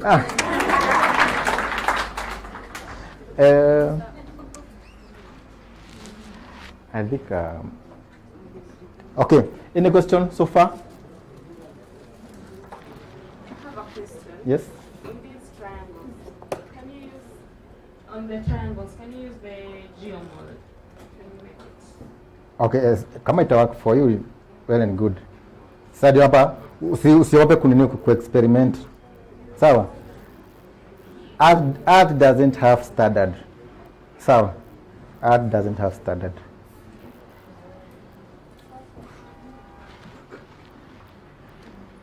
Wanauliza hapa kwa mikono, kwa hii mikono ya kiundo. Sometimes unaweka hapa inakuwa. Now, ndio ikuwe ngumu, utaongeza nini? Thank you. By the way, huku mnaitaga aje? Hii masikio mnaitaga aje? Hapana, masikio ni Kiswahili. Iti. In Chinese ganango.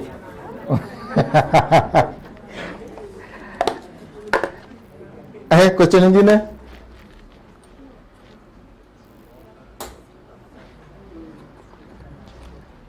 Tuko sawa?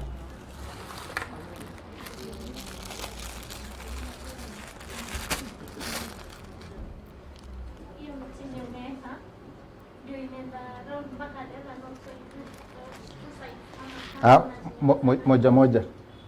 Sasa hii imefika tu hapa ndani. Kaba iko ni kutoka hapa nakuja mpaka hapa.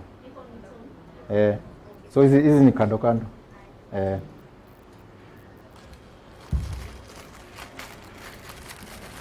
Ingine?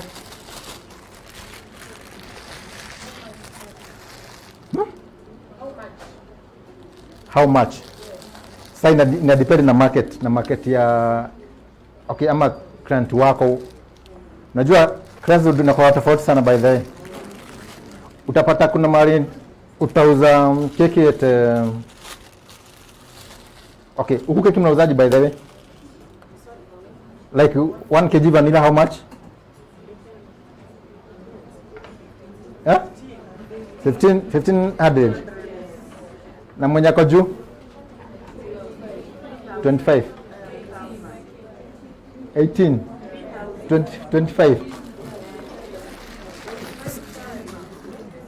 Sasa unasikia, okay, although okay, mimi nauzianga from that 500 per kg, from that 500 per kg, kwa sababu ile kazi iko hapa, si ndio? And then saa ita depend ni flavor gani iko ndani, kwa sababu maybe vanilla itatoka the same na fruit cake, si ndio? So lazima tena varia kazi yako, si ndio? Yes.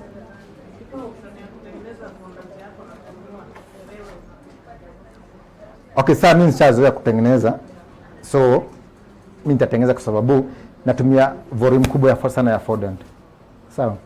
But maybe nijipate in a position that sina time ya kutengeneza, nataka kuuza keki, sitanunua tu. So that's why kuna akina currants cupcake na kuna kina viringishoke. So ni vizuri kuwa na okay, ni vizuri kujua kutengeneza ndio in case maybe pia unaweza enda kwa shop pate iko out of stock, so no, maybe ile kitu iko ni icing sugar kina gelatin, tada ujitengenezee, si ndio?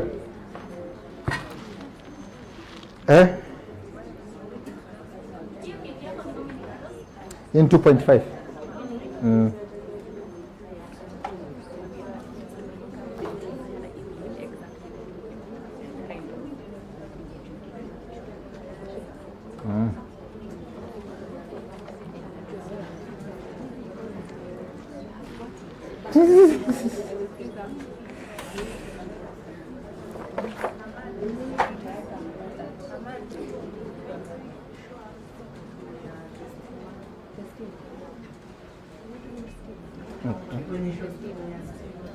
Oh, when? Onyesha kutumia stima.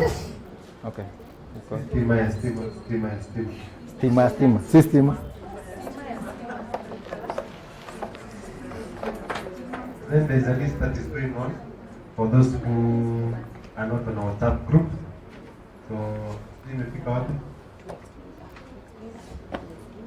If you know you are not on our WhatsApp group, then you fill the details.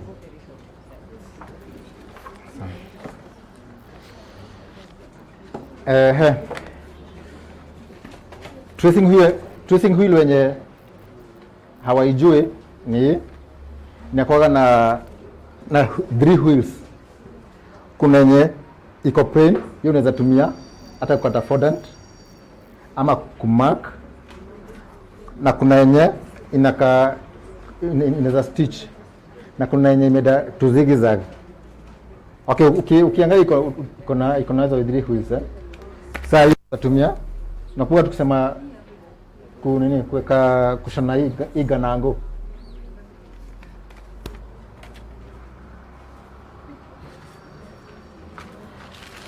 Kusema hizi 4 sets of akina fire, akina wave, nyasi. This one 300. So this goes for 300. Na unaona venye kuna kazi smart. Okay. Gears tunaona kazi yake nzuri sana. Sasa hii maybe unaweza tengenezea wale ma engineers wana graduate, ama maybe ni birthday ya engineer, you can do that. Tukasema kama how much is this? 500. So this goes for 500 in manual.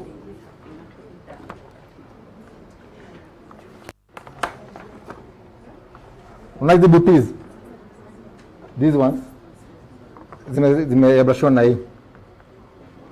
Sawa.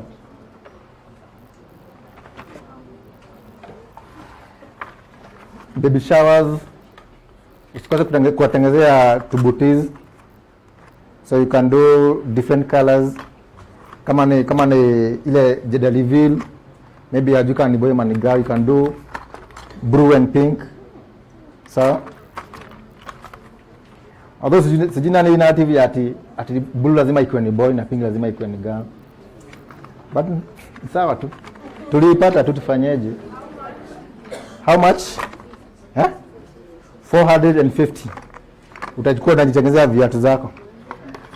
Na kuuza na kiatu yenyewe imetengenezwa kuuza. Kama hii. Mko nazo? How much? A pair? 350. Sasa unaona 350 na 450 forever. Chagua ni lako.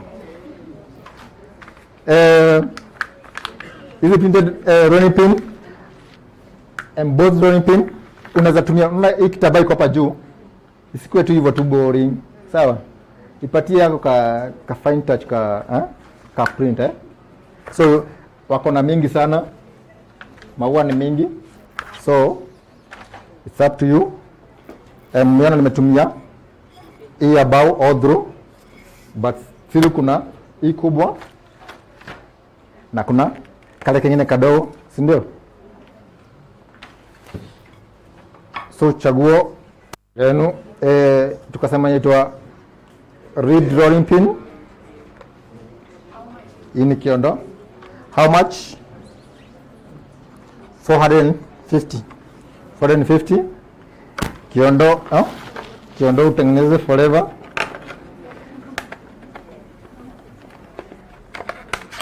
But still usikome tu hapa kwa nini? Kwa hili rolling pin kwa kutengeneza kiondo. Sawa? Ukida kwa shop zao, tafuta kitu kingine za kupatia print zenye zinaweza karibia kiondo. Sawa? Ndio kiondo isikuwe tu inafanana yote kutoka Meru mpaka Eldoret. Crimpers kuna hizi za stainless steel na kuna za plastic. Sawa? So tukasema utatumia sana when you have used paneling method kukava keki zako. Baada ya kustruggle sana hati zishikane, unaweza tumia clippers kushikanisha. Sawa? Na pia unaweza tumia kudecorate your cake boards.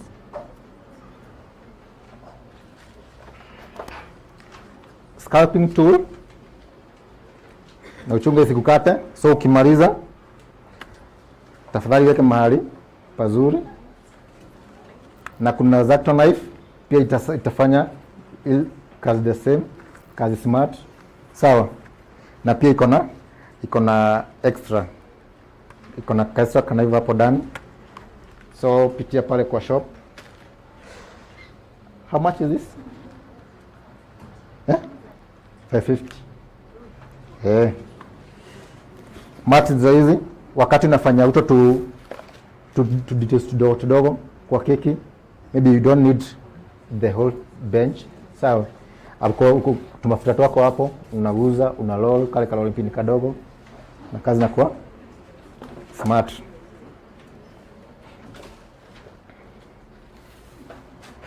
Airbrush kuna nionyesha kuna hii na hii ingine. So kuna ingine hii ndio baba yao. Naona? Na tukasema in case hujui kutumia, badala ya ufanye vitu zako maybe uharibu tena uanze kupiga simu, umeiuzia kitu baya, afadhali tu pale kwa shop abetu wakuonyeshe, si ndio? Lakini tena usiharakishe kwa sababu maybe kuna customer wengine wako line. Sawa? Uko tu mtulivu, patient. Sawa? Si ati tena unataka kununua at the same time unataka kuonyeshwa, umekasirika ujua ina hali. Unaona? Ndio tu we make each other's life easy. Hii tumeona venye tumefanya kazi nayo vizuri. Pins za kufanya stencil, happy birthdays na hizo messages zingine. Sawa? Sana kwa keki za watoto na za graduation, hizi ma ABCD, hizi za preschool graduation, hizi za kufanya kazi nzuri sana. So tuna mixing different colors, different letters, numbers, na hii inakuwa Smarter. Fondant ya Caroline Cupcakes iko pale. Ni vizuri unyalisia alarm ya kucrack. Najua so hiyo maneno wataangalia. Of course kina Topserve wako na hizi kina confra, gelatin na zimepimwa kulingana na ile kiasi unataka. The small size quantity ya tuseme kina gelatin 100 grams. 100 grams utapata na kazi ifanyike vizuri. Na tukaona Caroline Cupcakes wako na different colors. Hii ni 500 grams, nusu kilo za different colors. So utapata kuna kama hii iko na black ndani, kama hujui kutengeneza black enda ununue hii. Utapata iko black ndani na colors zingine. How much is this? Sawa, na confirm. So wako na half kg na 1 kg. Na pia kina turntable ziko za plastic na hizi za chuma. Styrofoams wako na different sizes. Yep. Kitu kama hiyo. Any question?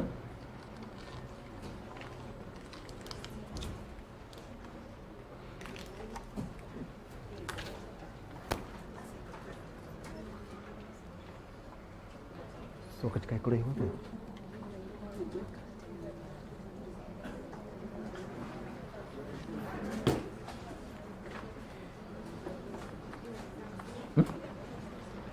Done.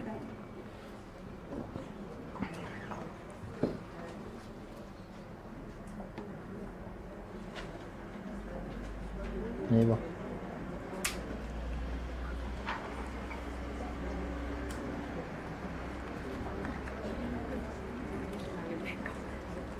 So maji tunawekea hapa juu. Hapa ndio mdomo yake. Then utaangalia maji hapa. Na ni vizuri una make sure steamer yako iko na maji kila saa. Kwa sababu utapata unaweza steam kidogo usahau kuja wakisha tena steam kubuki kuongeza. So utapata maji imeisha na imeanza kuugua ndani. Sawa? So iko na kwa kisha hapa juu. Iko na juu na iko na chini. Sawa? Ukitaka kustim steam itoke mingi unaenda side ya juu. Taitoke dogo ya chini. Sawa? Sawa, wacha maji chemke. Tu steam keki yetu.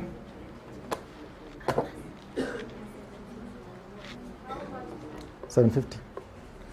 So unasikia hii carrad half kg is $750. Na ingine white 1 kg.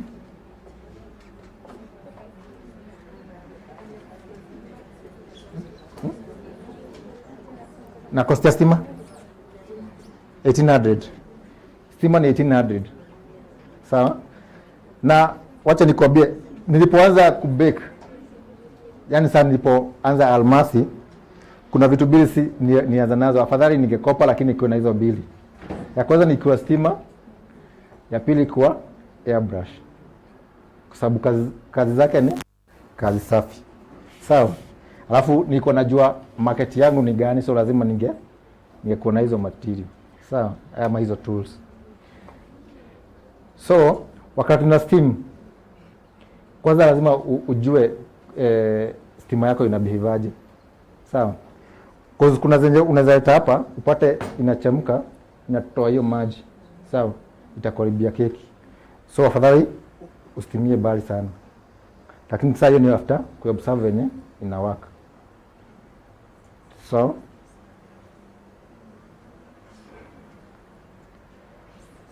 na kwenye unapenda mambo ya beauty pia ni nzuri sana ya kusteam uso. Sawa. Ni poa sana ya kusteam uso na utasikia kwa relax. Sawa. Sasa nimefurahia sana kuko hapa LD. Ningetaka kuja tena na tena na tena In fact sijaboeka nikiwa demonstrate. Ama nyinyi mmeboeka ama nisikuje tena? Aya, thank you so much. Mbarikiwe sana na tuzidi kubake, ndio? Na hakuna shortcut mambo ya kubake. Do the right thing. Sawa? Thank you so much.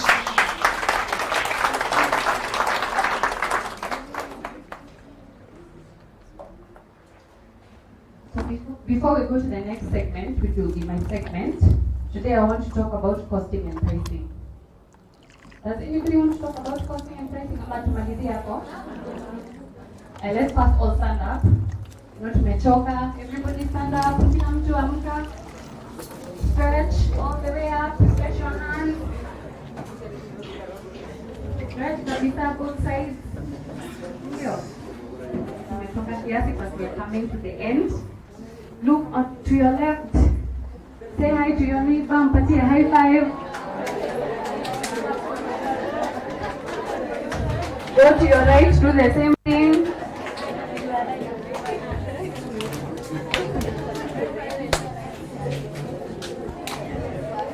Let me just ask, there's a question I have that there's a cake ile inakuanga fondant alafu inakaa rough, iko na kama rough texture, I don't know inaitwa, but I've seen it kama inaitwa.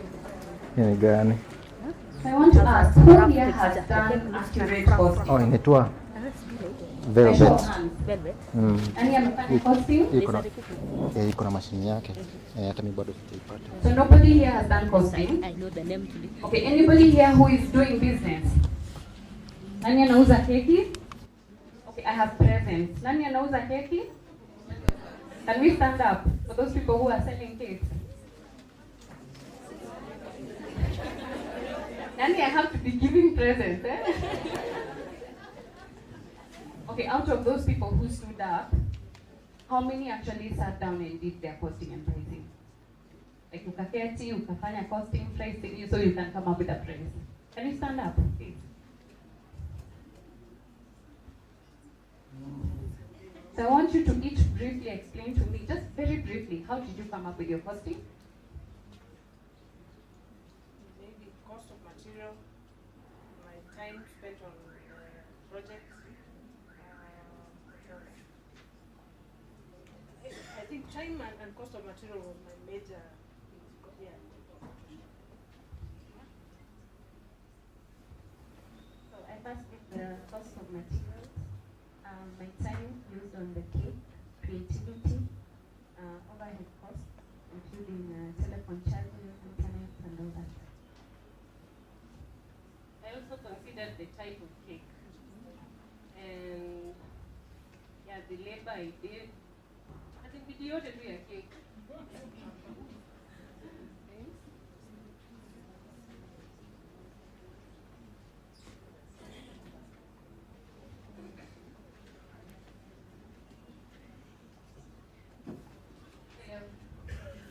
I did my costing considering the ingredients, the prices of ingredients, utilities, my time, creativity on the cake, all that.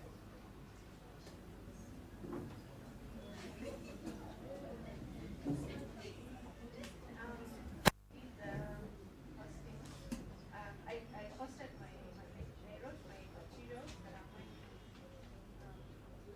use, then divided them in terms of how many pages I'm using per cake, and then cost of material, then percentage of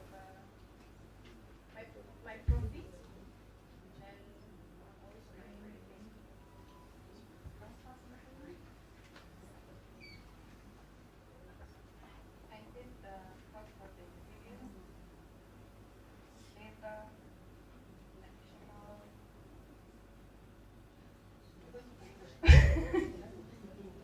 Like the I charge them differently. I charge them for transport. It also changes with how much I also changes.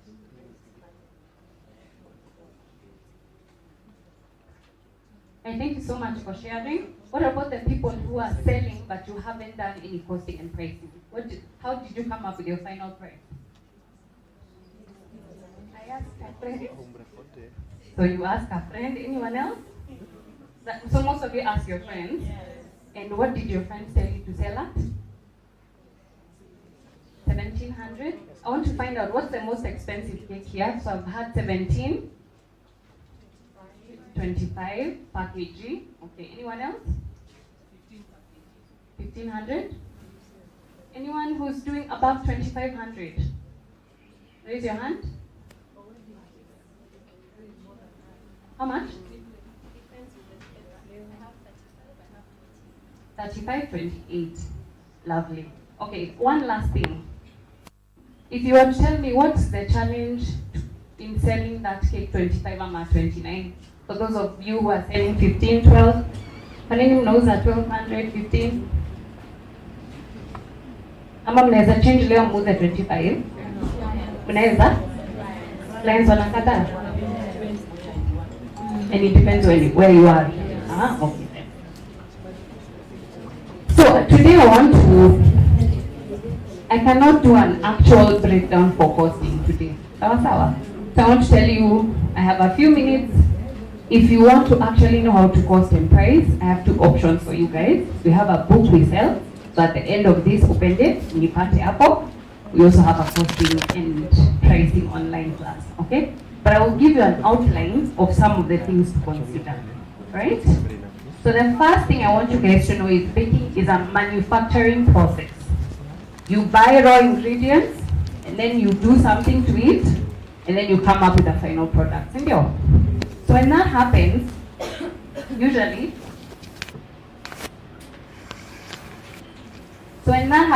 you have to consider two types of costs. This is something I like bakers to note. Direct cost and indirect costs, okay? Direct cost and indirect costs. So for direct costs, this is everything that you need to actually come up with that cake, right? Very quickly, what do I need to come up with this cake right here? One word for that? Ingredients, correct. What else? The labor, right? You need the baker. Any other direct cost you can think of? Electricity. I guess we can put factory overheads, right? It's like the total amount of the things you need to pay per month, right? Water, electricity, those kinds of things. Anything else? I don't need packaging to come up with a cake. Simple, right? So directly related to the cake becoming a cake, correct? So the second things, the indirect costs, are those other things. Packaging, right? These are costs that you actually need to run your business, right? What other costs do you have in your business other than packaging? Transport, true. Any other? Marketing, that's true. Airtime, communications, in your bundles, things like those, right? So you want to put your direct costs plus your indirect costs together. Sawa. Then after that, but then when it comes to the indirect costs, do you people consider things like clean film? Nakanga clean film hapo? Nakanga hata soap, Scotch Brite, amweki. Ndio. M-Pesa charges, you put those M-Pesa charges there? Right? If you use a bank account, you put those bank account charges? You see where you're losing, right? So you have to account for all those. And most of the time, if I do a costing, I'll actually have, there'll be a poster that we send in a WhatsApp group on a simple breakdown, right? You might find your indirect plus direct is 2,000. So I want to ask you guys who are selling 1,200, 1,500. If you do your costing today, and you find that it costs you 2,000 to make that cake, what are you going to do? I want to actually get two people.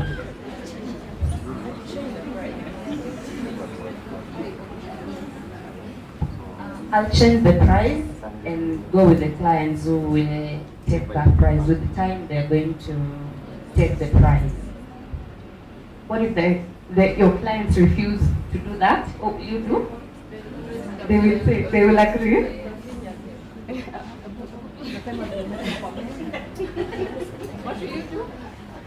I'll adjust the measurements.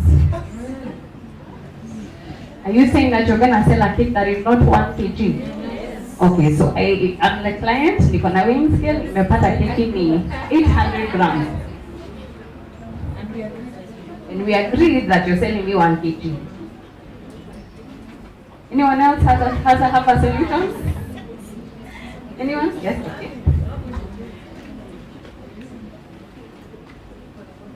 Okay, my teacher told me there is a special client for your work. So you go with what your client has. I think you make your price, so the right clientele will just look for you. You don't have to subject your work to low prices because of the client. Let's all give her a hand. That was a very good answer. So when it comes to costing and pricing, the final thing I want to cover are factors to consider. And that's the one thing that most people don't think about. So when you've done your costing, then I had some people look at, they were mentioned they look at the design, right? So like what Almasi has done here, and maybe what somebody else does, like Black Forest, is different, right? So you want to consider a few things, like one, location. The second thing you can consider is niche. Does anybody know what niche is? I had a lot of yeses, wonderful. So before I explain what niche is, who can tell me what niche is? Who can stand up and tell me? N-I-C-H-E, niche. Anyone?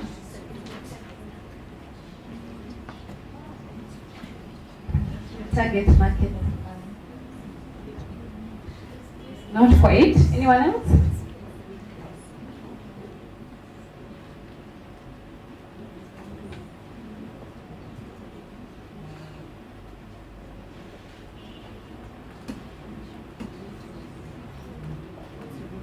Uniqueness of your work.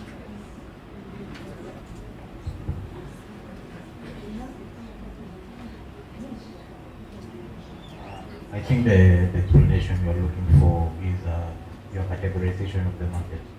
That's what you're looking for. Like the people can buy 1,500, the people can buy 2,000, and etc. So basically what is it? The category of your market, right? So maybe Almasi, we know him for doing fondant cakes, right? And then there was a baker who stood up here and said they only do whipped cream, correct? So you see those two people are in different niches, okay? So usually I tell you, if you want to come up with a niche or you want to have a description for your niche, I want you to decide on 3 things. 1, what you do. So basically, what cakes are you baking? Or what cakes are you decorating? What you do, whom you help, right? Whom you help. So the types of cakes that you're making, who wants those types of cakes, right? And then the third thing is the problem that you solve. Okay, the problem that you solve. Out of that, you should actually have a statement that describes your niche, because you've told me what you do, whom you help, the problem that you solve, right? So I want to give an example, and then out of that, I'll see if anybody here can tell me what niche they're in, okay? So one niche, one person can say, we make budget cakes for brides on a budget, okay? So what is the thing I'm selling? Sorry, we sell budget wedding cakes to brides on a budget. So what am I selling? Wedding cakes, right? Budget wedding cakes. Who am I helping? Brides, right? What problem am I solving? They're on a budget. Thank you. So who can tell me in one sentence what they do? What's their niche? Who can tell me? Let me see what present I'm giving. Okay, who can tell me? When I'm present? Who can tell me what's their niche in one sentence? Want to try? Tell me, you can just try.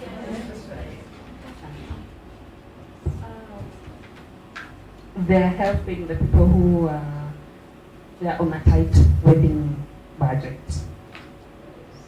Other than the example I've given you, right? Other than the example I've given you.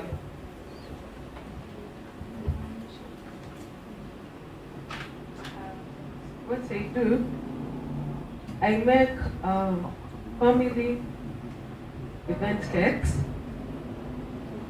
whom I'm helping my family members.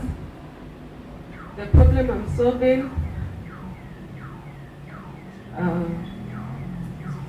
they do not want to spend more on professional bakers when I can bake. Does your family pay you? Does your family pay you? That's one example. It's not the perfect example, but it's one example. Anyone else want to try?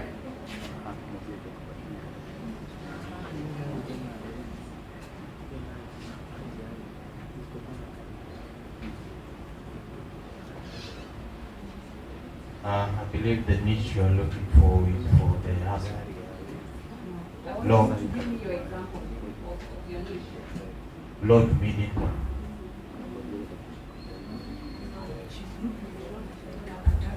Anyone else wants to try?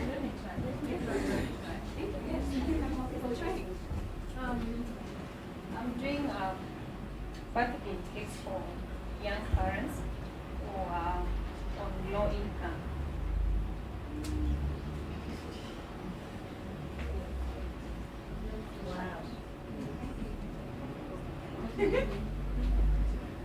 Of course, our trays are different, but you can say something like celebration cakes for young parents who are looking for budget cakes, correct?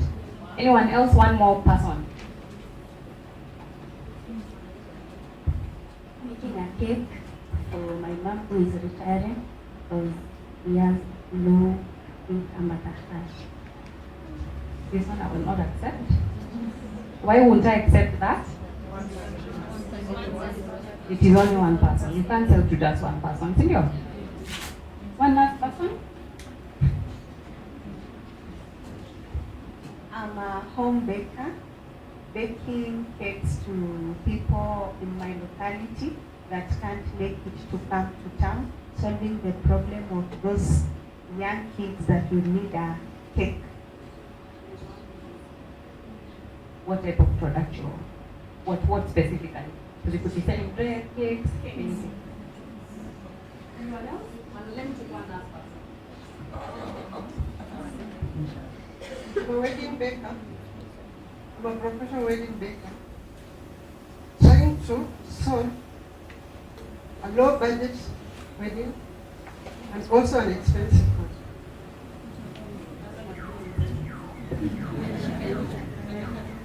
It's very hard to sell budget cakes and luxury wedding cakes. If Almasi came and told you, I want you to buy this cake at 1,200, so you can think twice, right? Why? It's a very expensive cake, right? It takes time. So he's not going to be targeting for somebody who's looking for 1,200 cake, right? So what I want to tell you is understand your location, understand your target market, so that when you do your costing and pricing, make sure what you're making is matching who you're selling to, right? Because you might make a very expensive cake, and then you go to people who don't have money, and you're selling them that cake. Sindio? That's why you're having friction. People are saying your cakes are expensive. Also, you might make a very expensive cake, then take it to people who buy expensive cakes and sell it very cheaply, right? And they will refuse because they'll ask themselves, what's wrong with this cake, correct? So you have to consider all those things. Now on top of that, after you do all that, you add your profit margin, and then you do your pricing. Sawa sawa. Any questions? Any questions you have on pricing, costing and pricing? Any challenges you have right now? No one? You all fine? Any questions? I have a question for you guys. So, from today, what are you going to do differently for those of you who are selling 1,700? Cost and price, last. Anyone else? And then what if all your clients refuse your cakes? Twende place ingine. We move out of Eldoret and we sell cakes elsewhere. What will we do?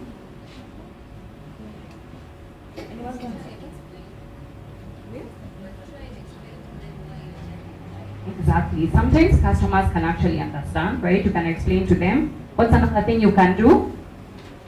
You can target a different type of market. So most of us bakers, we want to sell to everyone. I want to sell 5 bob cakes. I want to sell 8,000 cakes. I want to sell 1,200 cakes, correct? So you need to pick a target market and sell specifically to them, right? Any questions? Just basic, no problem. I'm just saying, supposing I would say luxury cakes and more. So break it down as you've broken down the budget. If I was to say that. You need a niche? Yeah, there's a niche. If I was to say luxury cakes and more. I believe the niche, that's the niche. Yeah? I'm selling luxury cakes. So I'm solving that problem of people who want quality cakes. Yeah, right? Yes, yeah, that's what I wanted to break down that phrase. So you can say I sell luxury cakes to cake lovers who are looking for high quality cakes or premium cakes. That's how I say it. And when say and more, just luxury cakes to cake lovers looking for high quality or premium cakes. Yeah, that's good. So you have solved those problems. You have solved on what do we do. So what does she do? All of us, do you understand what she does? Yeah. What does she do? She makes luxury cakes, right? Who is she selling to? Cake lovers, right? What problem is she solving? For people looking for quality cakes, right? Anyone else want to help? We're good? Alright, that is the end of my presentation. I hope this has helped you guys. Like I said, we do have a costing and pricing book. It's 500 shillings, so if you want more in-depth explanation on that, there's a breakdown on exactly how to come up with the cost, okay?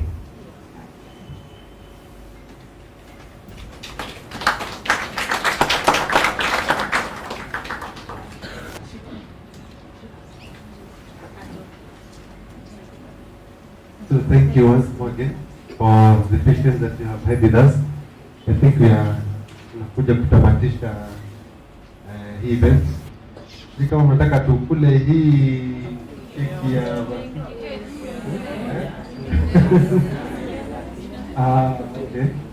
So before we get to that part, I would like to introduce very important people to the group. These are the people who run the show, Topserve Eldoret. So tutaandika Jackson na Nyambura, sababu sisi upande wa Nairobi, they are the people who run the Eldoret shop. And why I want to bring them on board is because in case of any challenge, in case of any complaint that we have, they are the people that we should be able to go to, so they're able to give us a solution. They are the ones who own the whole entity here. So I would like them to say their name, plus also they give us a vote of thanks. Karibu sana. Habari zenu. Habari zenu tena. Utamege. Naijua. Naitwa tena Nyambura Karata. Mimi wa Topserve Eldoret. Furahi kuwaona. Wengi wenu nawajua, tunajuana, lakini wengi nawaona sura nazijua. Hivyo. Tunajuana hivyo kuonana? Sasa majina nafikiri ni wachache wenye sijui majina. Na nasema nafurahi kwa sababu tumekuwa part na parcel ya Topserve. Tumekuwa na nyinyi pamoja around this is the 6th year. Tumekuwa na nyinyi. So tunafurahi kwa sababu zote zenye tumekuwa tukifanya nyuso nyingi nimekuwa nikiziona. Na si mmesoma? Fanya tena. Haya, karibuni.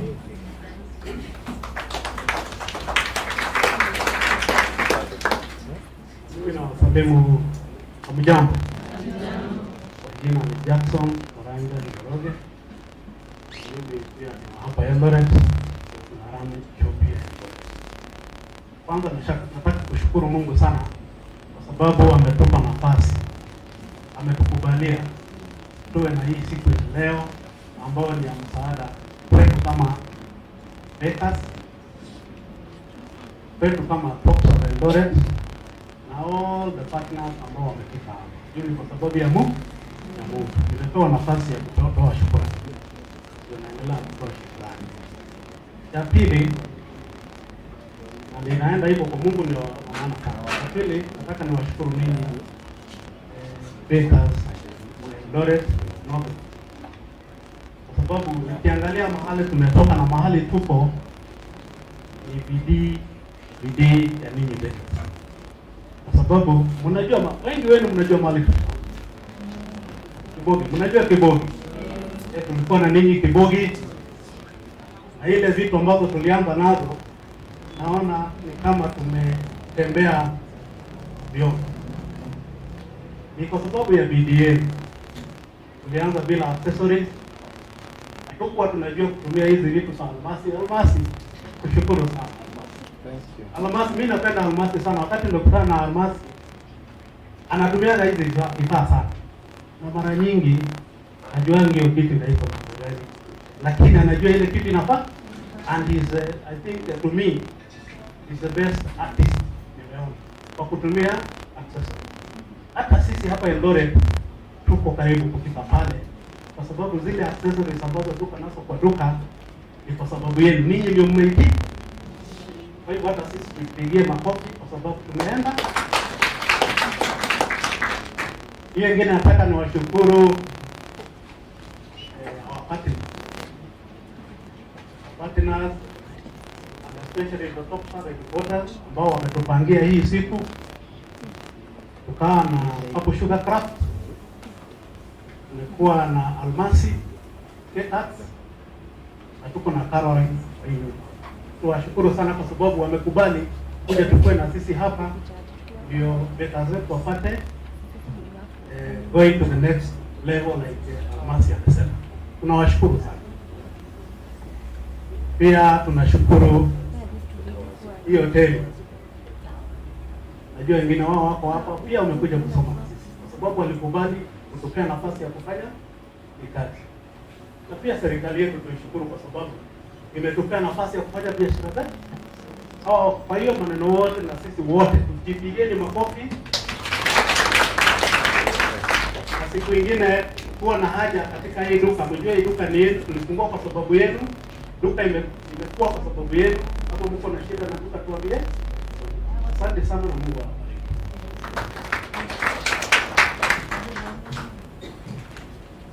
Asante sana kwa hayo yote. So I think this juncture nitarudishia Her Excellency Amari aweze kutuinvitea the patron ama the matron wa case. Everyone? You guys happy? Yes. Have you learned something? Yes. That yes doesn't sound like you've learned something. Have you learned something? Yes. Thank you very much. So before you go, we're going to distribute cake, so don't leave yet. We'll have people bring it.